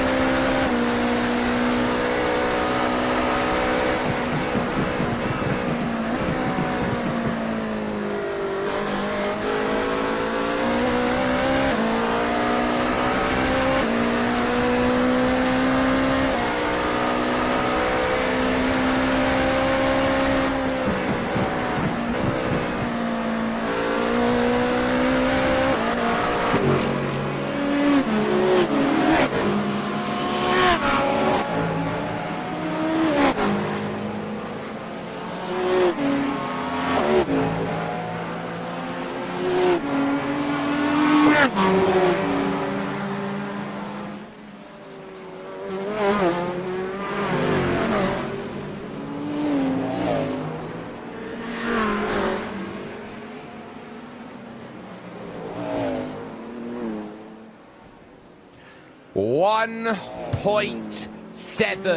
The margin left with 2 hours and 11 minutes here in the iRacing Sebring 12 hour. It is coming down to the wire under the night sky here in the panhandle of America. A prime time heavyweight showdown between the two greatest teams in esports history. Verstappen Sim Racing versus Porsche Coanda. You can go back and say that it could even be Redline versus My 3ID if you want to go back on previous names. But right now, Charlie Collins is fluctuating about 2/10 on 316, then lost half a tenth and a tenth and a half. It is as even as it goes. Blue Mercure from the LMP2 lead jumps in for their pit stop, Justin. Does so 15 minutes before the hour and still looking comfortable there. But talking about this GTP battle right now, Collins, now as the tire wears have kicked up for Verstappen Sim Racing, have gone the opposite way for a little bit on the markers interval-wise. That lap, though, Collins did pick it back up. Right now, Ariel did have a little bit of traffic, though, to deal with that factored in for his sake. So I think the traffic is starting to really impact the fluctuation. For example, Collins just hit that same traffic, just lost the 2/10 right back.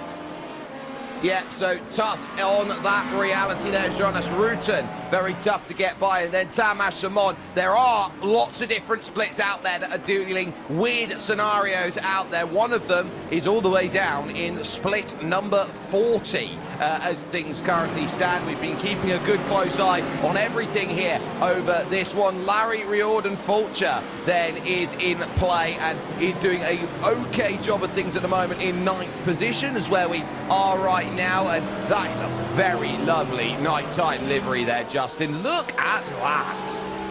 I mean, he is a head marketing graphic designer in the first place. You expect the graphics to be on point when it comes from him. When it comes to iRacing 2, he's got that car standing out highlighter yellow in the nighttime. Yeah, a glow-in-the-dark car out there for one of iRacing's best marketing graphic designers out there, the head of that, so to speak. So that doing a good job of things at the moment, and it goes to show as well, Justin, you never know who you're going to race in a Sebring 12 hour. Yeah, especially since there's so many characters that you will find. Right now, Ethan Rocher right now leads up in the front. 2-lap advantage, by the way. In the midst of this, the 21 car has looked very fast in the Hypernova car and continuing to maintain this lead with less than 2 minutes and 10 minutes to go in their split. Yeah, so they're holding their responsibility very well with a 2-lap lead. You feel a bit comfortable. It's not even, though. The biggest gap out there overall, that's going over in the LMP2 category with a 4-lap advantage at this moment for Cooper Ross. This is a huge gap to be holding, and one for the Aussies. I've heard a small cheer from Jay Kennedy, who's been over on production for us at various points over the course of today. So a big cheer then for Cooper Ross, getting a very, very good run in at the moment, and a big gap to go and work with. And not sure what exact time it is on Australia. I think it's either very early or middle of the day for them. Some of those drivers are going to be exhausted. You're talking about with the start time, having to basically work very, very in the middle of the day, potentially for the start exhaustion. Chuck Leonard, by the way, for his sake, and the Can-Am car, looking pretty solid for his sake. Almost a full lap as well. You even have some of the oval drivers coming into play here in this split. Look who's third. Tyler Lugo Vickery, who's worked in some of the super speedway races, is a part of this event today. Usually pit reporting on that side. Yeah, and you normally get a look over in the Porsche Club of America for Can-Am racing cars out there. So obviously representing a Porsche, and you can only join the Porsche Club of America if you own a Porsche, of all things. So that's showing, well, there is Tyler Lugo Vickery. who is there in that third position, piloting around, doing a good job in that car at the moment, and just getting enough of the drive. BMW out there is piloting around very nicely. And third place, it's nothing to shake a stick at. If you say you've got a podium on a 12-hour race, you take that to the bank and you say it with as much as you can. Oh, by the way, Auburn's other car is in this field too. The Auburn iRacing. Are they engaged as well? I mean, I think that's a different message for them. Obviously, a completely different split by a significant portion. But hey, again, you get all your college students involved in the program, be able to get involved on campus, get yourself some sim racing. No, they're not engaged, it looks like. Oh, that's a shame, but they are doing a really good job out there here with CL Smith, but a little down the order, though, compared to what they would necessarily want to here as they race into the night and look to get their finish out there in a race of pure attrition for some of the drivers out there. A little look then we will take over towards the standings and how they have all looked to stack themselves out team-wise here at the Sebring 12-hour in split number 40, because it has been a long old day for all of the splits that have tried to get it sorted. Ethan Rauscher clear of Sergei Kiselev, then by 2 laps. Doug O'Brien there at third position at 3 laps back. So you are starting to see here these drivers now understanding they are a little ways away. Drivers like Tyler Ranagan, for example, Lee Krause and Justin Moore then finding troubles and retirement, meaning there are just the 7 still going out there in split 40 in the GTP hypercar category. As far as this stands, a couple more will be there over the page, but very tough then for James Wright and Cody Baldwin to get exactly what is necessary there. Over in the LMP2s of split 40 out there with what they've been trying to navigate through as we've been keeping an eye on it. It is that 5-lap margin now for Cooper Ross, with Mario Pizarro there in second and Dominic Loyer then in third. You got the likes of Patrick O'Doherty then in seventh, Stephen Mioch down there in ninth, a retiree then with Jamie Stubbs and Ahmed Salman out there, as well as Jose Zarayo there in a little bit of positions where it's not quite ideal. There is Tyler Lugo Vickery in third position behind Chuck Leonard and Jonathan Van Poel, who is there in that second place. And so you're starting to get to understand where everyone is. Ninth for our good friend in marketing at this point here, and so they are really getting a good job sorted then to get things into play. We look around and there are drivers everywhere trying to hold themselves into account. Christian Bien there in the 888 in 16th position, and he's starting to see those gaps open up with the likes of Ramsey Jimenez, then Brandon Kalbach dropping back then with the likes of Ferraris and Porsches being shown. A couple of McLarens there. Ryan McLean, first real retirees here in split 40 at this point, with Nikali West, Jose Goncalves and Daniel Sadrzik then in the Mustang running into troubles. Jake Sperry and also Justin Prince bringing you through then with the final few hours worth of running at this point. And here is a livery that we very much like here from Mark Plover. Hey, it's all about me. It's me. A bit of Talladega Nights references, to say the very least, and converting it over to a sports car. Normally you don't see this type of a combination. They've also custom numbered to cover over the original nameplate. Talladega Nights look, to say the very least. Yeah, and Talladega Nights, it's right now a Sebring night, so it's not quite Talladega. You're a state over at this point in time, but still a really lovely running livery out there, which represents all factors of sim racing and racing that has been in there, including what has come across popular media over the period of time that we have seen it in racing circles. Back to top split, and Gustavo Ariel, I think, has just started to pull that gap back out a little bit more. He's had a little bit of ease over the last couple of laps, and it's back to 2.6 when they last crossed the line, and so they'll feel that there's a little bit more comfort out there. They've asked him to push a little bit more, and critically, there as he has a little bit of a blink, that would be concerning. He obliges. Yeah, able to blend away as a result. And by the way, this interval has kind of gone back to what it was before. So Collins has not handled the traffic too well, and Ariel has really been able to pull away with traffic management. It's been working perfectly when it comes to the Verstappen entry to hold on to this gap. That's the top break. Traffic given, traffic taken away.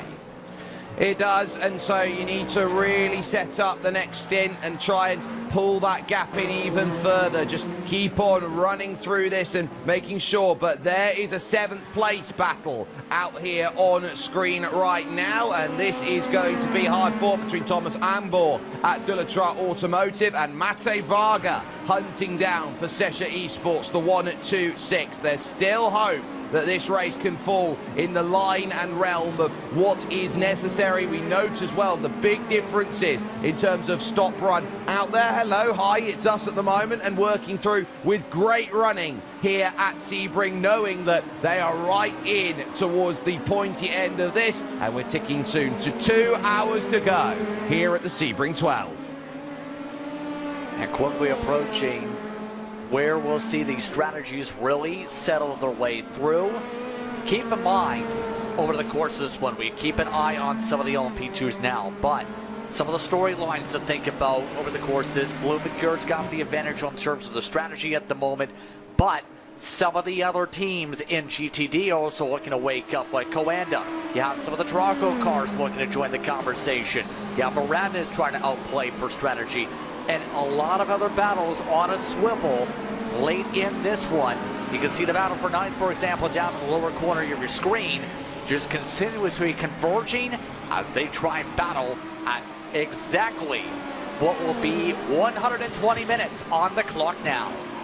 Johan Hart is the one under pressure on the bottom of your screen from George Triantopoulos for fiercely forward pink. So Drago giving themselves something to go and work with out here at this point in time. You also turn around and say for Maradnas, it's Dion Fialo who has been very busy. He will now look to get by Balazs Pilar then from Sesha Esports, as they will have one of the GTPs jumping on down on the inside. That's Josh Rogers then over at the 092 out there at this point. So they are sitting down on their difference makers, knowing that they are now in the crunch time period, and this position might be one of the last places they make in this race, so they better make it count.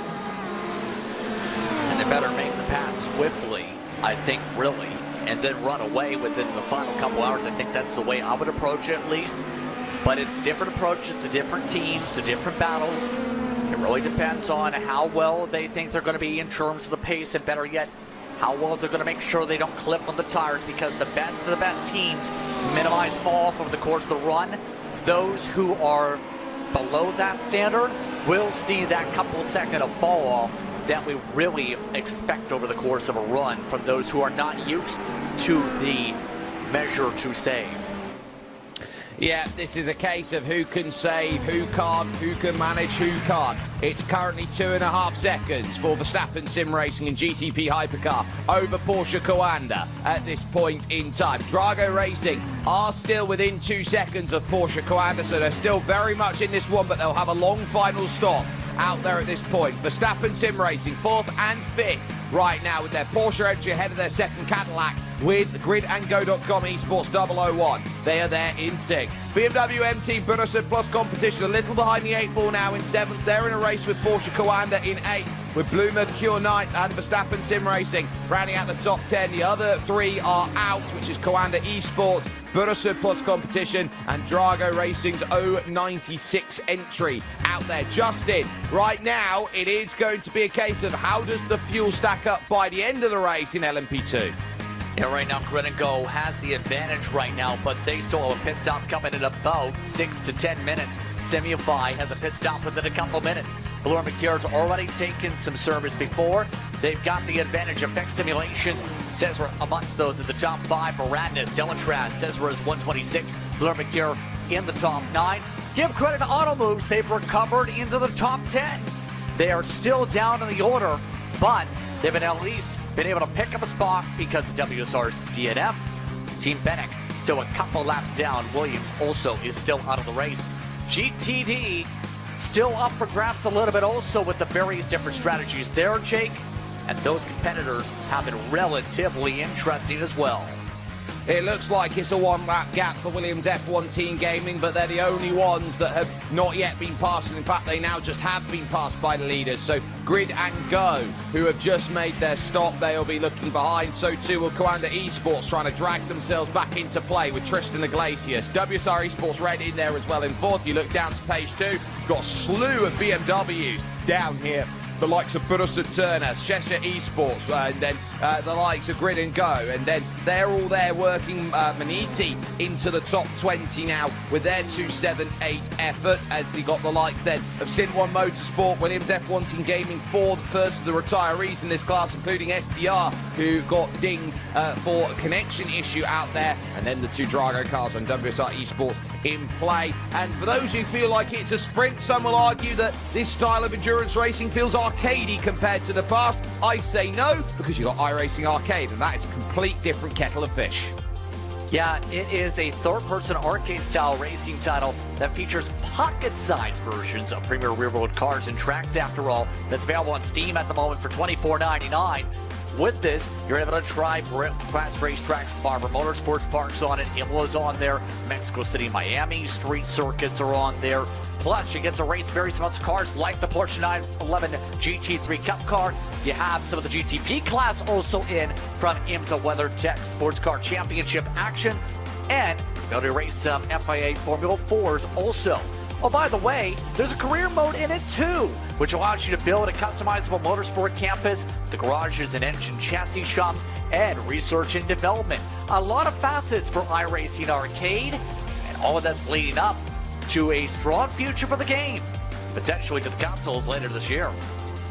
That'll be fun. You can build your legacy today by going and scanning the QR code that is on screen right now, and a wonderful run that has been there in iRacing Arcade. It is a bundle of fun if you haven't had the chance to already, but right now, this very moment, you are keeping yourself steady. We focus here with the likes then of a pitting Maradness number 17, staying away then from Sesha Esports until the very last moment possible, and now looking to get this stop out there and getting everything set and ready towards the end of the race. And they were doing about 45 minutes on a stint, so 45 from now is still 2 stops to go. A little replay then going into the pits. You can see just fighting through, trying to get through the corner, and this would have been the way that they would have tried to have unlocked the pass here, Justin.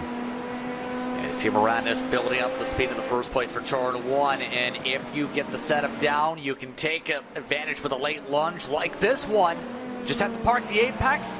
In this case, they do, and that's how they were able to make the pass. Got the draft down, sent it deep, made it stick.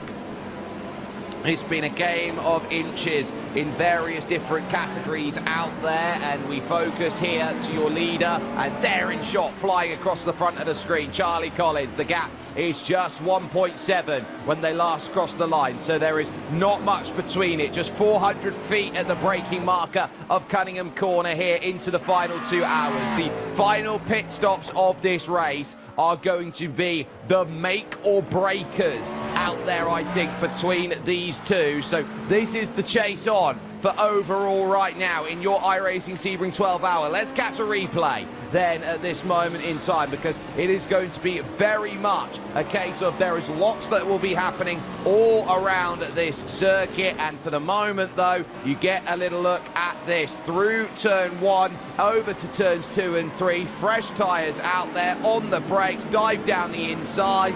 Oh, tiptoe, tiptoe, tiptoe.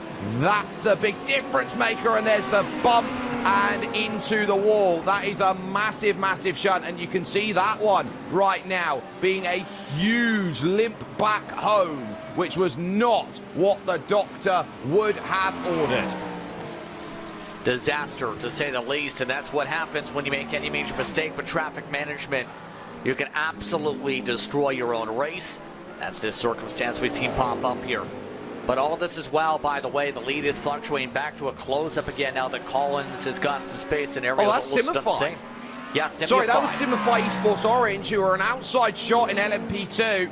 And so with them limping back home, that is going to be a real shocker out there for them, as they know that their hopes of glory have just about ended in a way that they aren't too pleased about. Look at the run of traffic that is there for Gustavo Ariel. I think he's going to catch this at just the right place here. He'll clear 3 of them here on the brakes into Cunningham Corner. Issue is for Charlie Collins. He's got to run through Collier and the Tower trying to get by these 3. Yeah, and that's going to potentially cost them some time, because right here, you want to try and set something up. You can see they're about even speed in the corners. It's the straight line where it's the major difference maker. See right there with Ariel, able to at least blend down a straightaway. Collins, for his measure, is reaching them in the corners in a bad spot. You see all those GTDs also they have to tackle. It's a lot more different in that approach. Here's Collins now that he's got some clean space. That little snap of oversteer was enough to cost him half a tenth alone. Well, you look now, the gap 2.4, and if you don't catch the traffic properly, you're going to make this very, very tough for yourself to go and chase this gap down. It will expand out, it will close back down in. I'll tell you who else it brings back in. Alexander Spetz, Drago are not giving up hope here, Justin, of 3 straight overall victories in iRacing special events. They took overall in Daytona. They took overall at Bathurst. They want to be the de facto #1 team in the world with a stolen win here at Sebring. I don't know if you can mark it stolen if it's part of your game plan to try and go offset on the strategy in the first place, but for them, the math, if it serves right here, would still be a couple stops after their next stop, the next lap or 2 for them. One of the Grid and Go cars, by the way. This is the 003 looking to charge in the LMP2s. This is for the podium. Delatraz is up in front, but they have a pit stop upcoming. Grid and Go already took their stop and is going to be flying in a lap or 2. Sven Haase down in the pits as well. The leader of GTD is making a stop with 1 hour 49 on the clock. This should hand the lead over to Phil Deness at Marla Racing. Then for that, a driver change for them as Nicholas Matteo jumps in, closing here on Thomas Ambor for position then. This is where Grid and Go 003 with Johan Royer will now just start to just slowly work out, where am I going to get this? They hit Gericka and Mihailides and also Oscar Irine down the road, but they're going to have to do so at Jean de Vienne, and look at them, they fall into line 1 and 2, lockstep here, those 2 drivers, and now it's just about picking up as much of a run, and Mihailides had to open the steering there for the wide line. Royer took, and now they're going to go all the way to the line, all the way over to the wall, to the window, to the wall, to try and defend this one. Ambor with everything he's got, they'll leave the room for Luke McEwen to jump in. Now there's going to be traffic there, and there's the block throw. That is perfect with the traffic from Oscar Irine. Ambor is blocking with everything he's got. Now here comes the drive, straight on back as they all go and say, now, where is it? Contact on the outside. Royer can't find a way through. This is absolutely chaotic with the door contact at least 2 times now. Grid and Go's lucky their car's still not demolished from this. Now, they are going to be very amped up to make this pass. Emborg really not making it easy, even though they got a stop coming soon. And right now, Johan really trying to get back on the power. He needs to find a way to get this drive. They're going to be interrupted here, both by attacking and having to let cars through. Diogo Pinto is one of them. Then you got Mate Varga, who is there just behind Facesha. Oh, a little tag there on Martin Kadlachik there for the likes of Thomas Ambor here. It's getting feisty with 1 hour 47 left in this one. And now they've got to sit behind Dennis Menzer at stint 1. So that's the next little bit of trouble that they've got to try and uncork out at this point. Through Collier, over to the Tower. Big lunge down the inside. Must make from Royer. Makes it. Yet again, we are looking to recoil the run. Will have to march his way on through Sector 2 to set up the backstretch. Once again, coming up through the Bishop Bend, marking their way up through Gwinnett Bend, up to Le Mans curve to set up a charge. It's going to take a little bit to charge, but little bobbles like that one that we just seen with the loose moment will set up an opportunity with a couple of these cars about to join in the train. Yeah, more to the party, and so now you're trying to work out, is it worth it here at this moment? You've got Mate Varga who wants the position, so he'll be very interested here with how these two decide that they want to play ball out there at this stage. And at the moment, it's Thomas Anborg who's saying, it's my ball, go play with someone else at this point in time. Rouier is saying, no, I am going to play with your ball because I want to go and be the best out there possible, keep myself involved in these races here. And Tristan Iglesias now is going to be the next clearance. Not going to get the clearances, Anborg now here through turn 5. Big slide on the curve on the exit, opens up a half opportunity here for Rouier to close right back up, taking as much tow as possible. Big run coming now from Maxime Briand to get involved here. Lunge to the inside on the top, replay on the bottom, getting crossed up, nowhere there, and that is down into pits then for a stop that will go through for what looks like potentially one car out there from there. And a big flash of lights from Tristan Iglesias then. He was not happy then as he got a little bit of a tag from a diving Maxime Briand. Yeah, that would have been the 7 with Kashube from earlier on in that car. One car way off the racetrack for a moment. Looked like a flying amount of sparks with the traffic. So one of the teal machines going off the circuit with an issue, all while the battle continues on between these two amongst your top 3. Now some of the GTPs are about to disrupt the battle also. This forces Grin and Go nearly into the marbles, but they will look to try and take advantage of this. If Delatraz gets past to the wrong spot, I think it's going to be down the straightaway anyway. Yeah, Blue Mercure is the car in front. They will now clear the gangway for this battle to continue, but Cooper Webster will soon be on the scene for these drivers. It just breaks out a little bit. I also note here that Charlie Collins right now, you sit down, you look at him, he's at 3 seconds all of a sudden once again, and Drago has sat there just 1 second back. Yeah, I think that's, again, traffic, because when Collins has space, he's been outrunning the leader. When he's hit it, he's gone the wrong way. Fall off has only been about a 1/10 of a second for the GTPs. Fall off and LMP2s, for reference, have also stayed to the point where some are within about a 1/10 of the laps. That's how thin the margins are with how cool this track is getting, and Grenenco's chances for this spot are slipping away. They may have cooked some of their tires here and trying to cool them back.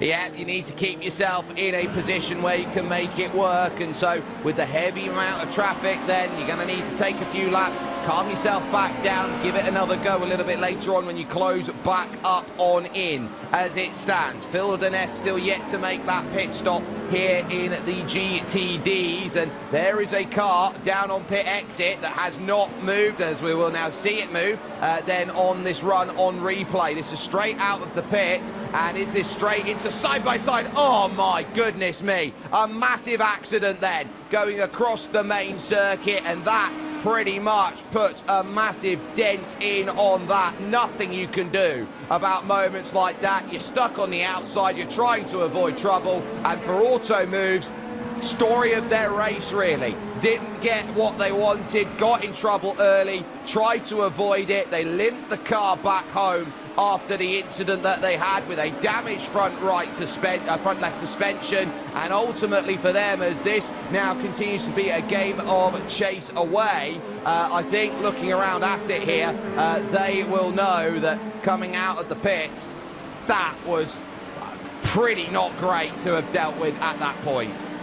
Yeah, it almost looked like Casper Umaru, who was the other car in that for Enduro Esports, pushed tight at the wrong time, blended up the track with some of the bumps.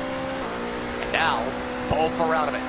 Look at this in terms of your GTP leaders. Right now, Drago Racing is closing up, as you said, for second. Right now, Drago is about 1 second back and chipping away little bit by bit like they need to.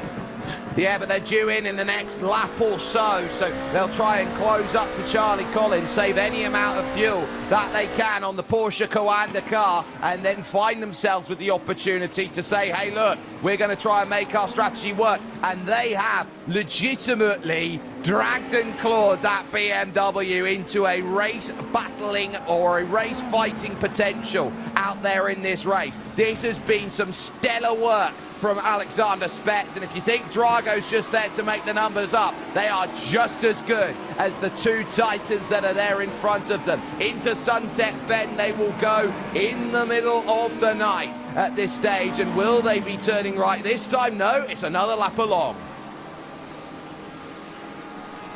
Yep, continuing on, by the way, speaking of hydration, I believe you reached number 10 in terms of the water. And right now, hydration is important for these drivers. Keeping nourishment going to be high. Some of these drivers are going to be very thirsty or starving by the end of the night. I believe you're a camel, Justin. Aren't you only on number 7? I mean, I have generic soft drink. I ran out at 7. I'm now on water.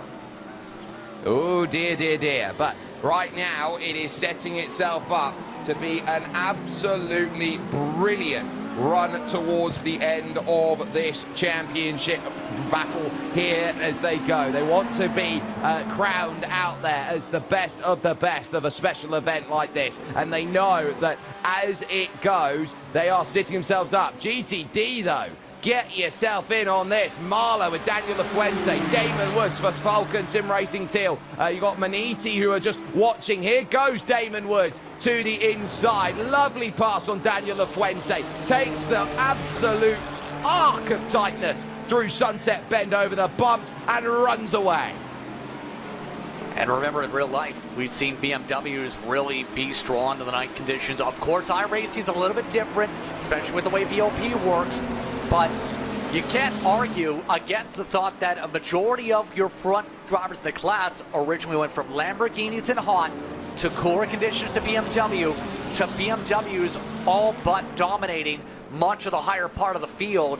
So a lot of these drivers in that car have gotten comfortable in terms of their balance lanes. And this is now to where that conversation, remember, is do you prefer a hot car setup or a colder track setup in terms of where you approached?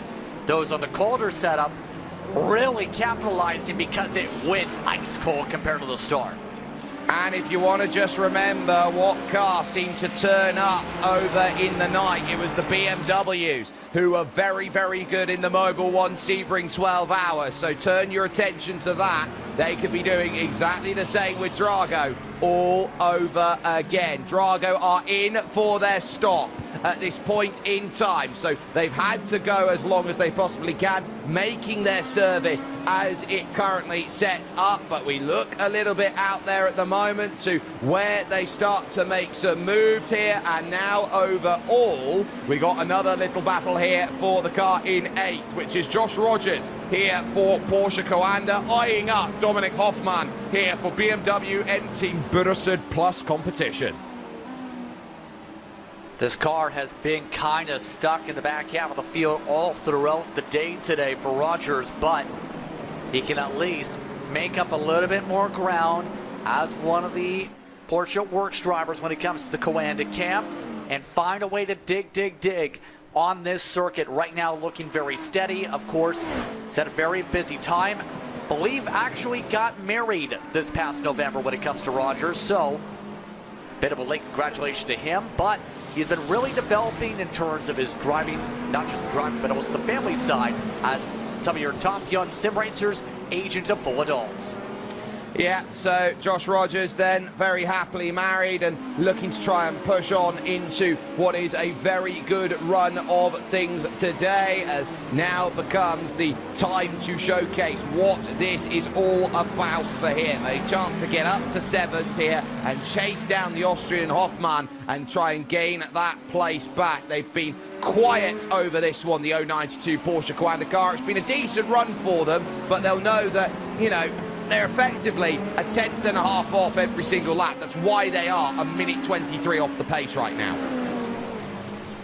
Yeah, for whatever reason with this Porsche Coanda, it's not been the same compared to what Charlie Collins had Remember, they didn't originally have track position at all in this race, and I think that's kind of circumvented. Whoa, my goodness, how did he hold on to it?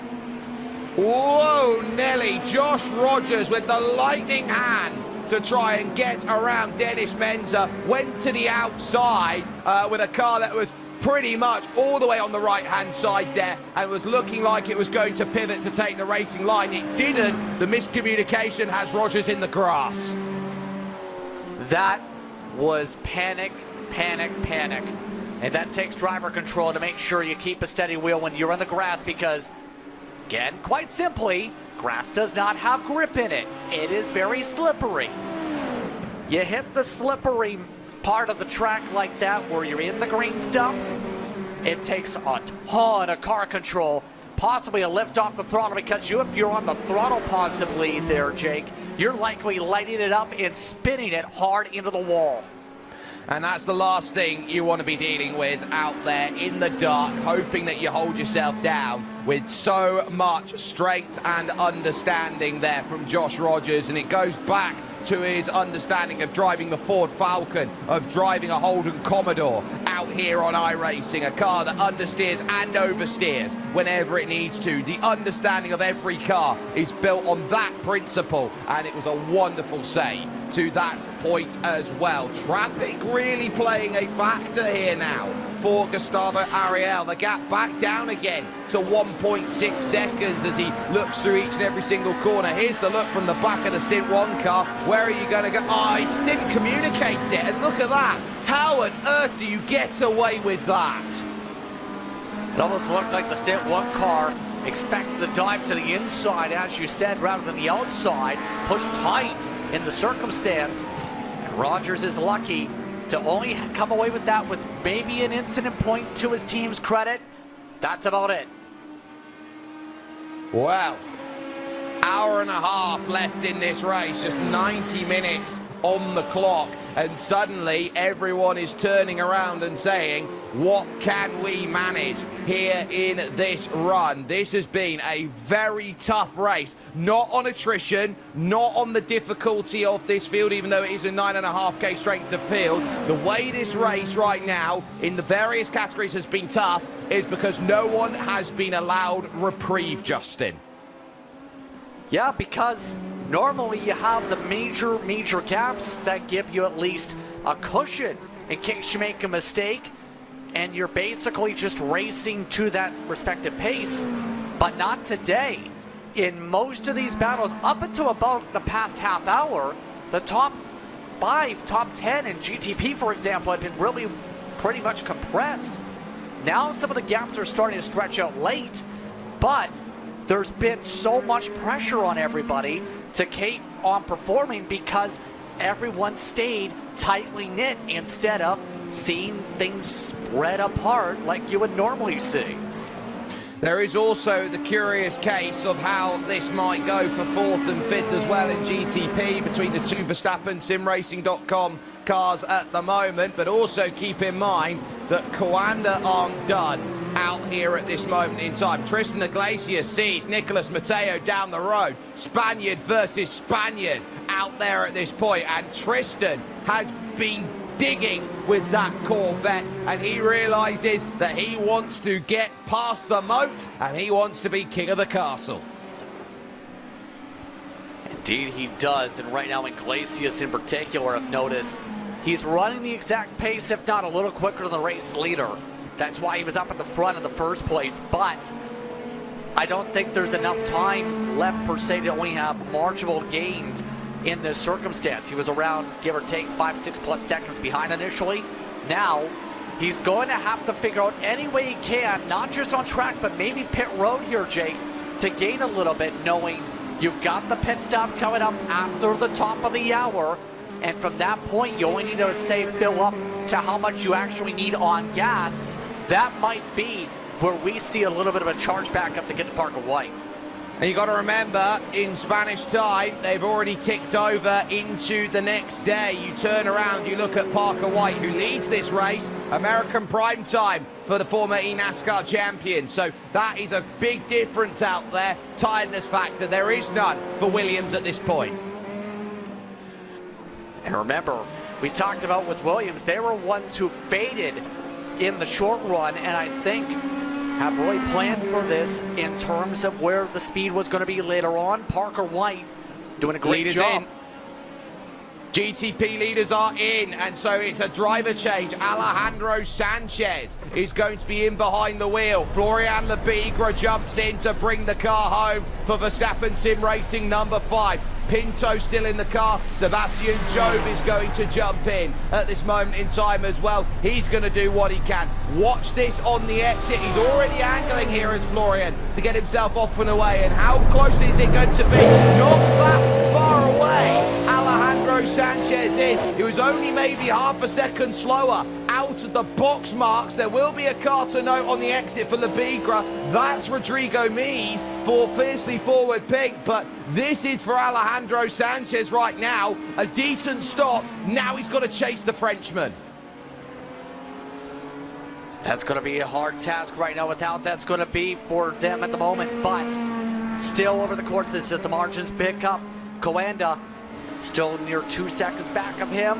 Has a lot of open track, but keep in mind, you have a lot of the others that are really digging the grass to pick up this margin. Pit road going to become an active place. Looks like Porsche Coanda's in laps are really popping up. No stop yet for Collins for his sake, but the gap is closing. That's because it's under a second and a half now as this has gone late. Lebigra has pulled back on the pace on the outlap. Remember, we've seen the Porsche Coanda be strong on the outlaps. That's been where they've had that strength, but is it a Charlie Collins strength or is it a pure car strength out there by comparison to Verstappen Sim Racing? That's what they'll be eyeing up. That's what they'll try and understand. 1.3 then as they work through Jean de Bienne over towards Le Mans and the Ullman Straight once more. Alejandro Sanchez has had many an amazing moment. He was part of the Apex Racing team, moved over to Porsche Coanda, and now look at them desperately trying to get some tyre temp in. It's 1.3 still though as they work in towards Sunset Bend, and so now they'll know one stop left in this race. It is me versus you, and I've got to hunt a gap of a second and a half. Seems easy on paper. We don't race on paper. Yes, indeed. It's going to come down to really the execution late, but remember, some of the others are also in different strategy windows, like you see the BMW M Team BS competition machine over the course of this one. They too have a stop coming up for their own sake pretty soon, but it's not worked out potentially for them net on those stops because of how much they fall off in the late stage. Still in line for a possible top 5 for them. Well, they want a top 5. It would go a long way if they could pick up a top 5 finish out of this one. They're setting themselves up. It's busy down at the hotel hairpin there for Alexander Spets trying to get through. Alexander getting by. You got Mate Varga and Tristan Cabrera there. Blue Mercure have just come out at the pit, and they have Sesha diving down the inside. Position gain. That's not part of what the doctor ordered then for Blue Mercure. Definitely not, especially with them in the conversation for the lead right now. This is going to be an interesting one, especially with some of the Cesar machines really putting the power down to build some distance here. And remember, qualified up at the front, those cars today, they are on the charge late to close this one out. Blue Mercure look like they're going to take a full stop then at the final pit stop. 45 minutes to go. It will be a shorter stop then from the likes of Sesha Esports, but how much shorter is the question. I think it's going to be very, very tough for them out there as they're looking to set this out. So I would turn around, I would look at the position that Blue Mercure in. It's theirs so long as they can manage the gap to the 190. That's their run. Grid and go, by the way, through. So Johan Royer is also a threat late on. Here's a look. Oh, in the grass. Oh, what a push in the grass. 1, 2, 3 wide trying to push through. Alexander Spet having to go mowing to make his way by. You see how desperate this is for Drago. Yeah, they are really hungry to close the deficit. That cost them a little bit of ground. As a result, remember, they were within about 2 seconds, if not 1 second before pit stops. Now it's a little bit more difficult for Spets after losing some of the delta, getting around that battle we were keeping an eye on previously. So, now you take a look at where they've got to be. 3.6 seconds back of Porsche Coanda. Porsche Coanda 2.5 now. Currently back of Florian Lebigre at this stage for the wonderful work that Verstappen Sim Racing have done on their new name debut. The rebrand surely is pulling into their understanding of things at the moment. This is a race that in all three categories, you just have to make sure that the numbers add up, that it all lines up at the end, and the final hour of any race, which is coming up in about 27 minutes time here, Justin, that's where you make the money. The best drivers jump in the car and the opportunities are there. In comes Blue Mercure to make their pit stop. So that was the 34 that had the pass go through on them. That was Tristan Cabrera. So now the leading car out there, Pedro Valencia, makes the call a lap later. Right on schedule, as you're talking about with their estimated pit stops. Some of the Cesar cars also jumping in for good measure. There goes Pella. In LMP2 leaders in for what may be their penultimate stops here. And as you can see, up on the jacks to get some fresh rubber too. Well, I wonder here, that might be the big statement that we all look at. They're on same strategy here, the 33. Their big risk is Johan Royer now as the only difference maker out there. Keep an eye on the 003 Grid and Go.com esports team.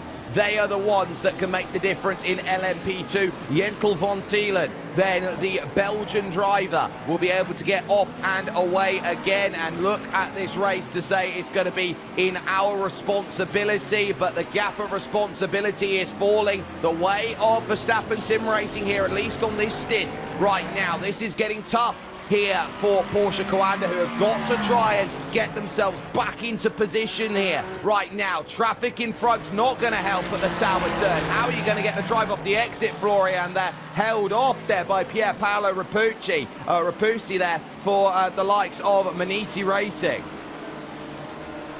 Yeah, another small checkup that's going to cause a little fluctuation, but I think Lebigre is going right back into the wheelhouse. That was what he did at the start of the race to build the gap on everybody else.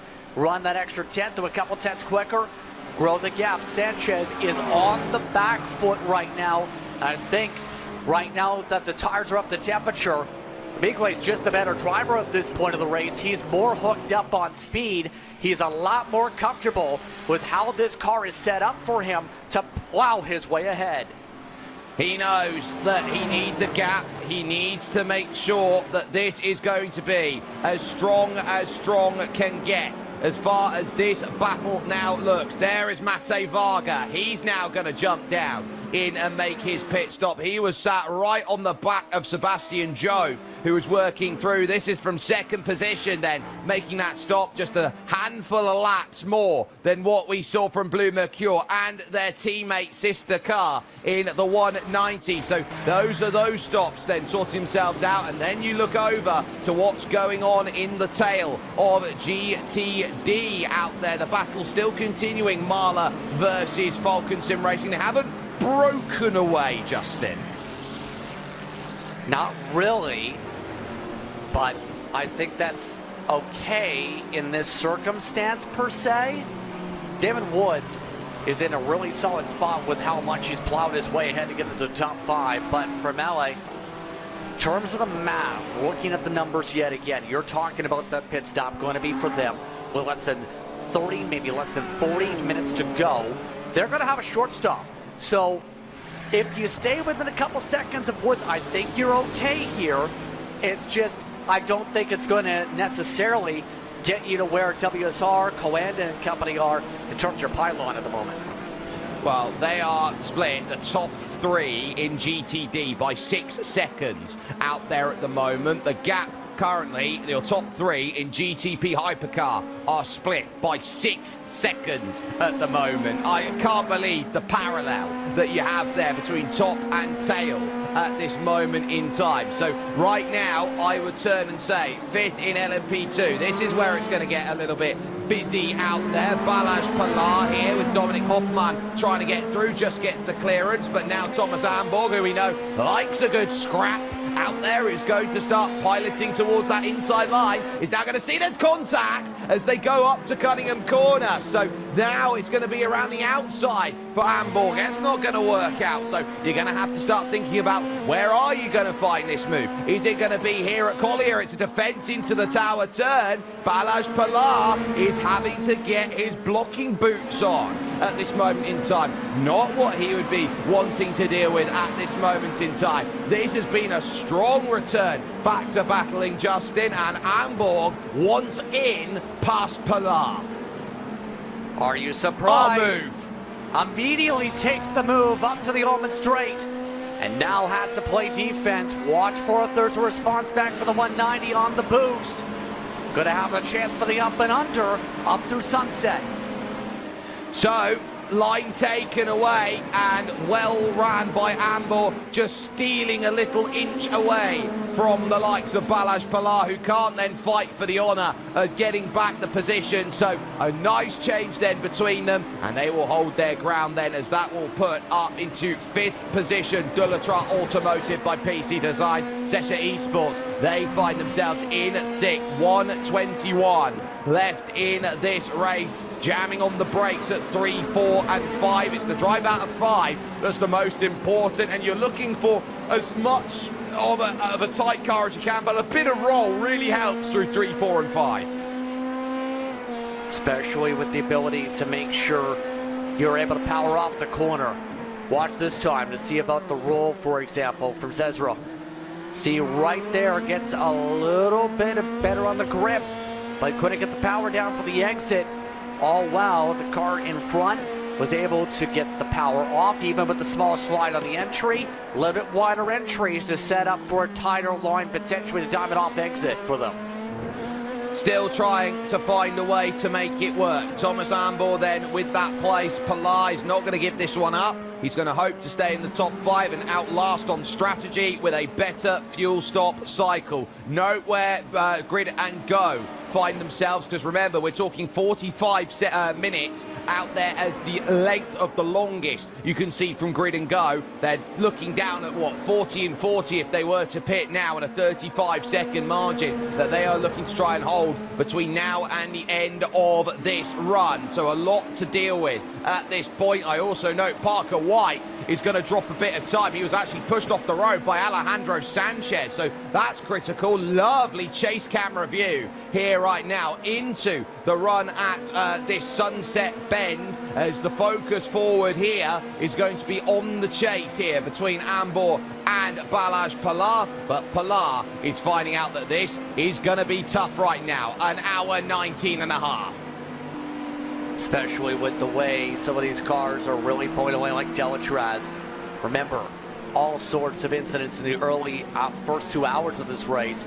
Now, Imborg is really putting the car in a prime position to pull away.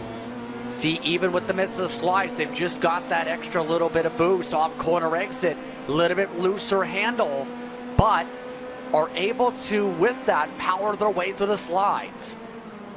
And if they can power through, use a little bit of throttle, okay, you can counter the slide here, Justin, but the big key is you counter a slide with throttle, you burn tire.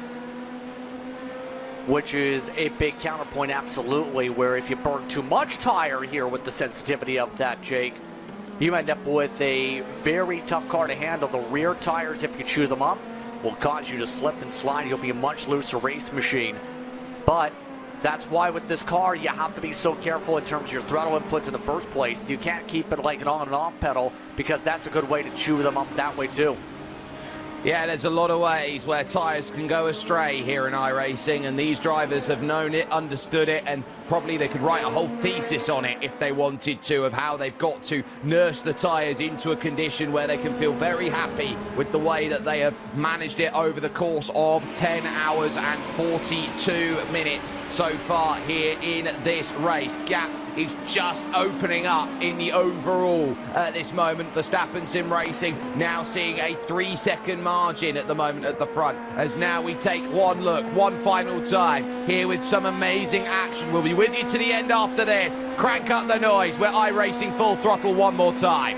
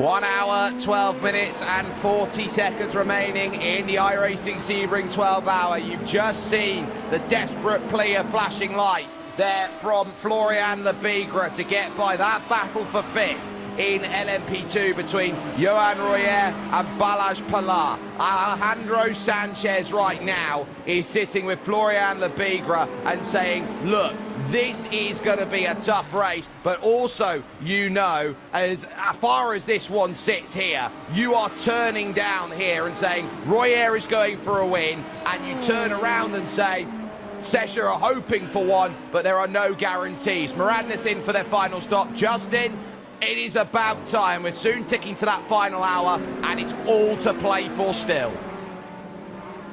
Soon, these drivers will have the chance to stand on the podium. But soon, these drivers will see where all their efforts pay off in terms of the fuel numbers. I think Moradnis will still have one more pit stop at least. Remember, 22 laps of the stints for them. We're under 40 laps of the estimate still to go.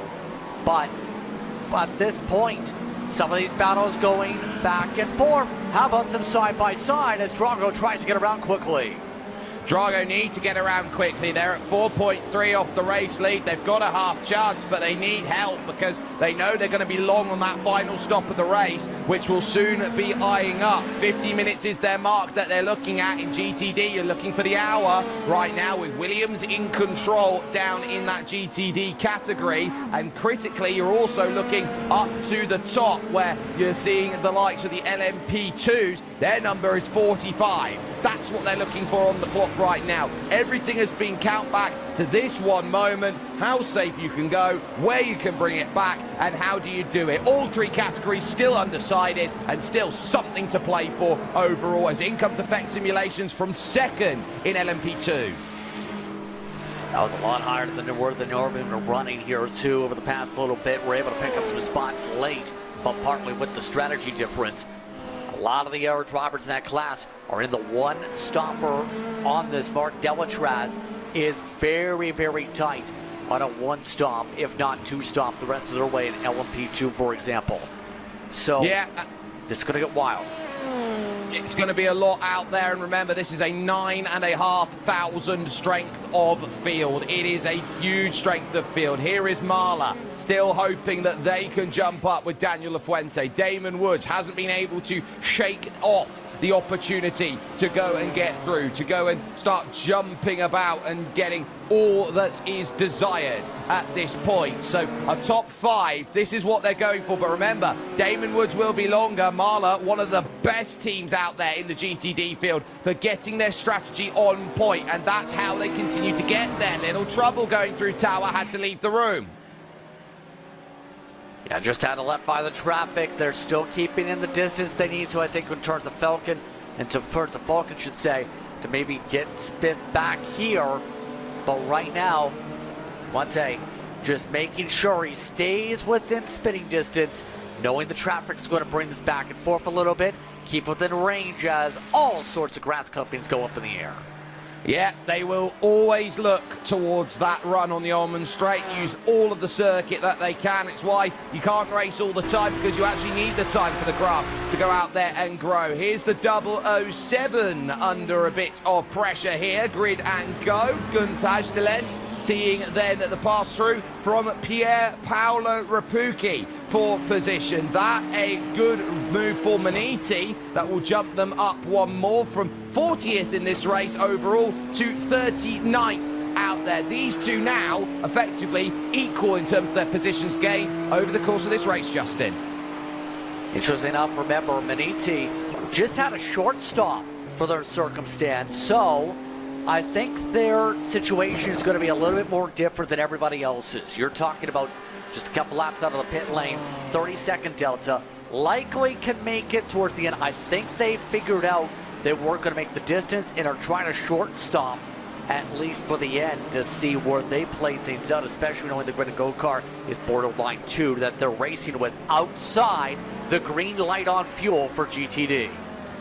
Yeah, so they are trying to get that green light. It's not easy because a lot of the cars on the balance of performance, Justin, have been knocked down a couple pegs with their fuel tank limit. They've taken 2%, 1%, 3%, even 4% in some cases off of the tank. So that is to discourage drivers trying to reach the hour, but drivers have still been able to manage it over the course of these stints, and I think that's been incredible. Yeah, if anything, they've gone past the hour absolutely. And I think that just shows their ability as fuel savers as well as racers to know what you need to do to stretch out that tank and get absolutely past that 1 hour mark by 2, 4, 6 minutes at a time. That adds up over the race to set yourself up in the latter stages here before things equalize. It takes a lot of effort, and it's so easy to just push, and then realize you burned up too much gas. A lot of these drivers know there's a nuance to it here at Top Split. Well, they say that those who are the fastest are also the best fuel savers because they take the path of least resistance better than everyone else. Alejandro Sanchez diving through this group right now of Woods and La Fuente. Gap over the line, 1.8 seconds to Florian Lebigra. The overall victory pretty much hanging in the balance as it stands, and also 2.2 the gap for Williams F1 Team Gaming and also gridandgo.com esports. So it's still not over in GTD out there with Coanda only 1.3 seconds back. Wonderful parallels. There goes Drago sweeping around the outside. It's quickly getting by as you see some of the traffic going on contact. There goes the moment there for Falcon Sim Racing Teal. It was Boris Leisen at Automoves Racing Team getting it all wrong under braking, and ultimately it's the Australian-based team that goes in to the Australian-based driver. Remember how in the early part of the race that Teal machine was cursed? I think the curse said, "Remember me," and you see that coming with traffic management. Third major bit of contact for them today, and third time is not the charm. Watch this. They left the space, but on the inside, a late lunge for the LMP2 and still missed the corner. Well, locked it up, trying to slow it down, I think's the key there. Just overcooked it. It was either I release it and I spin myself, or it's a case of I might get lucky with a bit of contact out there. Very tough to handle, but really, that is just, I would say, hard to deal with just with an hour to go for Falcon Sim Racing Team. They're not out of this race, but they do know that they've dropped a position out there, or two potentially they could be looking at soon if they're not careful. Now here comes another case of LMP2 battling right now, because you got Grid and Go here with Johan Royer. They are the threat right now to Blue Mercure over any other team at this moment in time. They're trying to stay with Sesha, who are now on the same strategy as Blue Mercure, so they know that for Grid and Go, they can jump this car in front. The question is, can they jump the likes of Blue Mercure? There is a possibility, I think. The tough part is how realistic it is. I'm not quite sure, because right now in terms of their mark, you're talking about a decent distance between the two of them for now. Blue Mercure is running faster lap times up to half a second at the moment. Their average is 2/10 quicker. So the pace is still in Blue Mercure's hands, but it's going to require a lot of effort, I think, at this point for Cesar to get there. It's all on the line, and there's a little look then. Verstappen Sim Racing and Porsche, both live at the moment here on Twitch, and they are both there with their drivers, eyeing up what they've got to do, where they are, and giving as much as they possibly can out there to give encouragement here in the final stages. Lebigra jumping through the traffic. Alejandro Sanchez, the man from Madrid, really trying to keep himself in play and say, look, I can follow just as good through the traffic. This might just come down to who is better at navigating in these late stages. 1.7 over the line. Yeah, Luke Crane, give him credit in terms of Verstappen's side, keeping the play-by-play on the team feed specifically, and keeping the fans interactive there. But Porsche allowing you to see some of the faces, to see how in-depth You have Sanchez and even Charlie Collins, who's watching along. He's even focused up like he's still in the car with how much he's trying to see how much he can help out Sanchez to find little differences, to close those differences on the track. I believe it's Cooper Webster who's upside down because he is in fact Australian out there, which I think's the joke that they've got there. Clearance for Sanchez on Parker White, and has done so a little bit better, 1.5. Now the gap at the moment as Melte Johansson there, a little flash of the light saying please move, Melte obliging but realising I've got to do my bit for Coanda, and Alejandro Sanchez is the next car behind for Porsche Coanda. Got to leave the space, got to leave the room, can't get the clearance, stuck behind your own category car. Oh no, don't get stuck behind your teammate in a different category. Yeah, that actually cost him a couple tenths right back yet again. Once again, have to find the differences to get back on the mark. By the way, following along with one of the Grid and Go cars on their charge amongst your top three. You see already, things continue to chug, and the over is looking strong for bottles of water. I can confirm I am technically on 11.3 at the moment. I've just got to have 2 swigs and I'm there at 11.5 in the over wins. So that's where I'm at this point in time. But we are there with an hour and a minute left here in this race. So we are on board with some wonderful running with Grid and Go and Johan Royer, who is there sitting in the 003. Lots of traffic to get by. Marla, and then in front, Balazs Pilar there. Boris Leisen is going to move over to the right-hand side. Allow Pilar to go through there for the Sesha Esports team. And noting as well, on a long stop, it will have to be a splash and dash at the end for Thomas Amborg. And then the Dullatra Automotive by PC Designs team, because they are going to be short by about 15 minutes. Back over into GTD. We now find ourselves in, because as they start running, this is a little bit further down the order right now in terms of the battling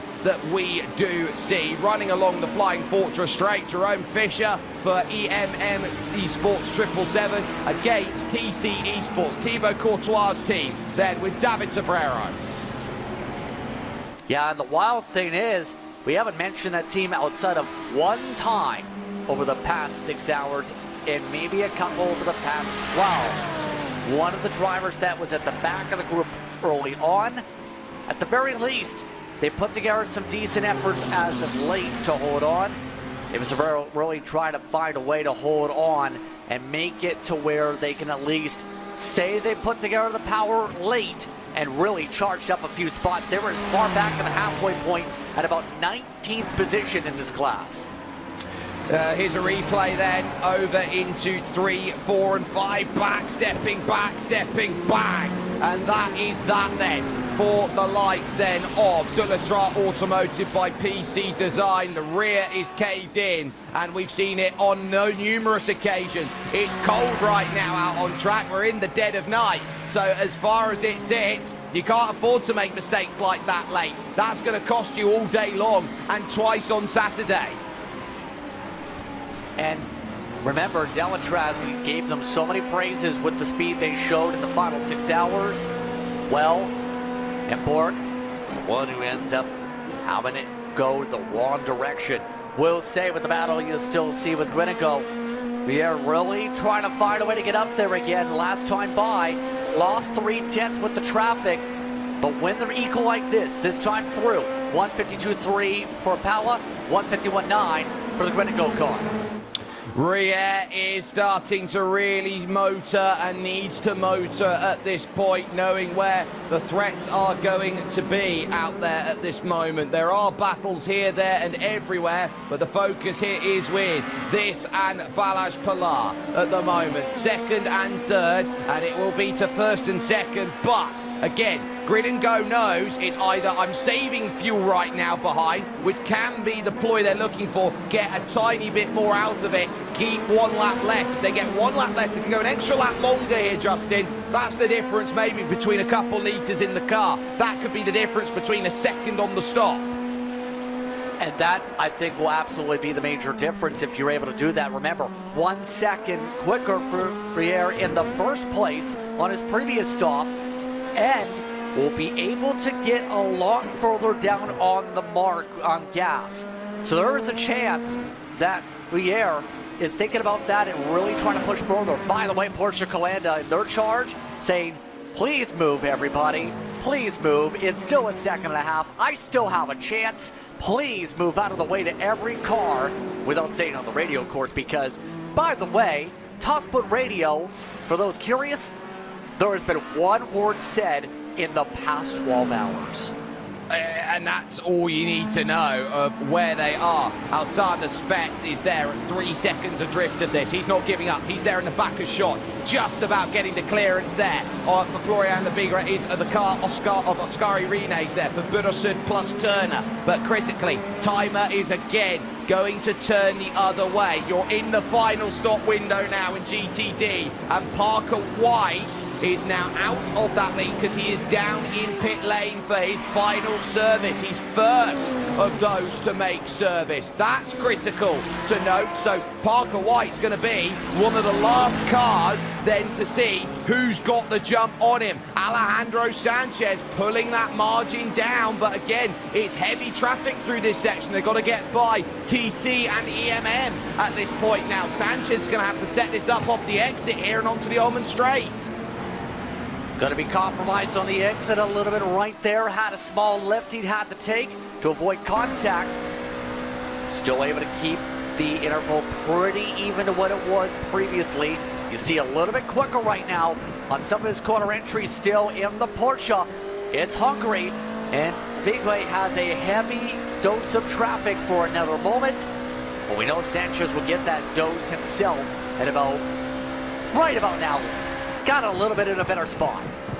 I'd say so. 1.4 it was over the line as they crossed 46.7, played 46.6 in terms of that. Just a tenth, but a tenth is a difference maker in a moment like this. We're talking fine margins between the two great teams of sim racing, Verstappen sim racing, Porsche Coanda, a tale as old as time, a song as old as rhyme between them at this point. That's huge, and we'll keep an eye on Nicolas Mateo and Tristan Iglesias and their final stops of the race as well, because they are difference makers at this point. So too, Sesha versus Grid and Go. I don't think this is a battle that they're going to be out there. They're looking for 10 minutes right now before their final stops. In comes Tristan Iglesias from second.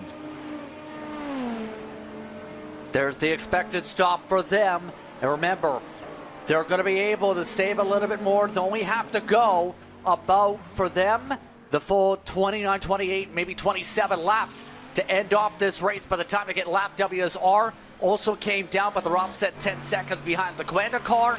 Already up on the jacks. We'll see how much they save in terms of how much they put on the fuel by a couple seconds, if anything. By comparison, Parker White is stuck behind Johan Half as the leaders overall go by. We still focus here with the LMP2 battle right now. Nothing really much there. Pilar's still got the margin that is necessary. Through then on the likes then have gone Alejandro Sanchez, but off the exit, the key's going to be for Coanda. They've just left their box in the 08. It's going to be close as they come over towards the main straight. So will there be enough for them to jump as going through? There goes one, there goes two. Where is then going to be Parker White? This is going to be tight. This is going to be tight. Coanda have got the jump. That was not in my playbook on that big of a jump there. That is a good, only 2/10 quicker in the pit lane for Iglesias. This is absolutely significant to gain that amount of time on the end laps here. After being out of the conversation along the way, they're back in it. But they still have to worry about what Grid and Go do at their final stop. Nicolas Mateo is still a very prevalent factor. Remember, it's cold tyres here right now for the team at what is Coanda. Williams F1 Team Gaming and Parker White are not going to let this go. They're going to chase it here through, around, towards this next section. White lifts off of it then on the brakes, saves a few morsels of fuel, electing not to battle now and will choose to fight his war later. It's not really a passing section, but you see Iglesias with the lines he's taking. He's at least covering off some of those lines to take away the thought process. Coming out of Tower up to the Flying Fortress straight right now. This is going to allow a bit of a build-up for the Williams machine to think of some of the late-breaking lunges. They've got the gap to think about a dive. The problem will be, will they make it a clean pass? And I think that's the thought as some of the others will peel on in. Marla are in then for their final stop of the day. Grid and Go have continued on. And note the front of overall. That gap is 3/4 of a second. We will need cameras everywhere. One down the inside is one of the Verstappen sim racing cars. It's the number 4 there of Sebastian Job who goes by. Drive needed then Iglesias and Parker White. They're holding themselves steady. Car spun back in the background. It's Elliot Veyron. The Eric Coena car having troubles again. That's the second spin for Veyron in the past hour. 018 hearing indeed is the one involved in that one. So Veyron will continue his plummet. But this battle going on for GTD's net lead, still bumper to bumper. And right now Parker White, who also has eNASCAR experience, looks for a picture-perfect moment. I'm not saying that just because of his photography experience. Falcon is off and away. Vulcan then will get the chance to run on forward a bit more. GTP, I'd love to see that gap of 0.8 of a second. Still no move offered up by Parker White. He might just try and say, I'm going to play game theory. I'm going to wait here in the final stages of this race. It is on, and it is absolutely on for this one at the moment. But they've got to keep in mind that car there, which has run down into pits. Nicholas Matteo, Justin, this is the make or break moment of the GTD field. He is the last person who has an opportunity to use the overcut to save a little bit of time in the pit lane and battle for the lead. Remember, he was once the drivers ahead of Iglesias previously. Here they go right now, for example, coming up to the final sector, up towards Le Mans curve to set up for the Owen Straight. Right now, it's going to be close. Right now, Matteo is 25-26 seconds into their pit stop. Remember, the pit lane delta on a full stop is 1:04. It's going to be somewhat close.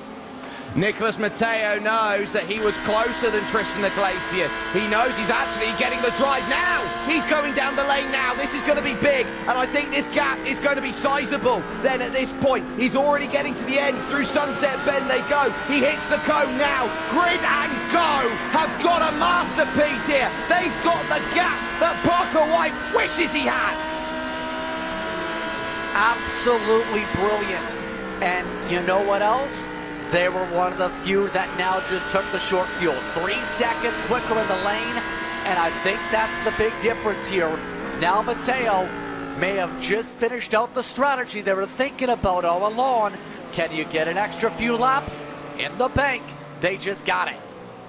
They got everything they wanted and then some here. And Grid and Go know they've just got to convert a 50-minute stint here at Sebring to go put their name up in lights. And that is a huge result. We heard earlier on, Justin, how proud Gabriel Streitmatter was with the way that Grid and Go had been running. And now they know they've got a platform for success.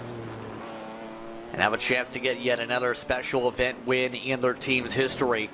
Look at the gap. It's 6 seconds.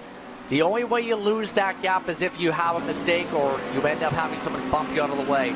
So Coanda could have been them still holding onto the lead, because if it wasn't for their mistake where they, remember, lost about 20 seconds having to come back down pit road for a drive-through, you'd absolutely be talking about Coanda leading this race by still 10+ seconds if you do the math.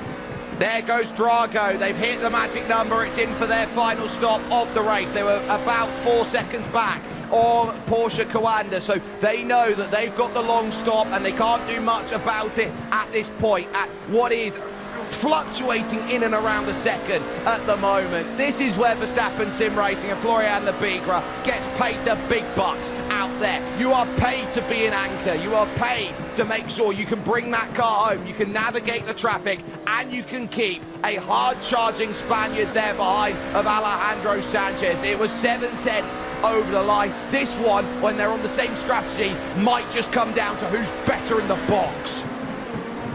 They're on the same lap as Delta. Keep in mind the race for second and LP2's close. Second and GTD also bumper to bumper.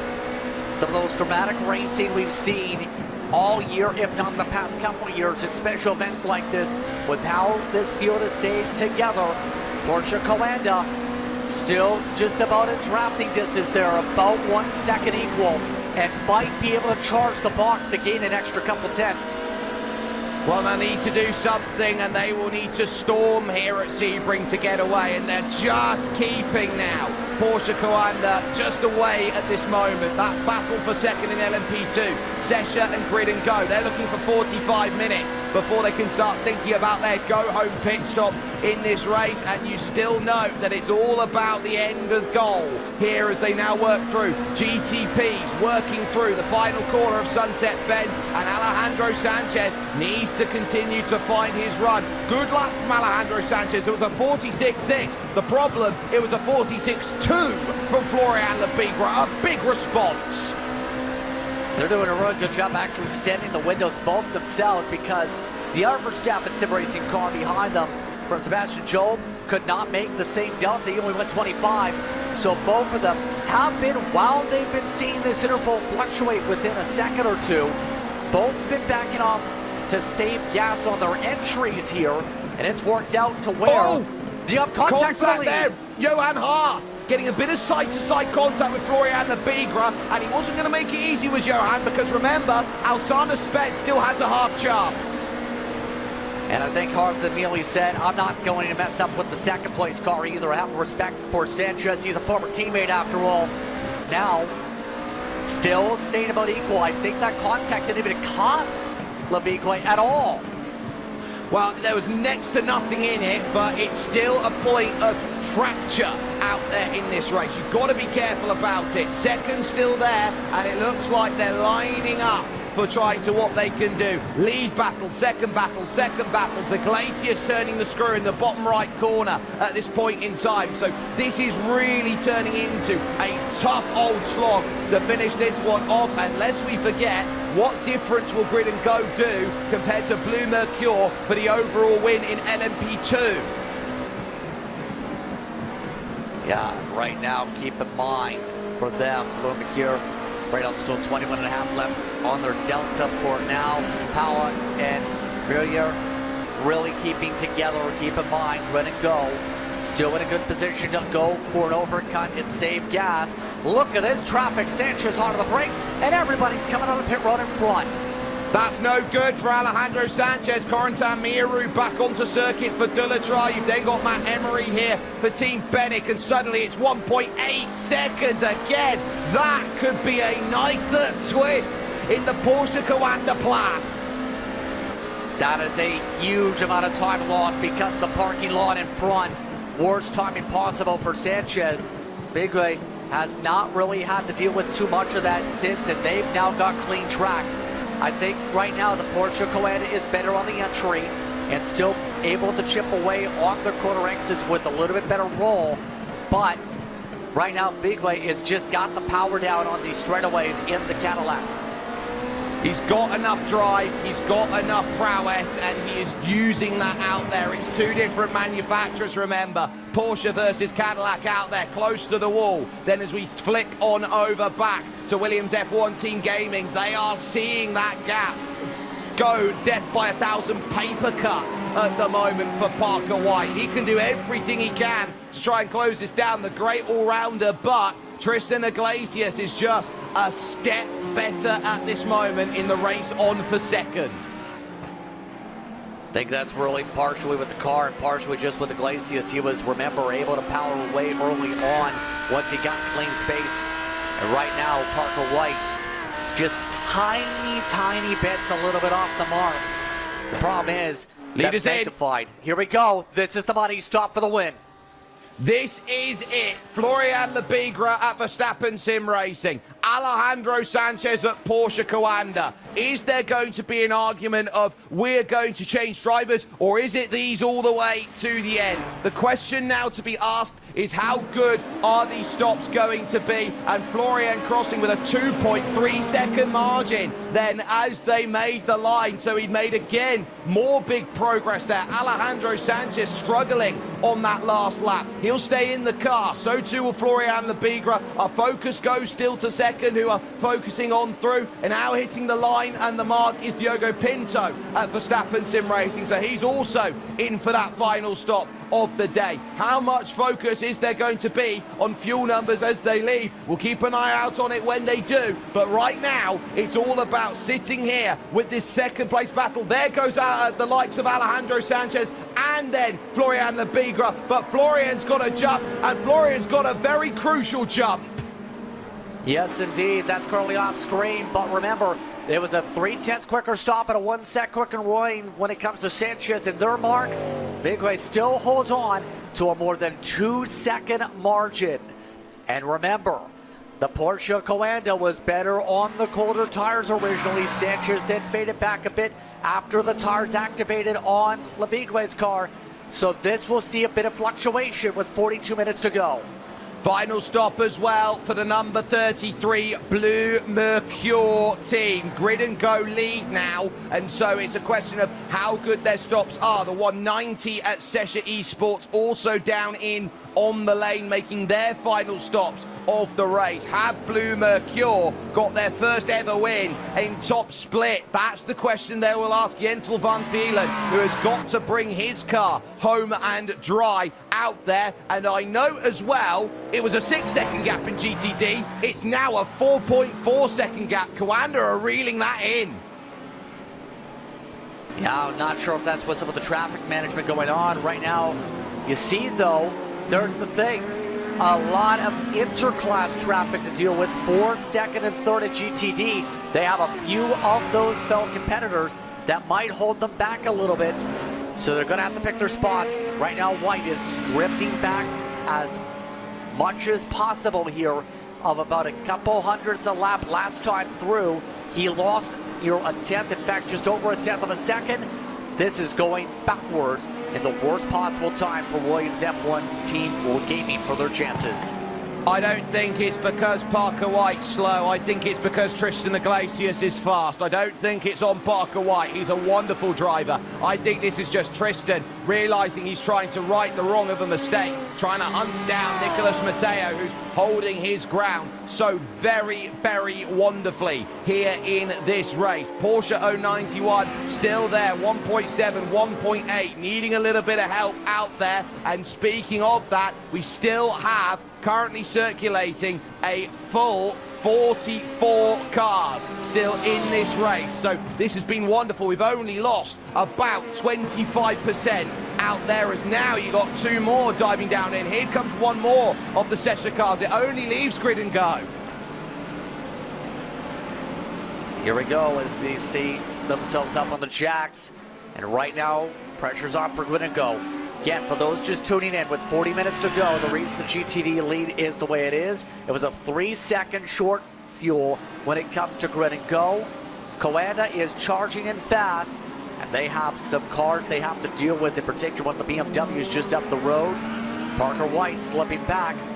A lot of the others in LMP2 completing their service at the same time for their money stop, with the grid and go car expected to go in that class potentially a few more moments before they peel down. They're on 18 laps. They can go, remember, up to 21, 22 plus laps.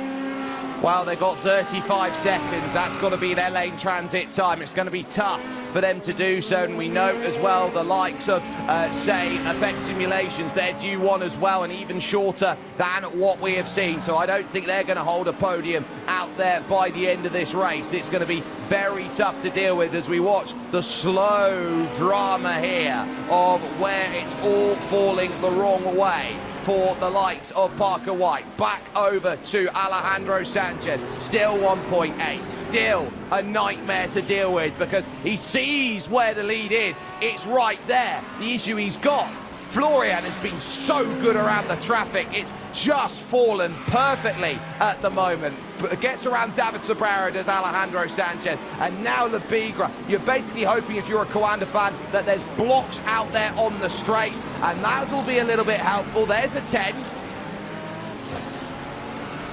Yeah, just a little bit more of a gain up. Remember, this is common with what we've seen in the past 3 stints between the top two.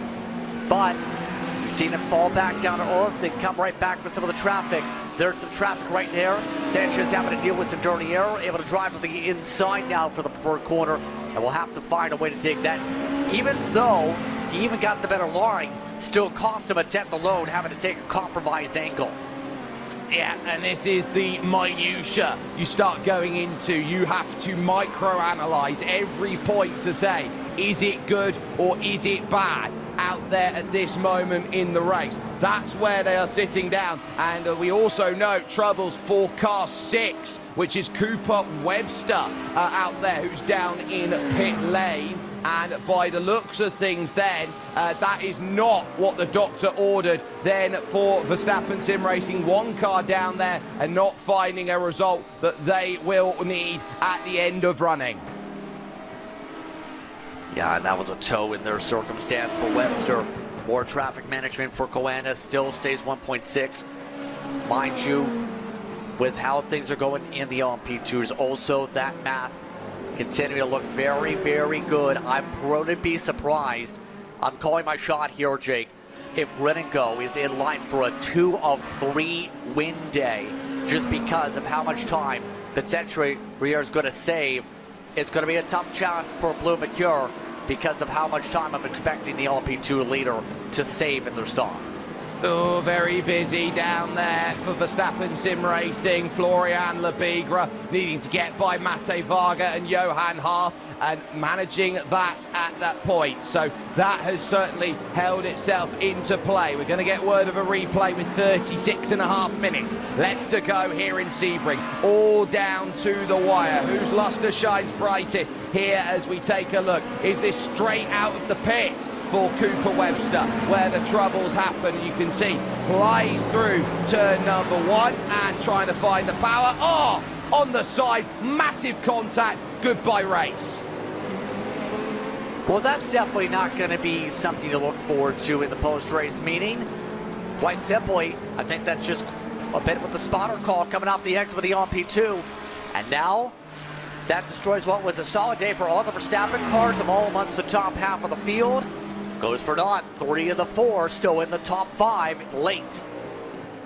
This is where heroes become villains. This is where fairy tales become nightmares. This is where you make your destiny known at this point in time. Alejandro Sanchez, a 46.7, a 46.9 for Florian Lebigre. 2/10 on that last lap. Gap is 1.4. Over the line then. Clearance then through against Nicholas Haider for the Falcon Sim Racing Team Blue, heading towards turn number 3. Now it will be out of 5, which is a more preferential place for Alejandro Sanchez. Down through the Gurney bend to 6 and 7.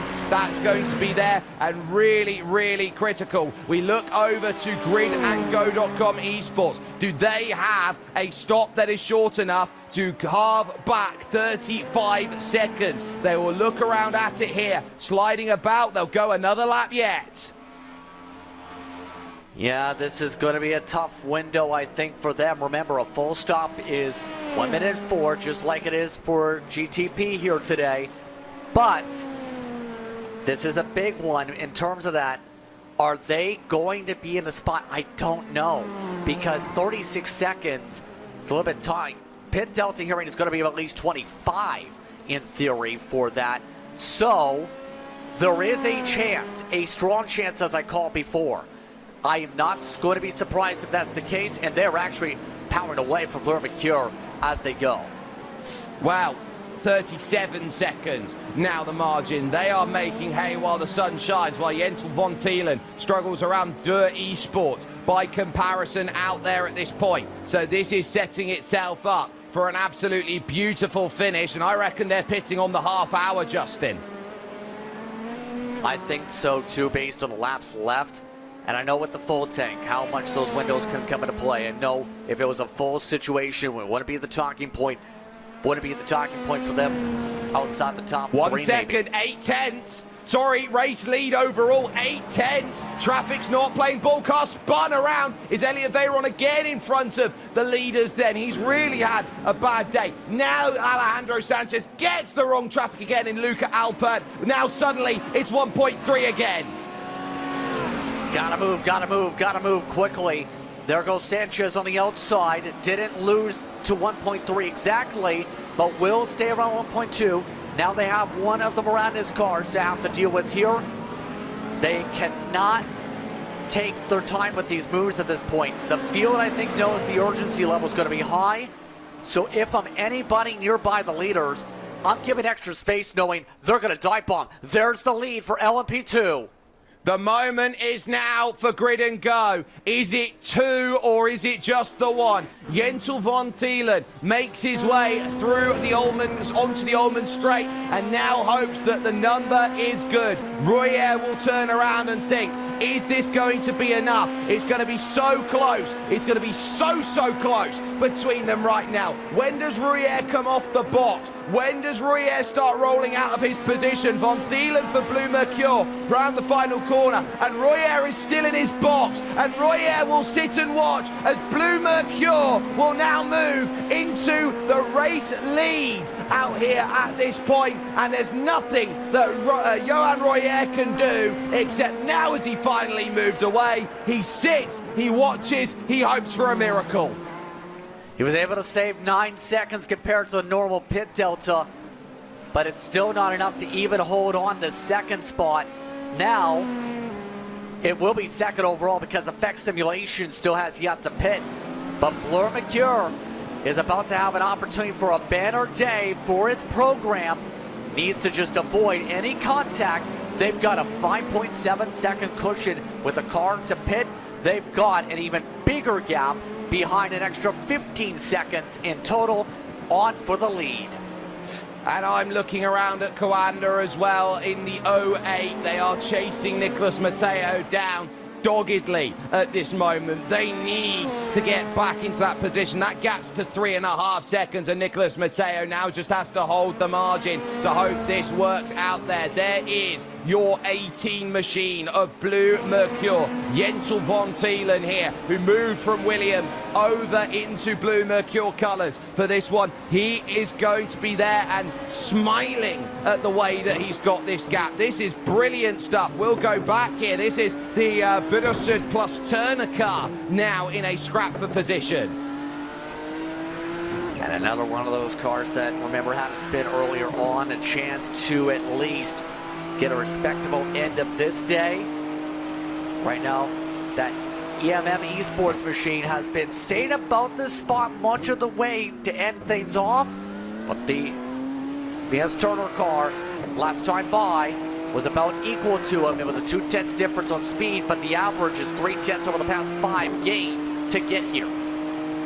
It's a difference maker every time. You're looking at where the difference is going to be, and so that is going to be as much as we possibly can here as far as this race goes. The gap for the race lead is now out to nearly 2 seconds now out there at front, but this is where you start wondering, right, okay, I want to try and get these moves. I want to try and get these places. Even down here for these battles, 12th, 13th, 14th, it's something to go for here. Oscar Irene versus Matt Caruana versus then the cars that are there and around. They've got 20 seconds back then, of course, to the next group. So they've got a bit of gap. They know this is their race and this is what they're fighting for. 12th, that's what they've earned the opportunity for by buying this ticket to the end of the race here right now, Justin.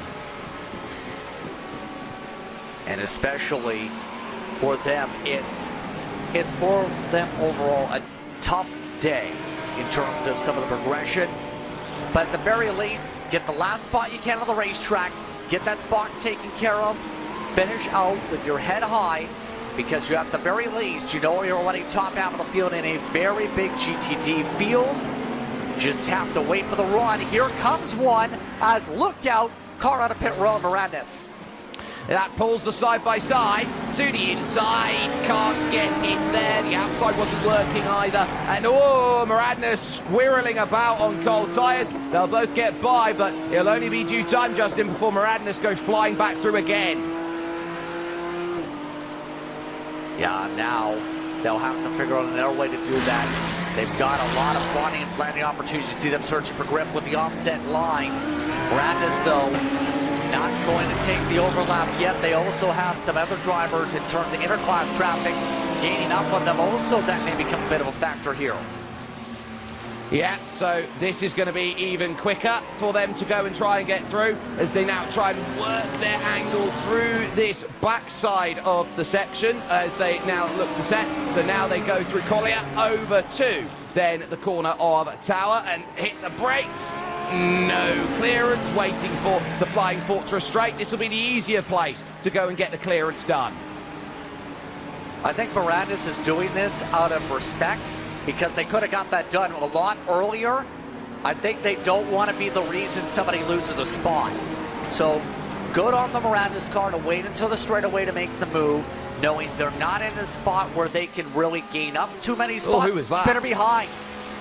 Yeah, that was slow. That was Maniti who found themselves around there, and that was all on their own there for Pier Paolo Rapucci, who will find out that it is going to be tough late on in this racing, and there isn't much more that you can do about it except note that that is just the way that the cookie crumbles late on here in running like this. A look from behind over towards turn number one. It's close, but close isn't going to quite get it done here at one. But look at how the monstering line is there through. This could be a chance at turn three for this move. Caruana covers the line off, defends it quite well, and so Oscar Irene, where are you going to get this done? Tried to nit one and pearl one, a wiggle over the curb then for Caruana. Irene's going to get the drive here off of 5, but it's the long way round, the road hard travelled. Still have a bit of overlap though. Rene going to have to think about a poke. Going to be forced to the outside for the move attempt. We haven't seen really any passes in the hairpin for the outside today. That's why it doesn't work. But the park of the bus, the 777, able to cover off the run again. Still needing another way to find this move. Maybe Cunningham corner this time is going to offer something. Big defense again by Matt Caruana, and there's nothing that is going to be offered then in return by Rene. Just setting up again through Collier over towards the Tower, and now thinking, is there a lunge to the inside? Again, just playing the patience card. I've not got that move at the moment. Maybe just waiting for the big opportunity out there, or maybe even the half chance late on. That's what you start looking at late in a race like this. Yeah, and right now they got a bit of traffic looking to make its way through, and that is a teammate behind though. It's on the charge. Yes, it is. It's the 89. Not going to work out though, but we'll feed them draft if they want to go. Instead, the 777's going to go on a stake, and they say, no, you're not getting my draft. Sorry.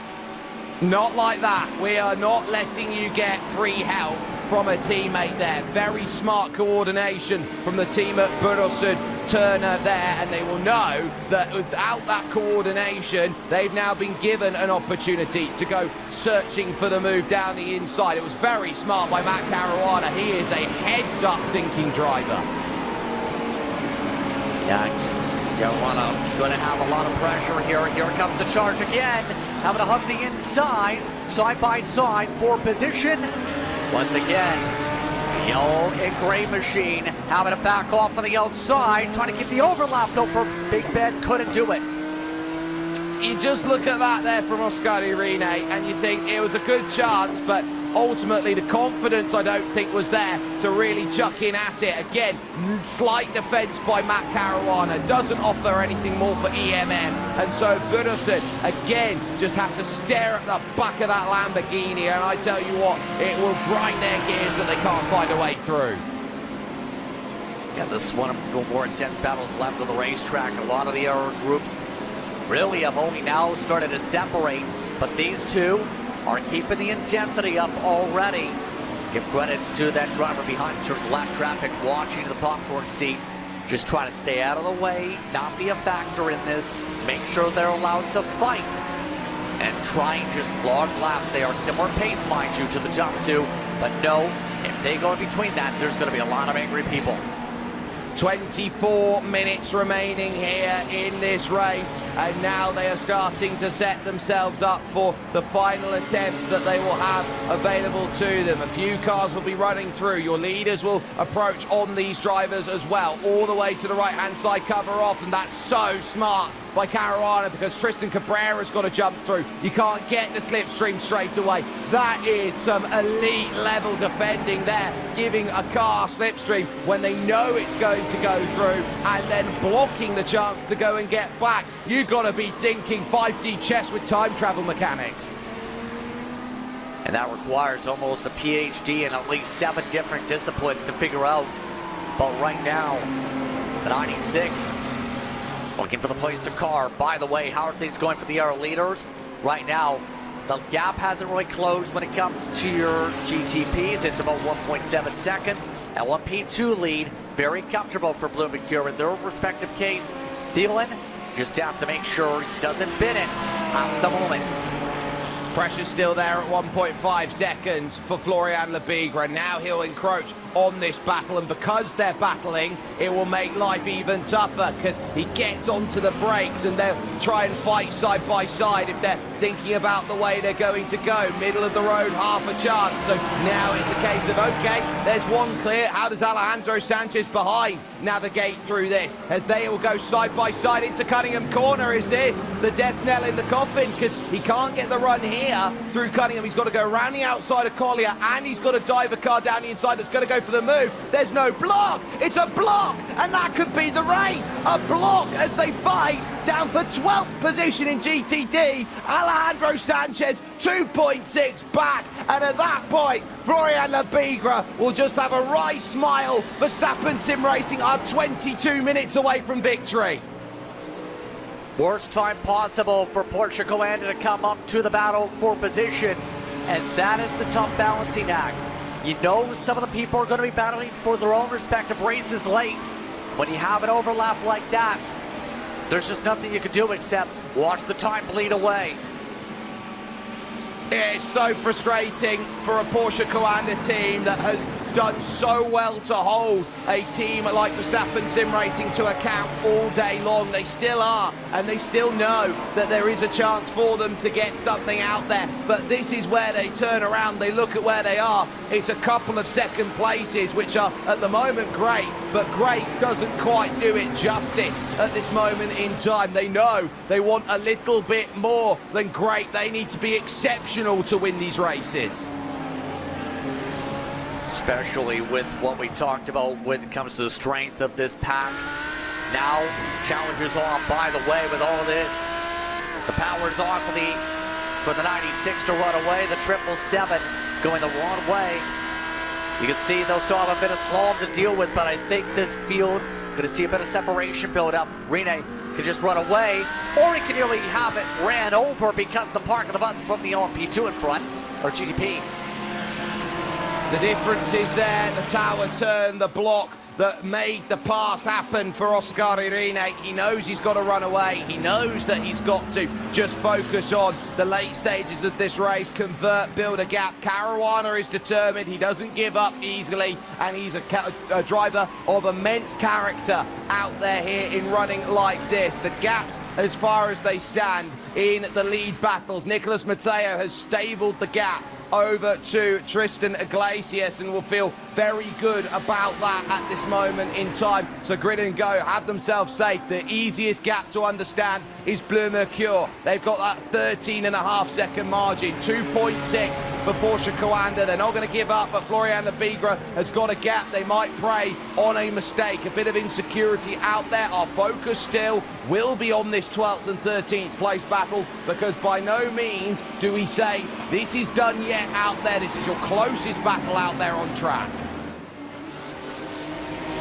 And at this point, give some bit of exposure to EMM in particular as well, to give them credit.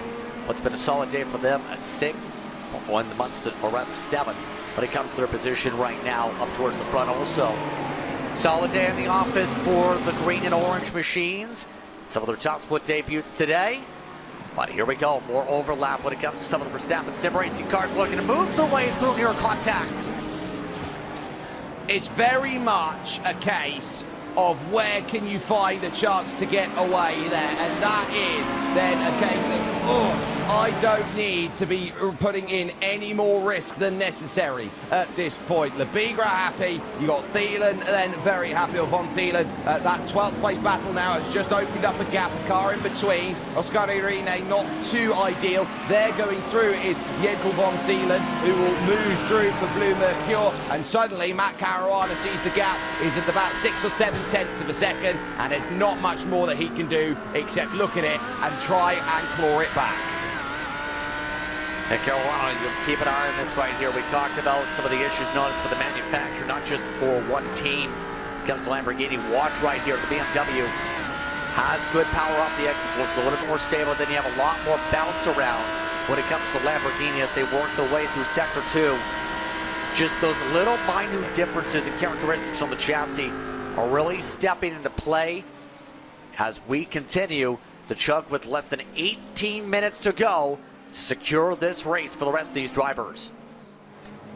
So now it's going to be here, just consolidate. That's all the message is going to be out there overall. We focus then a little bit further back on the battle of these two continuing on right now. This is Dane Warren of Porsche Coanda 092 against Dominic Hoffman of the BMW M Team Borussen Plus competition car, the 89. These two together out there on track and hoping that for 7 here in the GTP hypercars, they are staring down at the barrel of a run that can give one final chance at the table. Now possibly here, more traffic going to break things up a little bit, but I think right now that is all diverging into where you're really getting the information from your team members, if they give you any at all over the course of this. I wouldn't be surprised if the focus is just drive on the racetrack at the moment. But as we go late, it's going to be quite simple. Make sure you stay alert, stay awake, because you do not want those bumps in the night to strike at the worst possible time. Those bumps do not forgive, they do not forget, they will remember every single corner you go through. The moment you switch on is the moment they strike, and or switch off the moment they strike. So we've got to keep that in mind. Drivers will be respecting these bumps right up until the checkered flag is flown out there for your leaders in overall. So that's what they sit down with. And now it's important to talk about 15 minutes to go, what a win will mean for each of these teams out there. Grid and Go have almost been the team that is always there but can't quite get the result that they want. They had an LMP2 do a very good job over then at the likes of Daytona. They look here at GTD, yes, they will say what a brilliant run they have had out there overall. And you'd say for Grid and Go, they'll be most pleased with this as the battle continues on screen, but Grid and Go will be really, really happy with the way that this has all played out, knowing that they are a statement team to be reckoned with. I think so, because they were in the conversation for a couple different leads here. Right now, it's not looking great for the LMP2, but obviously Mateo hasn't really tripped down since we talked about the 2 seconds here closed up by Iglesias. It's equalized out. So for now, this is all going to be, can you keep going? The only little wrinkle to think about for this is, if you made any mistake on those fuel calculations, you better not panic, because you have made your bed. It is currently set for the end. So, how do those calculations play out? You've got there Verstappen Sim Racing's feed on the left, Porsche's feed on the right-hand side, and if Verstappen Sim Racing can get this win on debut after they had struggled then over at Daytona by comparison to their normal standards, elected to miss Mount Panorama at Bathurst, this still cements their position. Verstappen Sim Racing will still be best team in the world with a win like this one. I know there's a lot of people that are contenders for it, but they've had momentum all throughout the past year especially. And right now, Verstappen Sim Racing with the new brand, I think, made it clear they want to make a splash today. They've made the splash today. And now, they're in a great spot to immediately make sure people know there's that change. We'll say some of the drivers have to fix the signage, obviously, for the neon lights on their sim rigs. But for now, it's been an impressive drive all throughout the day for them, as you see Porsche still keeping things calm in their bottom corner. And then you turn around and see for Blue Mercure a first victory it could be if they just convert from this position right now.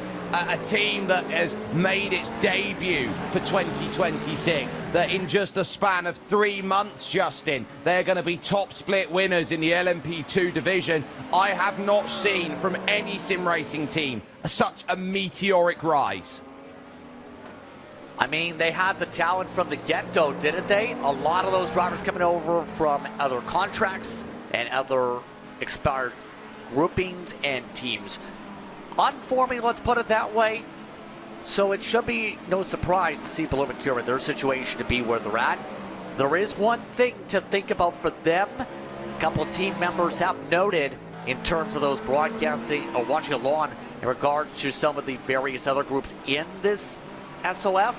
There is a small lift and coach for Blue Mercure, so they are trying to make sure they go the longest stint of their day, 23 laps.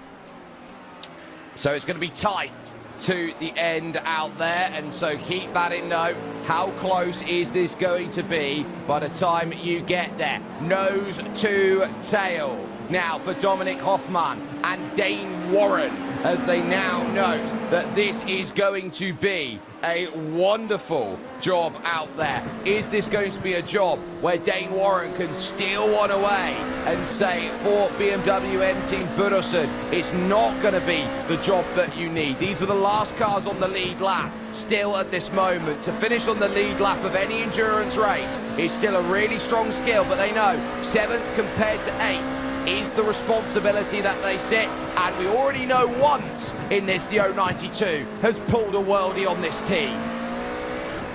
We've already seen some massive saves. Rogers pulled. Warren, haven't really talked about him all day. One of the other veterans in the Coanda stable that's ran World Championships for them. Part of the Porsche lineup. And right now, might be thinking about, is there a way to get this done? Remember, they were amongst those that saved a couple seconds of their fuel stints to be in this position. Now the problem is getting the run. I think they're pretty equal to Hoffman on pace. In fact, they are pretty much so when they are in equal space. Even a 10th difference, I don't think is going to get the pass done between these two. They need a bit of a slip up for the 89. They need a small checkup. They need a something out there this late on in the race, a little something that will say, I can go and get this move done and you can't in and around me. That's what they're trying to rely on at this point. Working through the gurney bend and over towards the hotel hairpin at turn 7. The gap of about 2.5 to 3 car lengths, not going to be enough as they hit the brakes at about 400 feet away and into the hairpin. Back on the drive on the exit, but noting at this point that there is nothing that they can do. They are sitting and trying to learn and understand, is there one more opportunity to get by? At the moment, it's just tough because you're looking for a decisive chance, and there's only a handful of places at Sebring where chances are decisive. It's why it's one of the great circuits, because you rely on the half chance like it's your best friend. And the risk is on, I think, in terms of losing the spot, obviously, but you want to get as high as you want to be. GTD is also battling amongst the top 10 also in the late stages. You better find a way to go. You're not a race car driver if you don't go for all the spots after all, and go for the best spot you can in a race like this.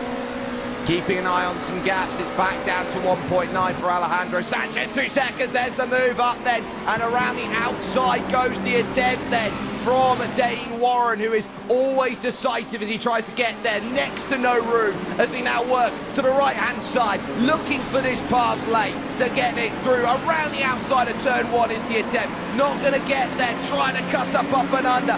Nothing there, almost pushing through the exit then towards turn 2. And now at turn 3, trying to get this run. And still it doesn't give. Dominic Hoff, oh, wow.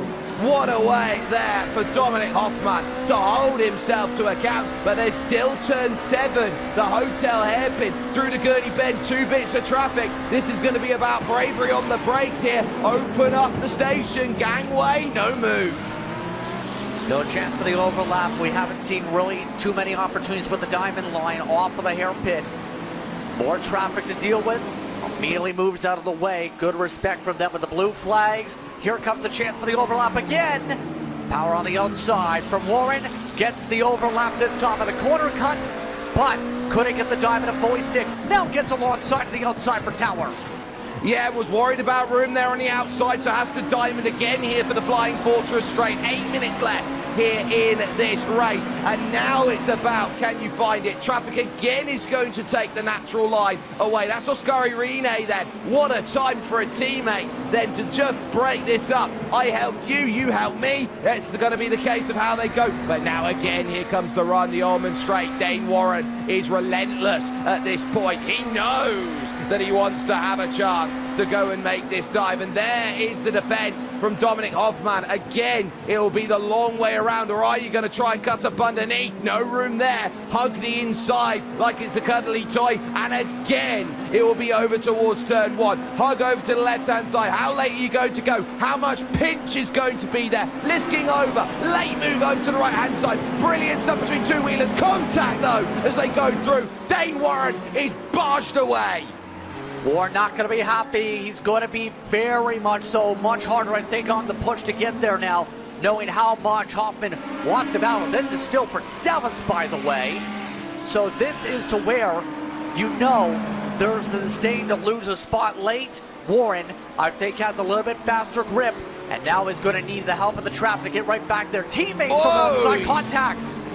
Just like that, lunge for the inside, lights flashing then as they work it out. Hoffmann still got himself clear of Dane Warren, but Dane will feel like that one wasn't quite there in the way that he wanted to. Hoffmann with the contact then, and looking around at it, he realizes here that he's got a lot of work to do, and he realizes here that it's all on Chase at this point. It's all on who's going to say, I am the one who can get where it's needed. This is Balázs Pilar, and Mate Vargas, and was that two teammates getting together at it? Yeah, I think that absolutely was. That's going to be something to think about, is race your teammate clean. What's the #1 rule in racing for many teams? Do not wreck your teammate. If you wreck your teammate in the final minutes, you're going to have a very, very, very shout-filled Discord call after your race.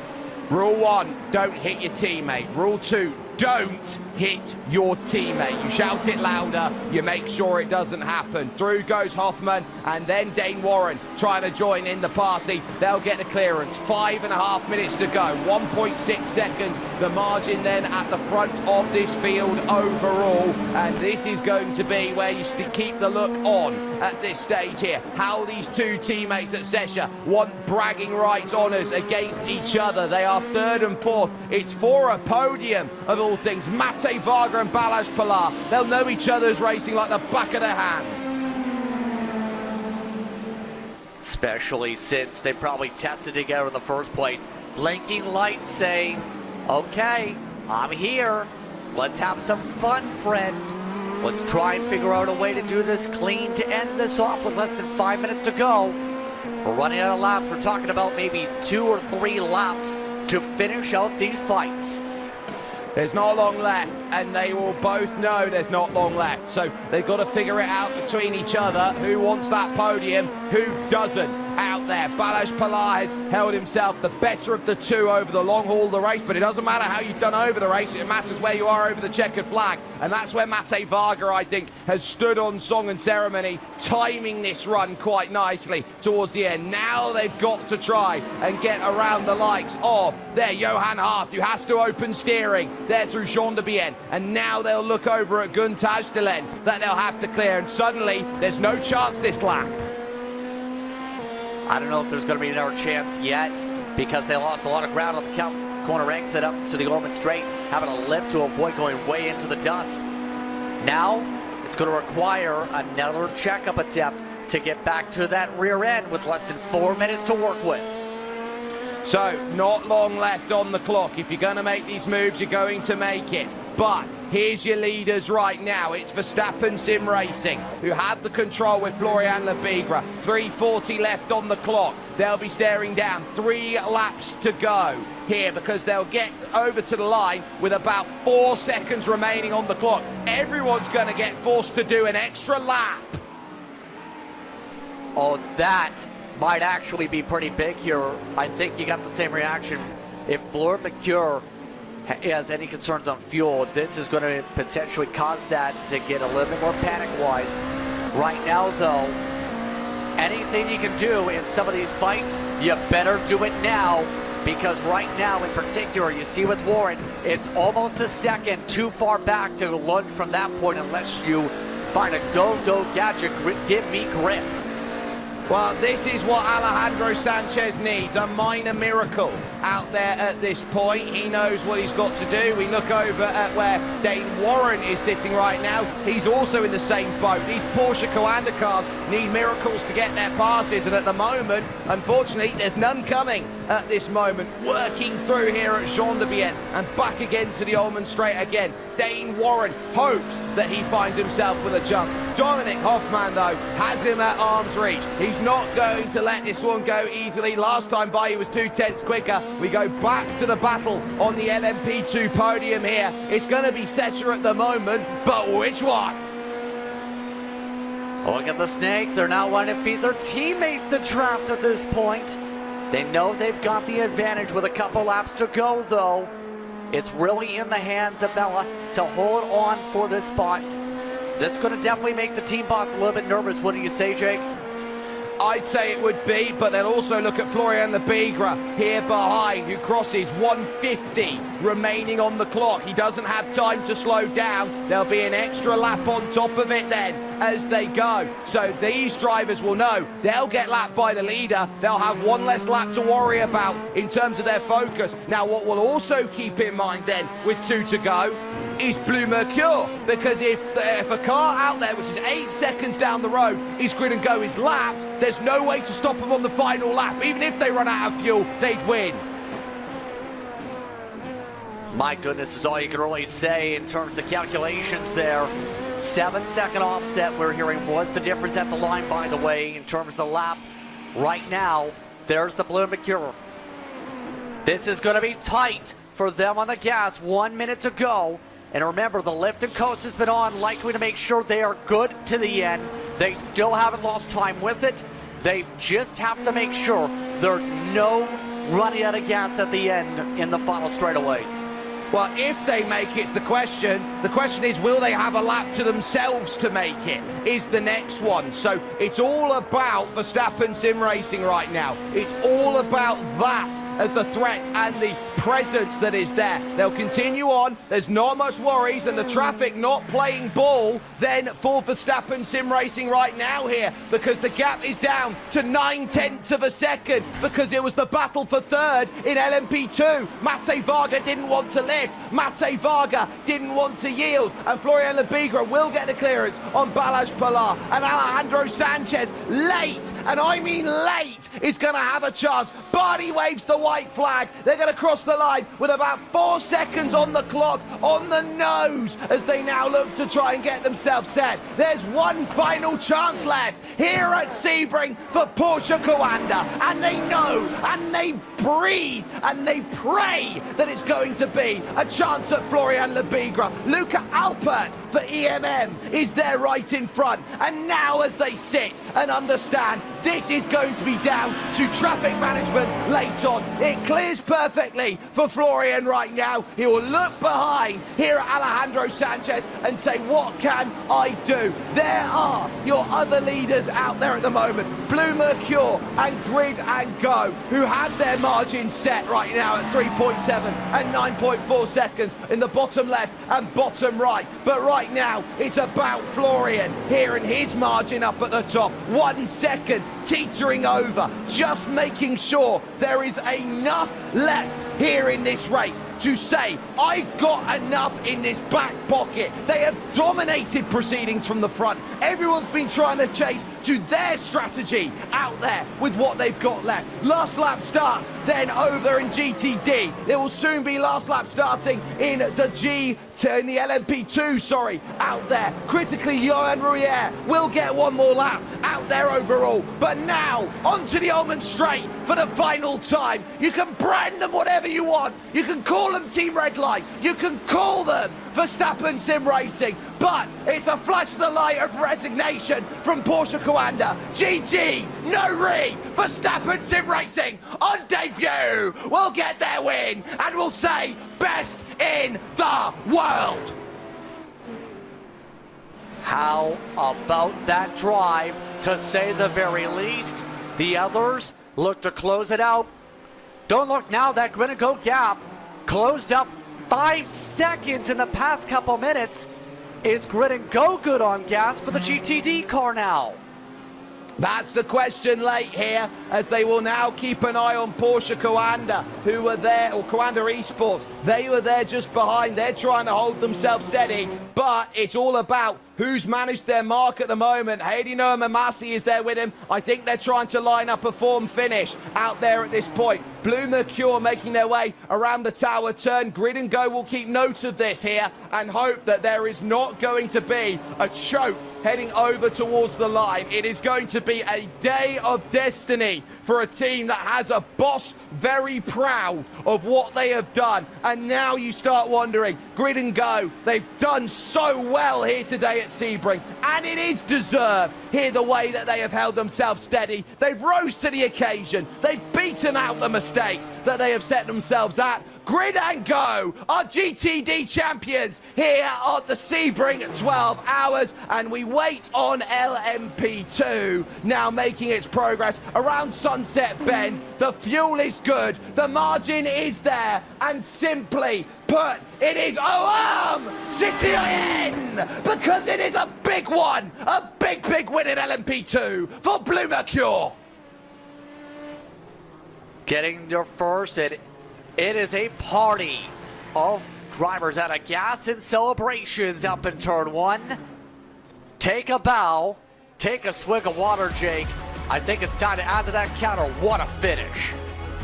What an end to 12 absolutely scintillating hours of racing here at Sebring, and margins that absolutely prove to everyone that it is all down to the wire when it comes to sim racing. Your confirmation of result, 12 hours, 1 minute, 41 seconds. They forced us deep into the night here on this one. Verstappen Sim Racing getting it done on debut. A margin of 1 second to Porsche Coanda over the line. A battle of two titans of the greatest caliber out there, showing that it is going to be one of one out there that could only come and take the victory. Drago's third. They can't get 3 in a row, but they've proven today with a third place they are on the same level as Verstappen Sim Racing and Porsche Coanda. There's 3 great teams at the top, as Verstappen Sim Racing's car in the number 4 finishes 4th, and their number 3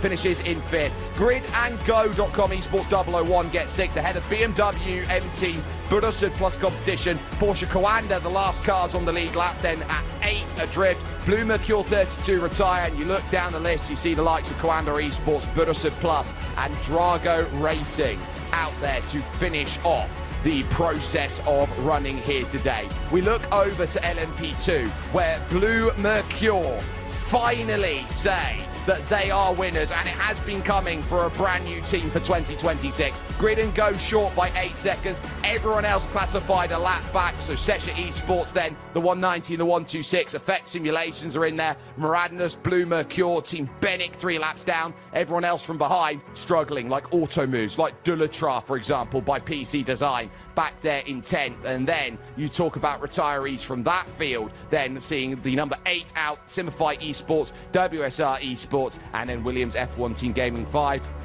I tell you what, Justin, GTD. What a day. Yeah, especially with Grit and Go coming away with the win.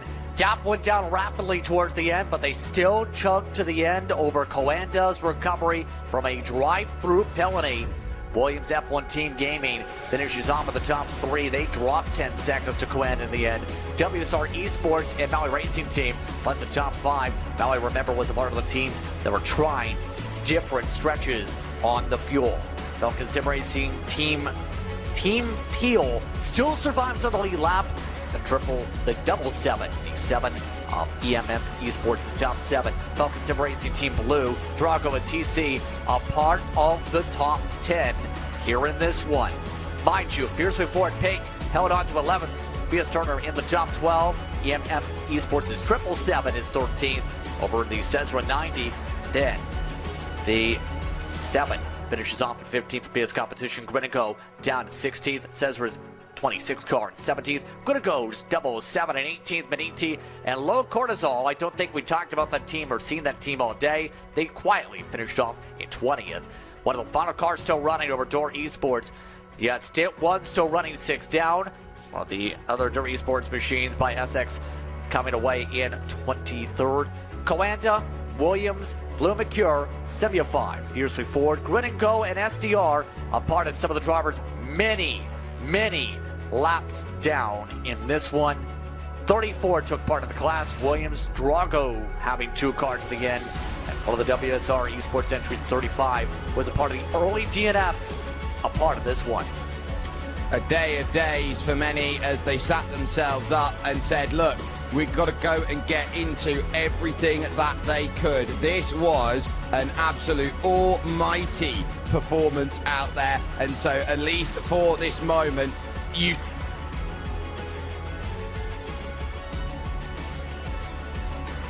Absolutely here when it comes to this, Jake, to say the very least, as we continue on with the coverage, it's going to be for these drivers how much preparation we go on with this one.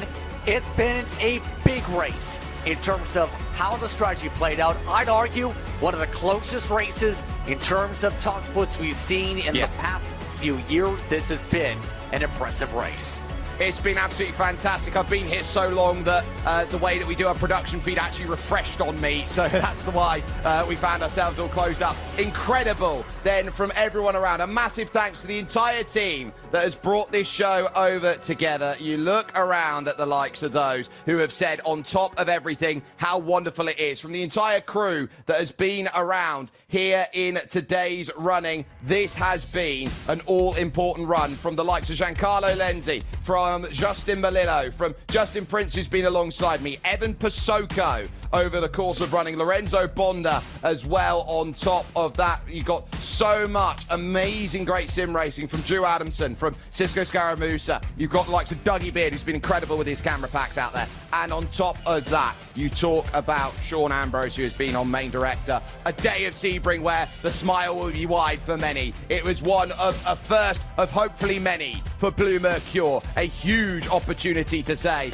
that is top dollar. You turn over to Grid and Go. They are now starting to get the consistency together to get their victories. But the one result, bigger than anything else, you say it more than anything more as you go through. You can log on to iRacing today. You can try and be as good as them. But the question will be, you can be them. Can you beat them? And the answer is they couldn't. 1 second, all it takes to be the best in the world. Verstappen Sim Racing, top compared to anyone else. What a day, what a drive-in. Remember, if you want to be a part of those that race in these events in the future, whether in your own split or eventually make the path to top split, you can find more information on how to start your iRacing career by going to iRacing.com today. What a special event today. We have a lot of them to go on your schedule, Jake. It's going to be interesting the next one when we have the IMSA Classic 500.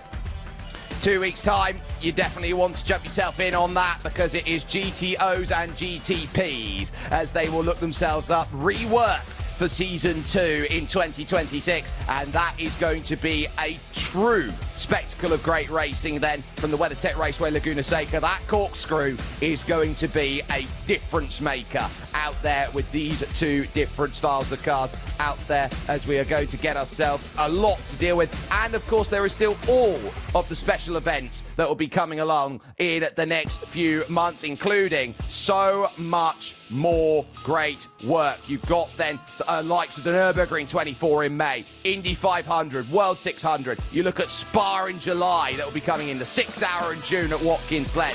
It is busy as it could possibly be, Justin. Especially when it comes to if you want to keep yourself on your toes and add a special event to your trophy case and into your awards wall on the iRacing profile page. Absolutely. I'm really looking forward to seeing how things go in April. But the Nurburgring 24, the next major road course race, don't be surprised if some of the Verstappen sim racing machines try and be heavy hitters there again, knowing Verstappen's efforts to try and learn that track in real life this year.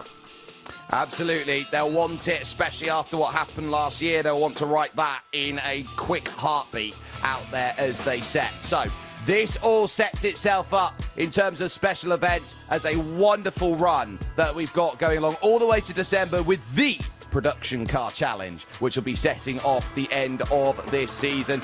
But 2026 proves once again to be absolutely incredible, with incredible racing that will be out there. I tell you what, this is the day of days for those of many teams that hope that in the response of what they hope for, in the day that they look at what Sebring is there, it is the truly most wonderful race. And Justin, you've been here for 9 hours, I've been here for 12, so we've got 21 hours here in this booth. This has been special. It's been indeed exciting to see how things break down here today, and knowing how competitive this field was. It was definitely one of the most exciting special events I've gotten the chance to call in terms of my iRacing career myself. But for many of these teams, it's not just about the excitement on the track. It's about what's at stake to set up the future. Verstappen, once again, their team is in a great path with the foundation they've built. Bloor McCure gets the first stepping stone for their building blocks in their team formation. And then, of course, Grenadier adds another block. By the way, I won the over. You're over on Waters.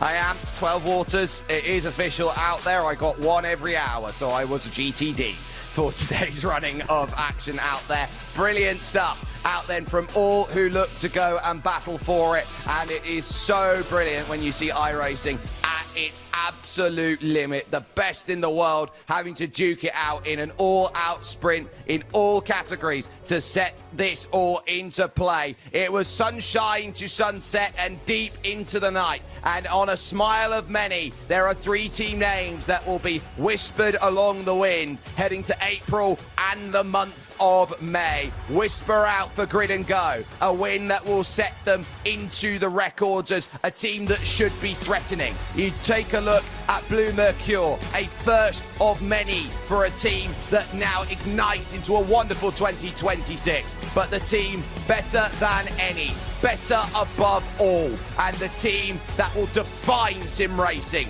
with this victory on debut of the rebrand. It is Verstappen Sim Racing, kings of the world.